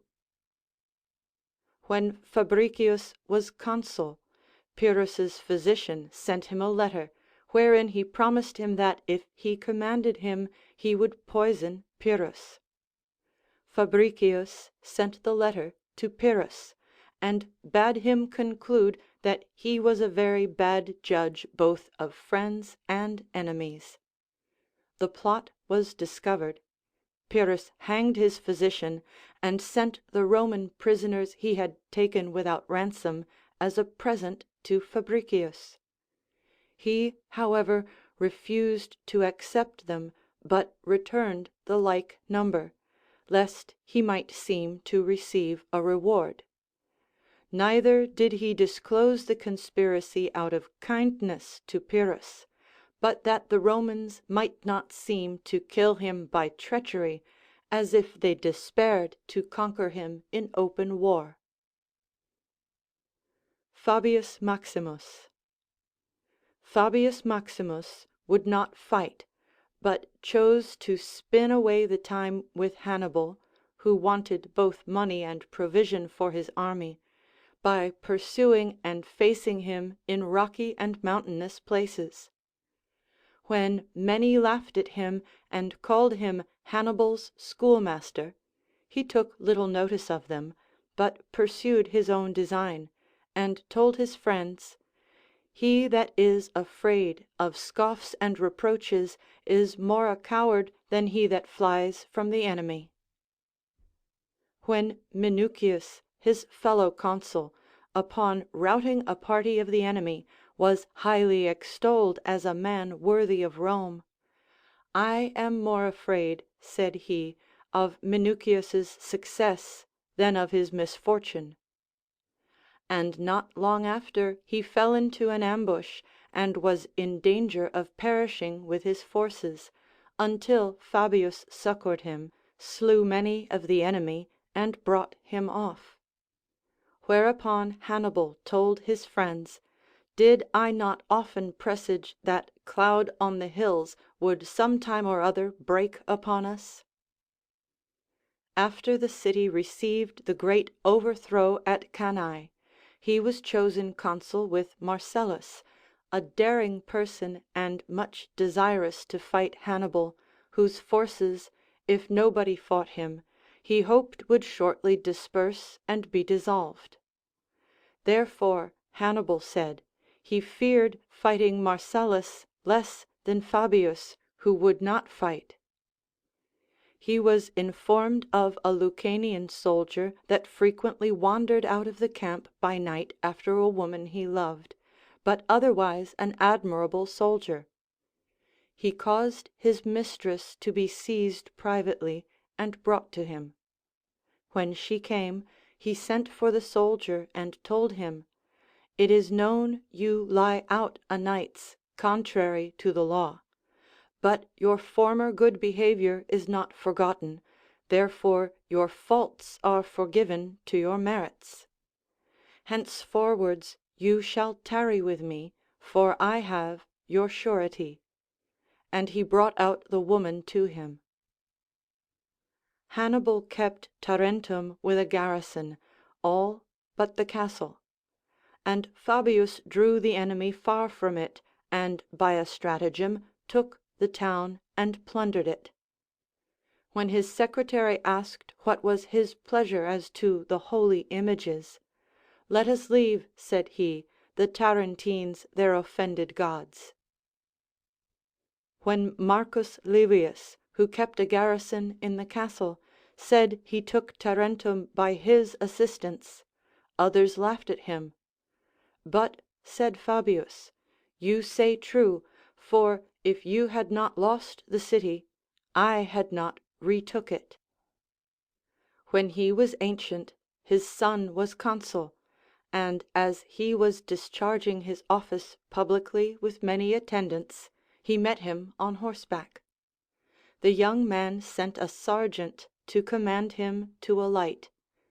When others were at a stand, Fabius presently alighted, and running faster than for his age might be expected, embraced his son.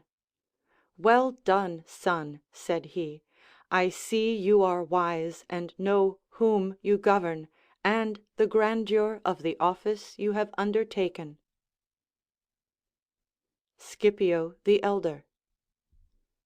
Scipio the Elder spent on his studies what leisure the campaign and government would allow him, saying that he did most when he was idle. When he took Carthage by storm, some soldiers took prisoner a very beautiful virgin, and came and presented her to him. "I would receive her," said he, "with all my heart, if I were a private man and not a governor."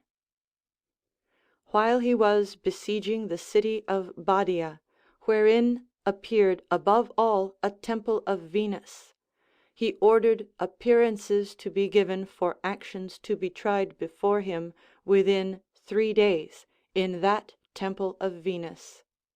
And he took the city, and was as good as his word. One asked him in Sicily on what confidence he presumed to pass with his navy against Carthage. He showed him 300 disciplined men in armor, and pointed to a high tower on the shore. "There is not one of these," said he, "that would not at my command go to the top of that tower and cast himself down headlong." Over he went, landed, and burnt the enemy's camp, and the Carthaginians sent to him, and covenanted to surrender their elephants, ships, and a sum of money. But when Hannibal was sailed back from Italy, their reliance on him made them repent of those conditions. This coming to Scipio's ear, "Nor will I," said he, "stand to the agreement, if they will, unless they pay me 5,000 talents more for sending for Hannibal." The Carthaginians, when they were utterly overthrown, sent ambassadors to make peace and league with him. He bade those that came return immediately, as refusing to hear them before they brought Lucius Terentius with them, a good man whom the Carthaginians had taken prisoner. When they brought him, he placed him in the council next himself, on the judgment seat, and then he transacted with the Carthaginians, and put an end to the war. And Terentius followed him when he triumphed, wearing the cap of one that was made free. And when he died, Scipio gave wine mingled with honey to those that were at the funeral, and performed other funeral rites in his honor. But these things were done afterwards. King Antiochus, after the Romans invaded him, sent to Scipio in Asia for peace. That should have been done before, said he, not now when you have received a bridle and a rider. The Senate decreed him a sum of money out of the treasury, but the treasurers refused to open it on that day. Then, said he, I will open it myself, for the moneys with which I filled it caused it to be shut. When Paetilius and Quintus accused him of many crimes before the people, on this very day, said he, I conquered Hannibal and Carthage. I, for my part, am going with my crown on to the Capitol to sacrifice, and let him that pleaseth stay and pass his vote upon me. Having thus said, he went his way, and the people followed him, leaving his accusers declaiming to themselves. Titus Quinctius. Titus Quinctius was eminent so early that before he had been tribune, praetor, or aedile, he was chosen consul. Being sent as general against Philip, he was persuaded to come to a conference with him. And when Philip demanded hostages of him, because he was accompanied with many Romans, while the Macedonians had none but himself, You, said Quinctius, have created this solitude for yourself, by killing your friends and kindred. Having overcome Philip in battle, he proclaimed in the Isthmian games that the Grecians were free and to be governed by their own laws. And the Grecians redeemed all the Roman prisoners that in Hannibal's days were sold for slaves in Greece, each of them with 200 drachms, and made him a present of them. And they followed him in Rome in his triumph, wearing caps on their heads such as they used to wear who are made free. He advised the Achaeans, who designed to make war upon the island Zacynthus, to take heed lest, like a tortoise, they should endanger their head by thrusting it out of Peloponnesus. When King Antiochus was coming upon Greece with great forces, and all men trembled at the report of his numbers and equipage, he told the Achaeans this story. Once I dined with a friend at Chalcis, and when I wondered at the variety of dishes, said my host, All these are pork, only in dressing and sauces they differ. And therefore be not you amazed at the king's forces, when you hear talk of spearmen and men-at-arms, and choice footmen, and horse archers. For all these are but Syrians, with some little difference in their weapons. Philopoemen, general of the Achaeans, had good store of horses and men-at-arms, but could not tell what to do for money. And Quinctius played upon him, saying, Philopoemen had arms and legs, but no belly. And it happened his body was much after that shape. Gnaeus Domitius. Gnaeus Domitius, whom Scipio the Great sent in his stead to attend his brother Lucius in the war against Antiochus, when he had viewed the enemy's army, and the commanders that were with him advised him to set upon them presently, said to them, We shall scarce have time enough now to kill so many thousands, plunder their baggage, return to our camp, and refresh ourselves too. But we shall have time enough to do all this tomorrow. The next day he engaged them, and slew 50,000 of the enemy. Publius Licinius. Publius Licinius, consul and general, being worsted in a horse engagement by Perseus king of Macedon, with what were slain and what were took prisoners, lost 2,800 men. Presently after the fight, Perseus sent ambassadors to make peace and league with him. And although he was overcome, yet he advised the conqueror to submit himself and his affairs to the pleasure of the Romans. Paulus Aemilius. Paulus Aemilius, when he stood for his second consulship, was rejected. Afterwards, the war with Perseus and the Macedonians being prolonged by the ignorance and effeminacy of the commanders, they chose him consul. I thank, said he, the people for nothing.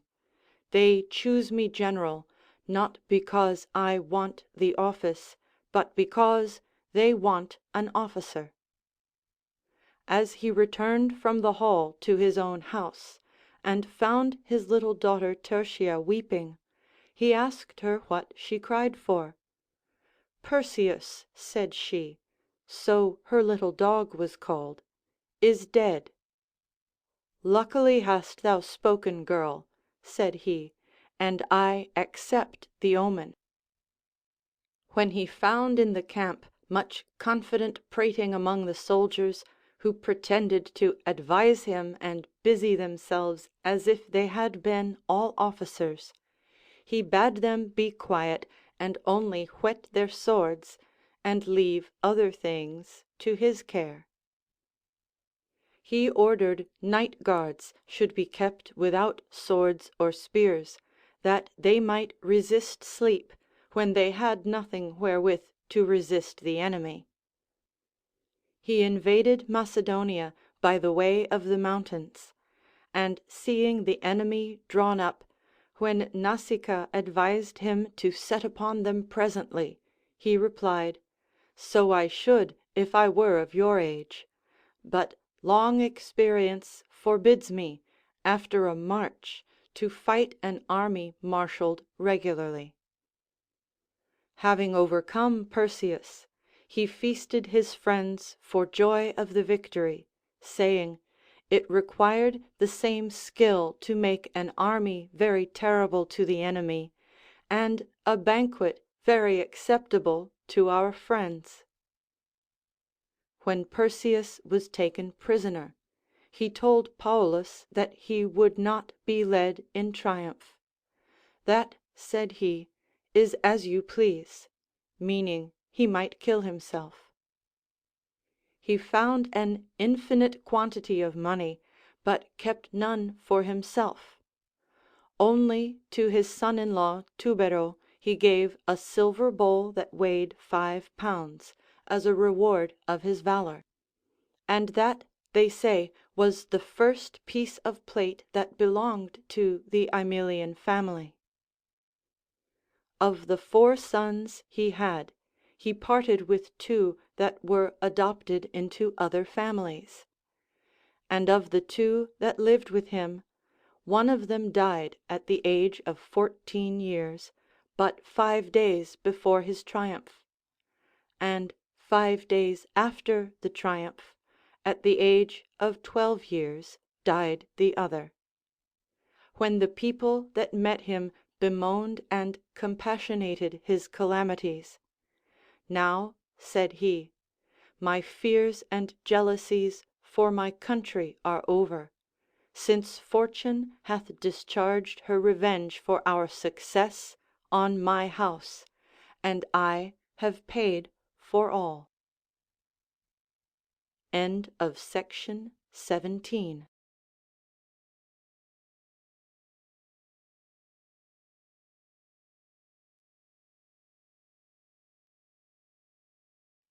The Morals, Volume 1, by Plutarch.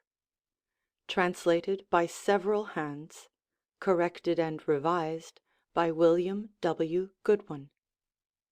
The Apophthegms, or Remarkable Sayings of Kings and Great Commanders.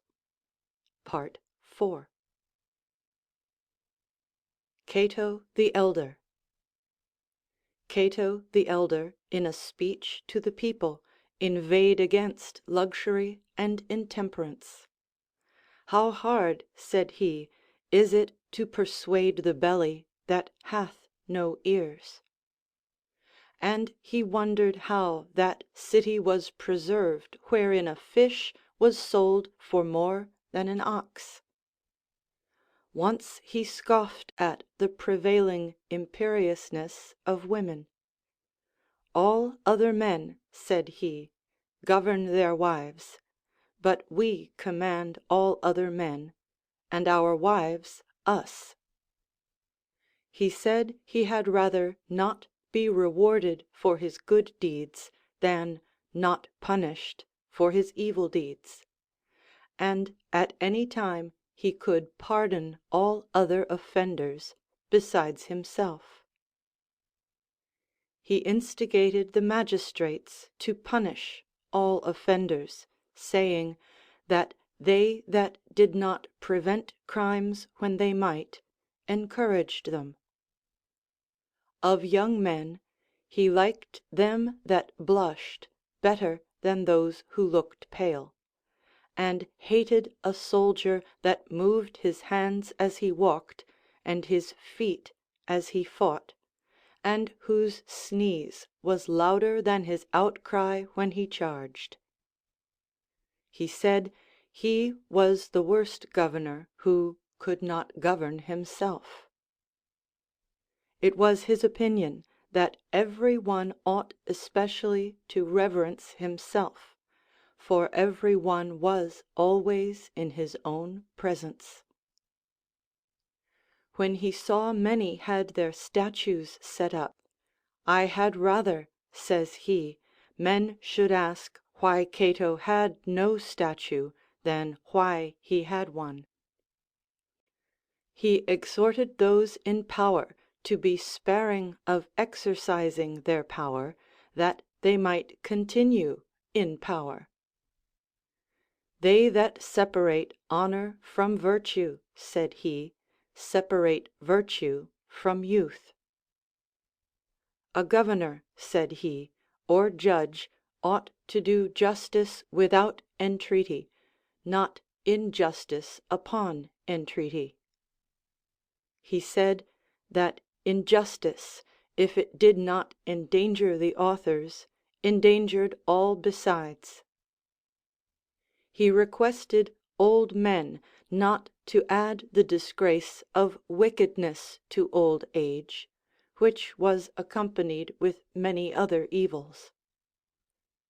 He thought an angry man differed from a madman only in the shorter time which his passion endured.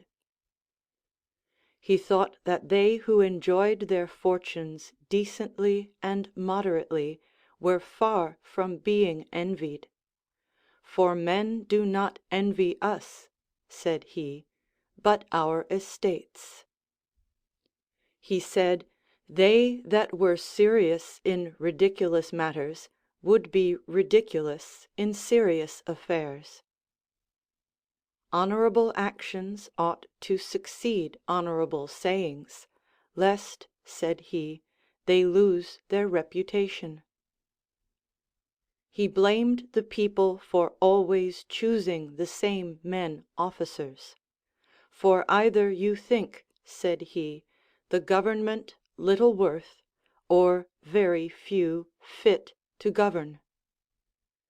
He pretended to wonder at one that sold an estate by the seaside, as if he were more powerful than the sea, for he had drunk up that which the sea could hardly drown.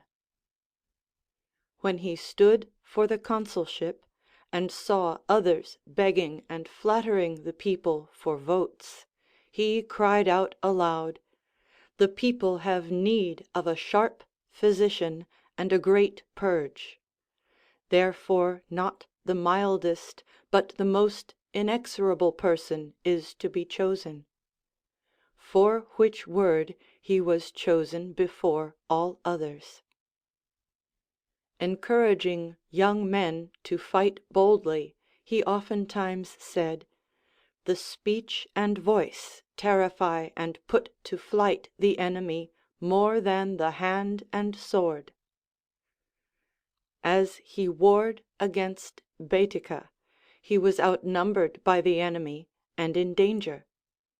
The Celtiberians offered for 200 talents to send him a supply, and the Romans would not suffer him to engage to pay wages to barbarians. "You are out," said he, "for if we overcome, not we but the enemy must pay them.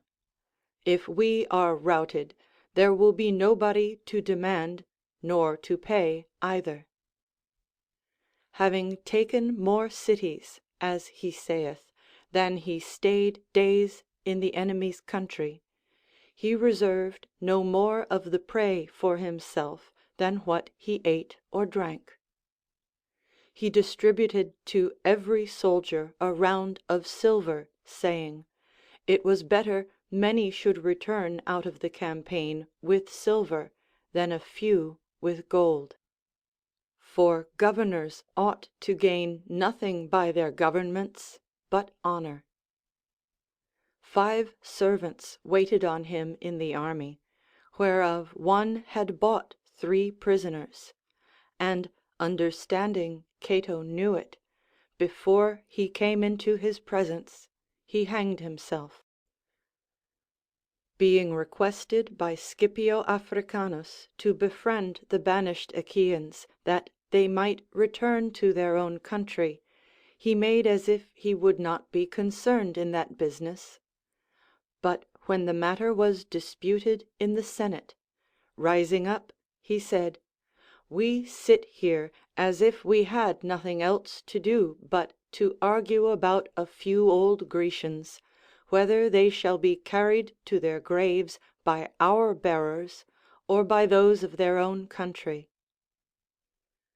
Posthumus Albinus wrote a history in Greek, and in it begs the pardon of his readers. Said Cato, jeering him, if the Amphictyonic council commanded him to write it, he ought to be pardoned. Scipio Junior. It is reported that Scipio Junior never bought nor sold nor built anything for the space of 54 years, and so long as he lived. And that of so great an estate he left but 33 pounds of silver and 2 of gold behind him, although he was lord of Carthage and enriched his soldiers more than other generals. He observed the precept of Polybius, and endeavored never to return from the forum until by some means or other he had engaged some one he lighted on to be his friend or companion. While he was yet young, he had such a repute for valor and knowledge that Cato the elder, being asked his opinion of the commanders in Africa, of whom Scipio was one, answered in that Greek verse, "Others like shadows fly, he only is wise." When he came from the army to Rome, the people preferred him, not to gratify him, but because they hoped by his assistance to conquer Carthage with more ease and speed. After he was entered the walls, the Carthaginians defended themselves in the castle, separated by the sea, not very deep. Polybius advised him to scatter caltrops in the water, or planks with iron spikes, that the enemy might not pass over to assault their bulwark. He answered that it was ridiculous for those who had taken the walls and were within the city to contrive how they might not fight with the enemy. He found the city full of Greek statues and presents brought thither from Sicily, and made proclamation that such as were present from those cities might claim and carry away what belonged to them. When others plundered and carried away the spoil, he would not suffer any that belonged to him, either slave or freeman, to take, nor so much as to buy any of it. He assisted Caius Laelius, his most beloved friend, when he stood to be consul, and asked Pompey, who was thought to be a piper's son, whether he stood or not.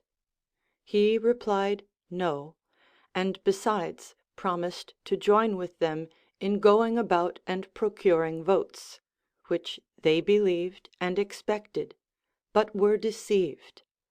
For news was brought that Pompey was in the forum, fawning on and soliciting the citizens for himself. Whereat others being enraged, Scipio laughed. We may thank our own folly for this, said he, that as if we were not to request men but the gods, we lose our time in waiting for a piper. When he stood to be censor, Appius Claudius, his rival, told him that he could salute all the Romans by their names, whereas Scipio scarce knew any of them.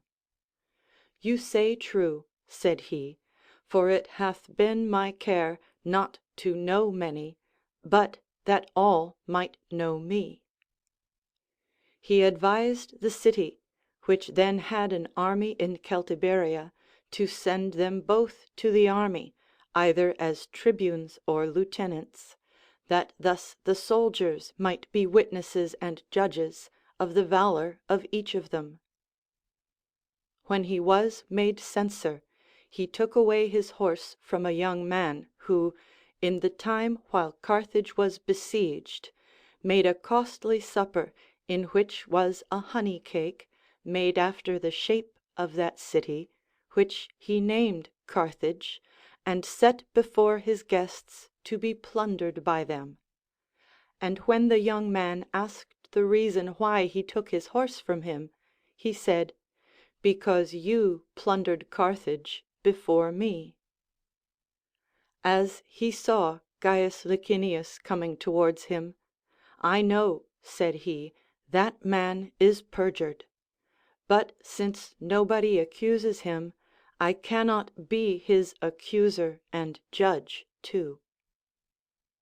The Senate sent him thrice, as Clitomachus saith, to take cognizance of men, cities, and manners, as an overseer of cities, kings, and countries.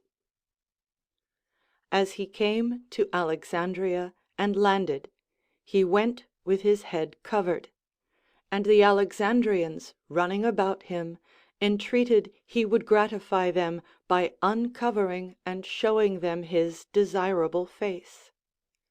When he uncovered his head, they clapped their hands with a loud acclamation. The king, by reason of his laziness and corpulency, making a hard shift to keep pace with them, Scipio whispered softly to Panaetius, the Alexandrians have already received some benefit of our visit, for upon our account they have seen their king walk. There travelled with him one friend, Panaetius the philosopher, and 5 servants, whereof one dying in the journey, he would not buy another, but sent for one to Rome. The Numantines seemed invincible, and having overcome several generals, the people the second time chose Scipio general in that war. When great numbers strived to list them in his army, even that the Senate forbade, as if Italy thereby would be left destitute. Nor did they allow him money that was in bank, but ordered him to receive the revenues of tributes that were not yet payable. As to money, Scipio said he wanted none, for of his own and by his friends he could be supplied. But of the decree concerning the soldiers he complained, for the war, he said, was a hard and difficult one, whether their defeat had been caused by the valor of the enemy or by the cowardice of their own men. When he came to the army, he found there much disorder, intemperance, superstition, and luxury. Immediately he drove away the soothsayers, priests, and panders. He ordered them to send away their household stuff, all except kettles, a spit, and an earthen cup. He allowed a silver cup, weighing not more than 2 pounds, to such as desired it. He forbade them to bathe, and those that anointed themselves were to rub themselves too. For horses wanted another to rub them, he said, only because they had no hand of their own. He ordered them to eat their dinner standing, and to have only such food as was dressed without fire. But they might sit down at supper, to bread, plain porridge, and flesh boiled or roasted. He himself walked about clothed in a black cassock, saying, he mourned for the disgrace of the army. He met by chance with the pack horses of Memmius, a tribune that carried wine coolers set with precious stones, and the best Corinthian vessels. Since you are such a one, said he, you have made yourself useless to me and to your country for 30 days, but to yourself all your life long. Another showed him a shield well adorned. The shield, said he, young man, is a fine one, but it becomes a Roman to have his confidence placed rather in his right hand than in his left. To one that was building the rampart, saying his burden was very heavy, and deservedly, said he, for you trust more to this wood than to your sword. When he saw the rash confidence of the enemy, he said that he bought security with time. For a good general, like a good physician, useth iron as his last remedy. And yet he fought when he saw it convenient, and routed the enemy. When they were worsted, the elder men chid them, and asked why they fled from those they had pursued so often. It is said a Numantine answered, the sheep are the same still, but they have another shepherd. After he had taken Numantia and triumphed a second time, he had a controversy with Gaius Gracchus concerning the Senate and the allies. And the abusive people made a tumult about him as he spake from the pulpit. The outcry of the army, said he, when they charge, never disturbed me, much less the clamor of a rabble of newcomers, to whom Italy is a stepmother, I am well assured, and not a mother. And when they of Gracchus's party cried out, kill the tyrant, no wonder, said he, that they who make war upon their country would kill me first. For Rome cannot fall while Scipio stands, nor can Scipio live when Rome is fallen. Caecilius Metellus. Caecilius Metellus, designing to reduce a strong fort, a captain told him he would undertake to take it with the loss only of 10 men. And he asked him whether he himself would be one of those 10. A young colonel asked him what design he had in the wheel. If I thought my shirt new, said he, I would pluck it off and burn it. He was at variance with Scipio in his lifetime, but he lamented at his death, and commanded his sons to assist at the hearse, and said he gave the gods thanks in the behalf of Rome, that Scipio was born in no other country. Gaius Marius. Gaius Marius was of obscure parentage, pursuing offices by his valor. He pretended to the chief aedileship, and perceiving he could not reach it, the same day he stood for the lesser, and missing of that also, yet for all that he did not despair of being consul. Having a wen on each leg, he suffered one to be cut, and endured the surgeon without binding, not so much as sighing or once contracting his eyebrows. But when the surgeon would cut the other, he did not suffer him, saying the cure was not worth the pain. In his second consulship, Lucius his sister's son offered unchaste force to Trebonius, a soldier, who slew him. When many pleaded against him, he did not deny, but confessed he killed the colonel, and told the reason why. Hereupon Marius called for a crown, the reward of extraordinary valor, and put it upon Trebonius's head. He had pitched his camp, when he fought against the Teutons, in a place where water was wanting. When the soldiers told him they were thirsty, he showed them a river running by the enemy's trench. Look you, said he, there is water for you, to be bought for blood. And they desired him to conduct them to fight while their blood was fluent and not all dried up with thirst. In the Cimbrian war, he gave 1,000 valiant Camertines the freedom of Rome, which no law did allow. And to such as blamed him for it, he said, I could not hear the laws for the clash of arrows. In the civil war, he lay patiently entrenched and besieged, waiting for a fit opportunity. When Popedius Silon called to him, Marius, if you are so great a general, come down and fight.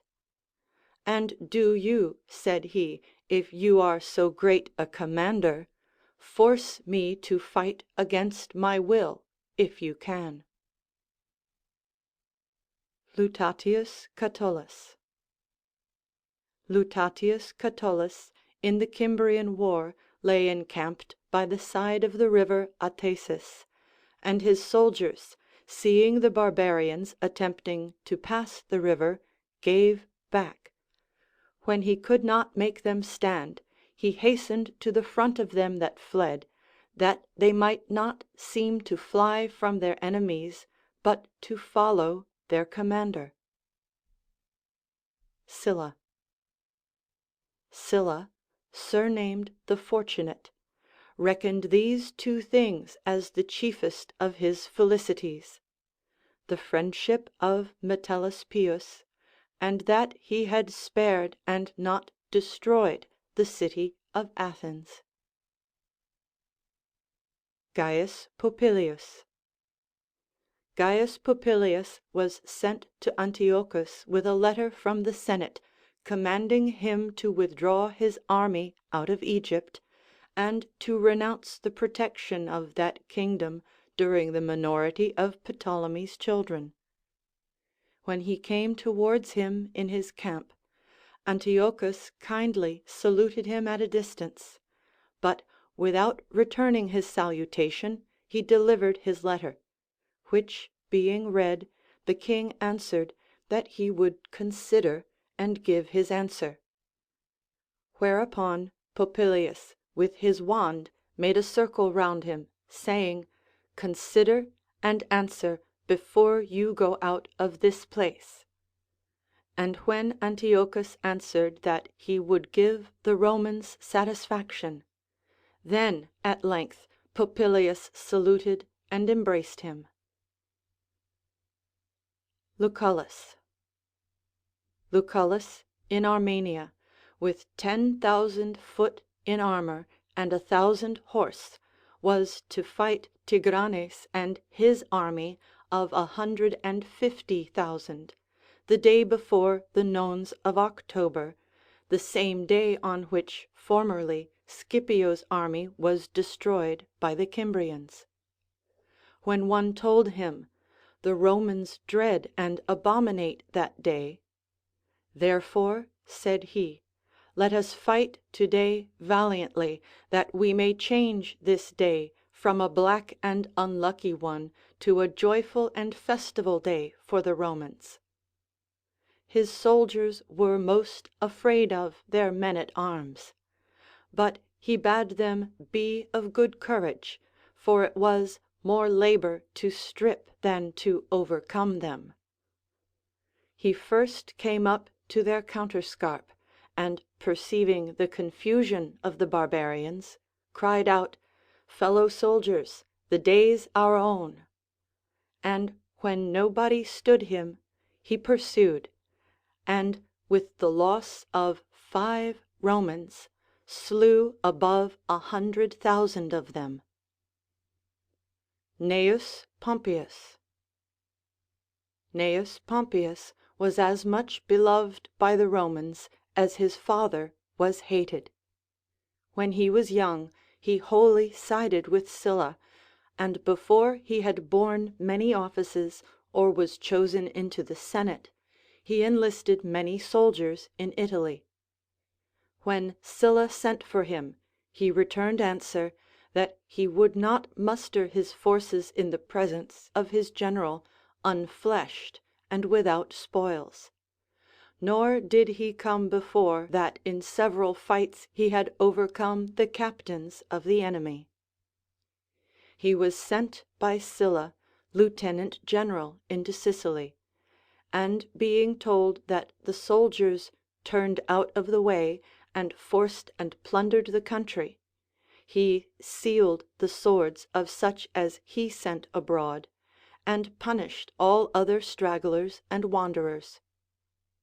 He had resolved to put the Mamertines that were of the other side all to the sword, but Sthenius the orator told him he would do injustice if he should punish many that were innocent for the sake of one that was guilty, and that he himself was the person that persuaded his friends and forced his enemies to side with Marius. Pompey admired the man, and said he could not blame the Mamertines for being inveigled by a person who preferred his country beyond his own life, and forgave both the city and Sthenius too. When he passed into Africa against Domitius and overcame him in a great battle, the soldiers saluted him Imperator. He answered he could not receive that honor so long as the fortification of the enemy's camp stood undemolished. Upon this, although it rained hard, they rushed on and plundered the camp. At his return, among other courtesies and honors wherewith Sylla entertained him, he styled him the Great. Yet when he was desirous to triumph, Sylla would not consent, because he was not yet chosen into the Senate. But when Pompey said to those that were about him, Sylla doth not know that more worship the rising than the setting sun, Sylla cried aloud, let him triumph. Hereat Servilius, one of the nobles, was displeased.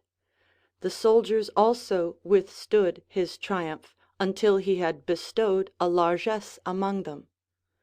But when Pompey replied, I would rather forego my triumph than flatter them. Now, said Servilius, I see Pompey is truly great, and worthy of a triumph. It was a custom in Rome that knights who had served in the wars the time appointed by the laws should bring their horse into the forum before the censors, and there give an account of their warfare and the commanders under whom they had served. Pompey, then consul, brought also his horse before the censors, Gellius and Lentulus. And when they asked him, as the manner is, whether he had served all his campaigns, all, said he, and under myself as general. Having gotten into his hands the writings of Sertorius in Spain, among which were letters from several leading men in Rome, inviting Sertorius to Rome to innovate and change the government, he burnt them all, by that means giving opportunity to ill-affected persons to repent and mend their manners. Phraates, king of Parthia, sent to him requesting that the river Euphrates might be his bounds. He answered, the Romans had rather the right should be their bounds towards Parthia. Lucullus, after he left the army, gave himself up to pleasure and luxury, jeering at Pompey for busying himself in affairs unsuitable to his age. He answered, that government became old age better than luxury. In a fit of sickness, his physician prescribed him to eat a thrush. But when none could be gotten, because they were out of season, one said that Lucullus had some, for he kept them all the year. It seems then, said he, Pompey must not live unless Lucullus play the glutton. And dismissing the physician, he ate such things as were easy to be gotten.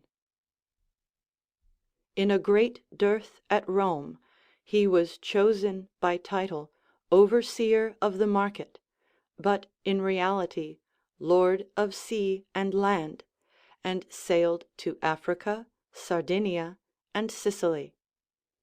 Having procured great quantities of wheat, he hastened back to Rome. And when by reason of a great tempest the pilots were loth to hoist sail, he went first aboard himself, and commanding the anchor to be weighed, cried out aloud, there is a necessity of sailing, but there is no necessity of living. When the difference betwixt him and Caesar broke out, and Marcellinus, one of those whom he had preferred, revolted to Caesar, and inveighed much against Pompey in the senate, art thou not ashamed, said he, Marcellinus, to reproach me, who taught you to speak when you were dumb, and fed you full even to vomiting when you were starved?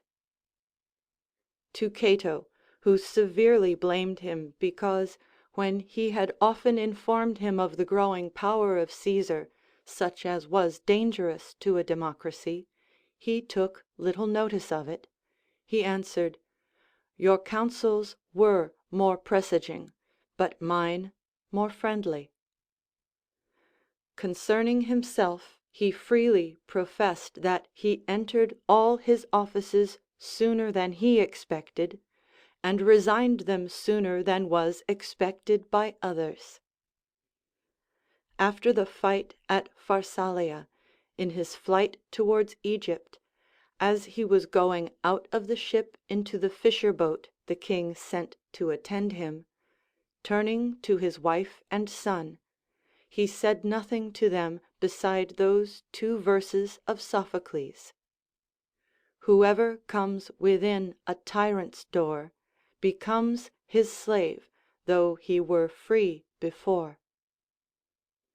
As he came out of the boat, when he was struck with a sword, he said nothing, but gave one groan, and covering his head, submitted to the murderers. Cicero. Cicero, the orator, when his name was played upon, and his friends advised him to change it, answered, that he would make the name of Cicero more honorable than the name of the Catos, the Catuli, or the Scauri. He dedicated to the gods a silver cup with a cover, with the first letters of his other names, and, instead of Cicero, a chickpea, Cicer, engraven. Loud bawling orators, he said, were driven by their weakness to noise, as lame men to take horse. Verres had a son that in his youth had not well secured his chastity, yet he reviled Cicero for his effeminacy, and called him catamite. Do you not know, said he, that children are to be rebuked at home within doors? Metellus Nepos told him he had slain more by his testimony than he had saved by his pleadings. You say true, said he, my honesty exceeds my eloquence. When Metellus asked him who his father was, your mother, said he, hath made that question a harder one for you to answer than for me. For she was unchaste, while Metellus himself was a light, inconstant, and passionate man. The same Metellus, when Diodotus his master in rhetoric died, caused a marble crow to be placed on his monument. And Cicero said, he returned his master a very suitable gratuity, who had taught him to fly, but not to declaim. Hearing that Vatinius, his enemy and otherwise a lewd person, was dead, and the next day that he was alive, a mischief on him, said he, for lying. To one that seemed to be an African, who said he could not hear him when he pleaded. And yet, said he, your ears are of full bore. He had summoned Popilius Cotta, an ignorant blockhead that pretended to the law, as a witness in a cause. And when he told the court he knew nothing of the business, on my conscience I'll warrant you, said Cicero, he thinks you ask him a question in the law. Verres sent a golden sphinx as a present to Hortensius the orator, who told Cicero, when he spoke obscurely, that he was not skilled in riddles. That's strange, said he, since you have a sphinx in your house.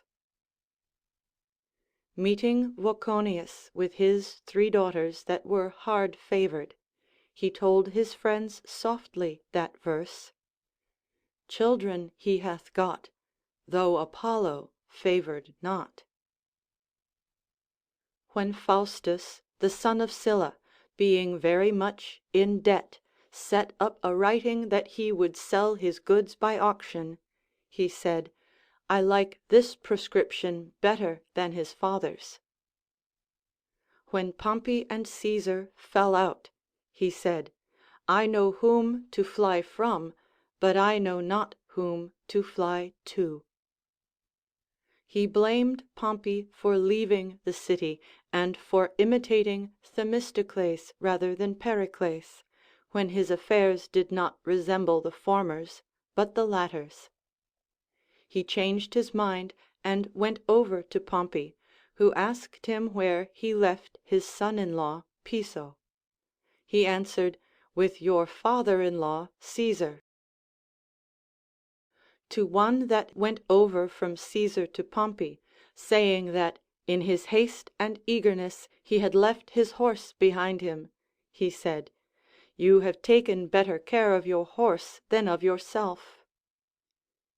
to one that brought news that the friends of Caesar looked sourly, "You do as good as call them," said he, "Caesar's enemies."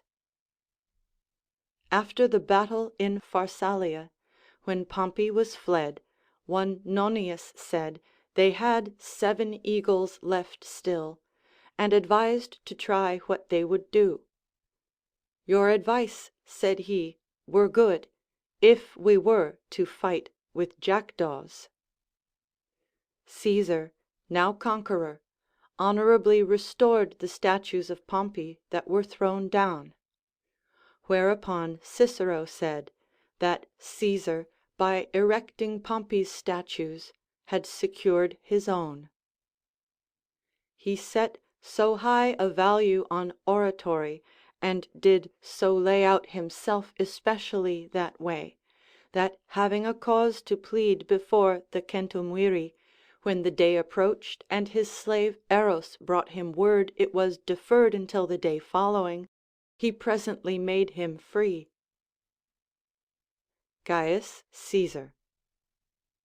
Gaius Caesar, when he was a young man, fled from Sylla, and fell into the hands of pirates, who first demanded of him a sum of money. And he laughed at the rogues for not understanding his quality, and promised them twice as much as they asked him. Afterwards, when he was put into custody until he raised the money, he commanded them to be quiet and silent while he slept. While he was in prison, he made speeches and verses, which he read to them, and when they commended him but coldly, he called them barbarians and blockheads, and threatened them in jest that he would hang them. But after a while he was as good as his word.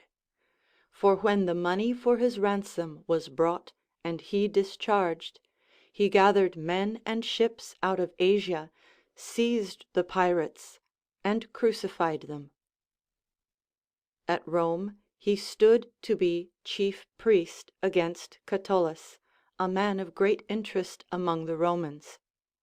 To his mother, who brought him to the gate, he said, "Today, mother, you will have your son high priest or banished."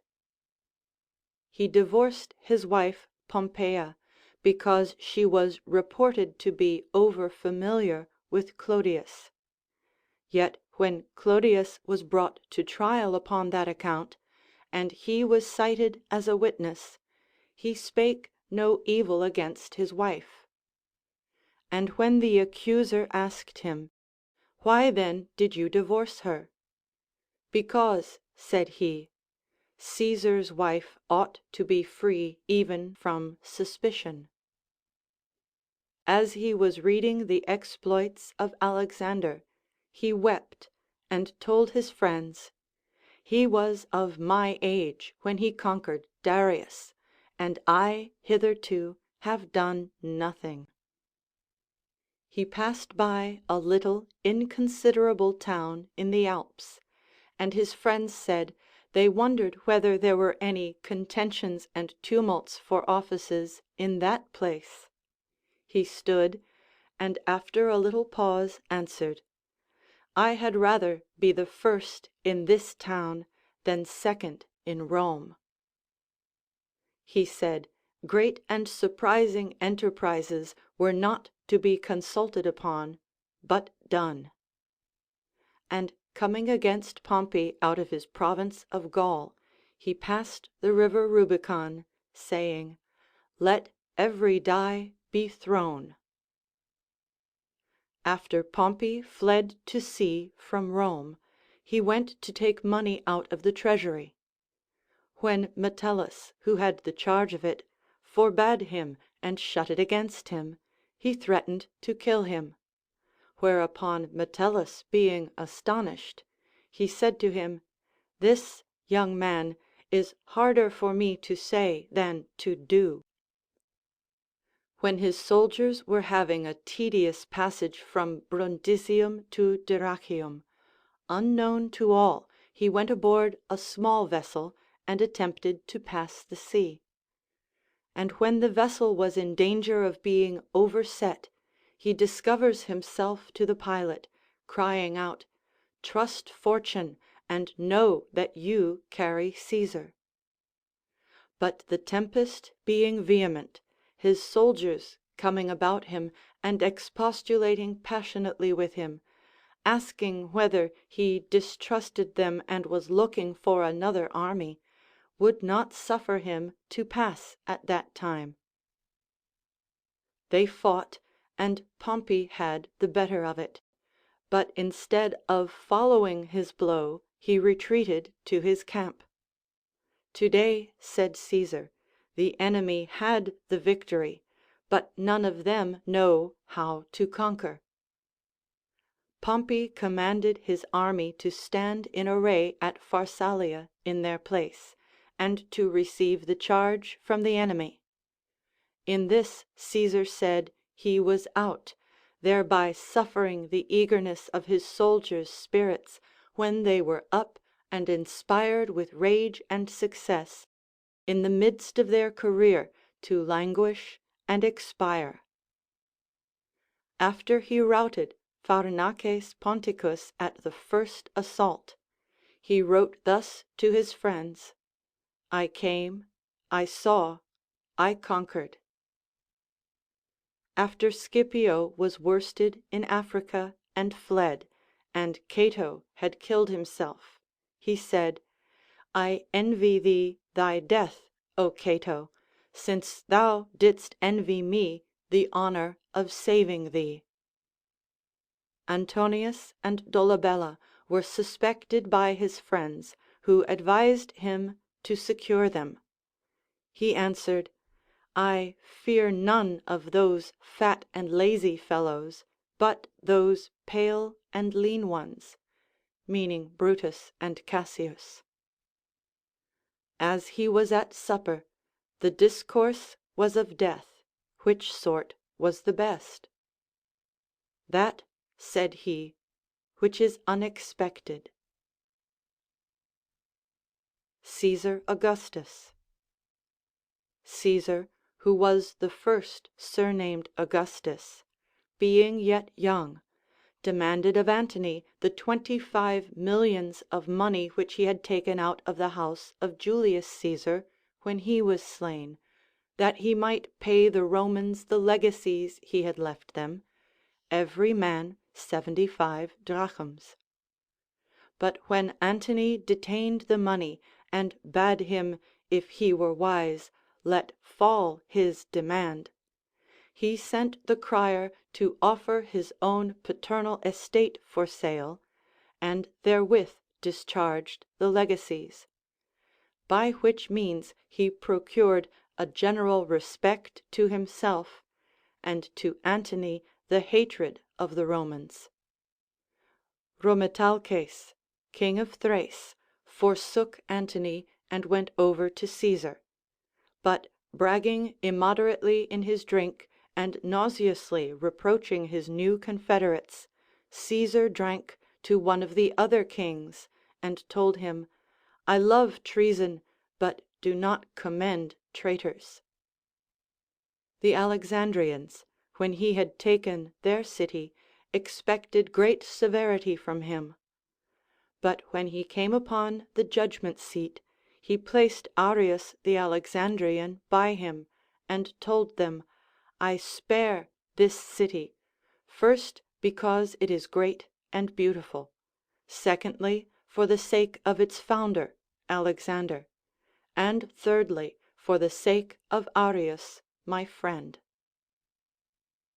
When it was told him that Eros, his steward in Egypt, having bought a quail that beat all he came near and was never worsted by any, had roasted and eaten it, he sent for him. And when upon examination he confessed the fact, he ordered him to be nailed on the mast of the ship. He removed Theodorus, and in his stead made Arius his factor in Sicily, whereupon a petition was presented to him, in which was written, Theodorus of Tarsus is either a bald pate or a thief. What is your opinion?" Caesar read it, and subscribed, "I think so." Mecaenas, his intimate companion, presented him yearly on his birthday with a piece of plate. Athenodorus the philosopher, by reason of his old age, begged leave that he might retire from court, which Caesar granted. And as Athenodorus was taking his leave of him, "Remember," said he, "Caesar, whenever you are angry, to say or do nothing before you have repeated the 24 letters to yourself." Whereupon Caesar caught him by the hand and said, "I have need of your presence still." And he kept him a year longer, saying, "The reward of silence is a secure reward." He heard Alexander, at the age of 32 years, had subdued the greatest part of the world, and was at a loss what he should do with the rest of his time. But he wondered Alexander should not think it a lesser labor to gain a great empire than to set in order what he had gotten. He made a law concerning adulterers, wherein was determined how the accused were to be tried, and how the guilty were to be punished. Afterwards, meeting with a young man that was reported to have been familiar with his daughter Julia, being enraged, he struck him with his hands. But when the young man cried out, "O Caesar, you have made a law," he was so troubled at it that he refrained from supper that day. When he sent Caius, his daughter's son, into Armenia, he begged of the gods that the favor of Pompey, the valor of Alexander, and his own fortune might attend him. He told the Romans he would leave them one to succeed him in the government that never consulted twice in the same affair, meaning Tiberius. He endeavored to pacify some young men that were imperious in their offices. And when they gave little heed to him, but still kept astir, "Young men," said he, "hear an old man to whom old men hearkened when he was young." Once, when the Athenians had offended him, he wrote to them from Aegina, "I suppose you know I am angry with you, otherwise I had not wintered at Aegina." Besides this, he neither said nor did any thing to them. One of the accusers of Eurycles prated lavishly and unreasonably, proceeding so far as to say, "If these crimes, O Caesar, do not seem great to you, command him to repeat to me the 7th book of Thucydides." Wherefore Caesar, being enraged, commanded him to prison. But afterwards, when he heard he was descended from Brasidas, he sent for him again, and dismissed him with a moderate rebuke. When Piso built his house from top to bottom with great exactness, "You cheer my heart," said he, "who build as if Rome would be eternal." Section 18.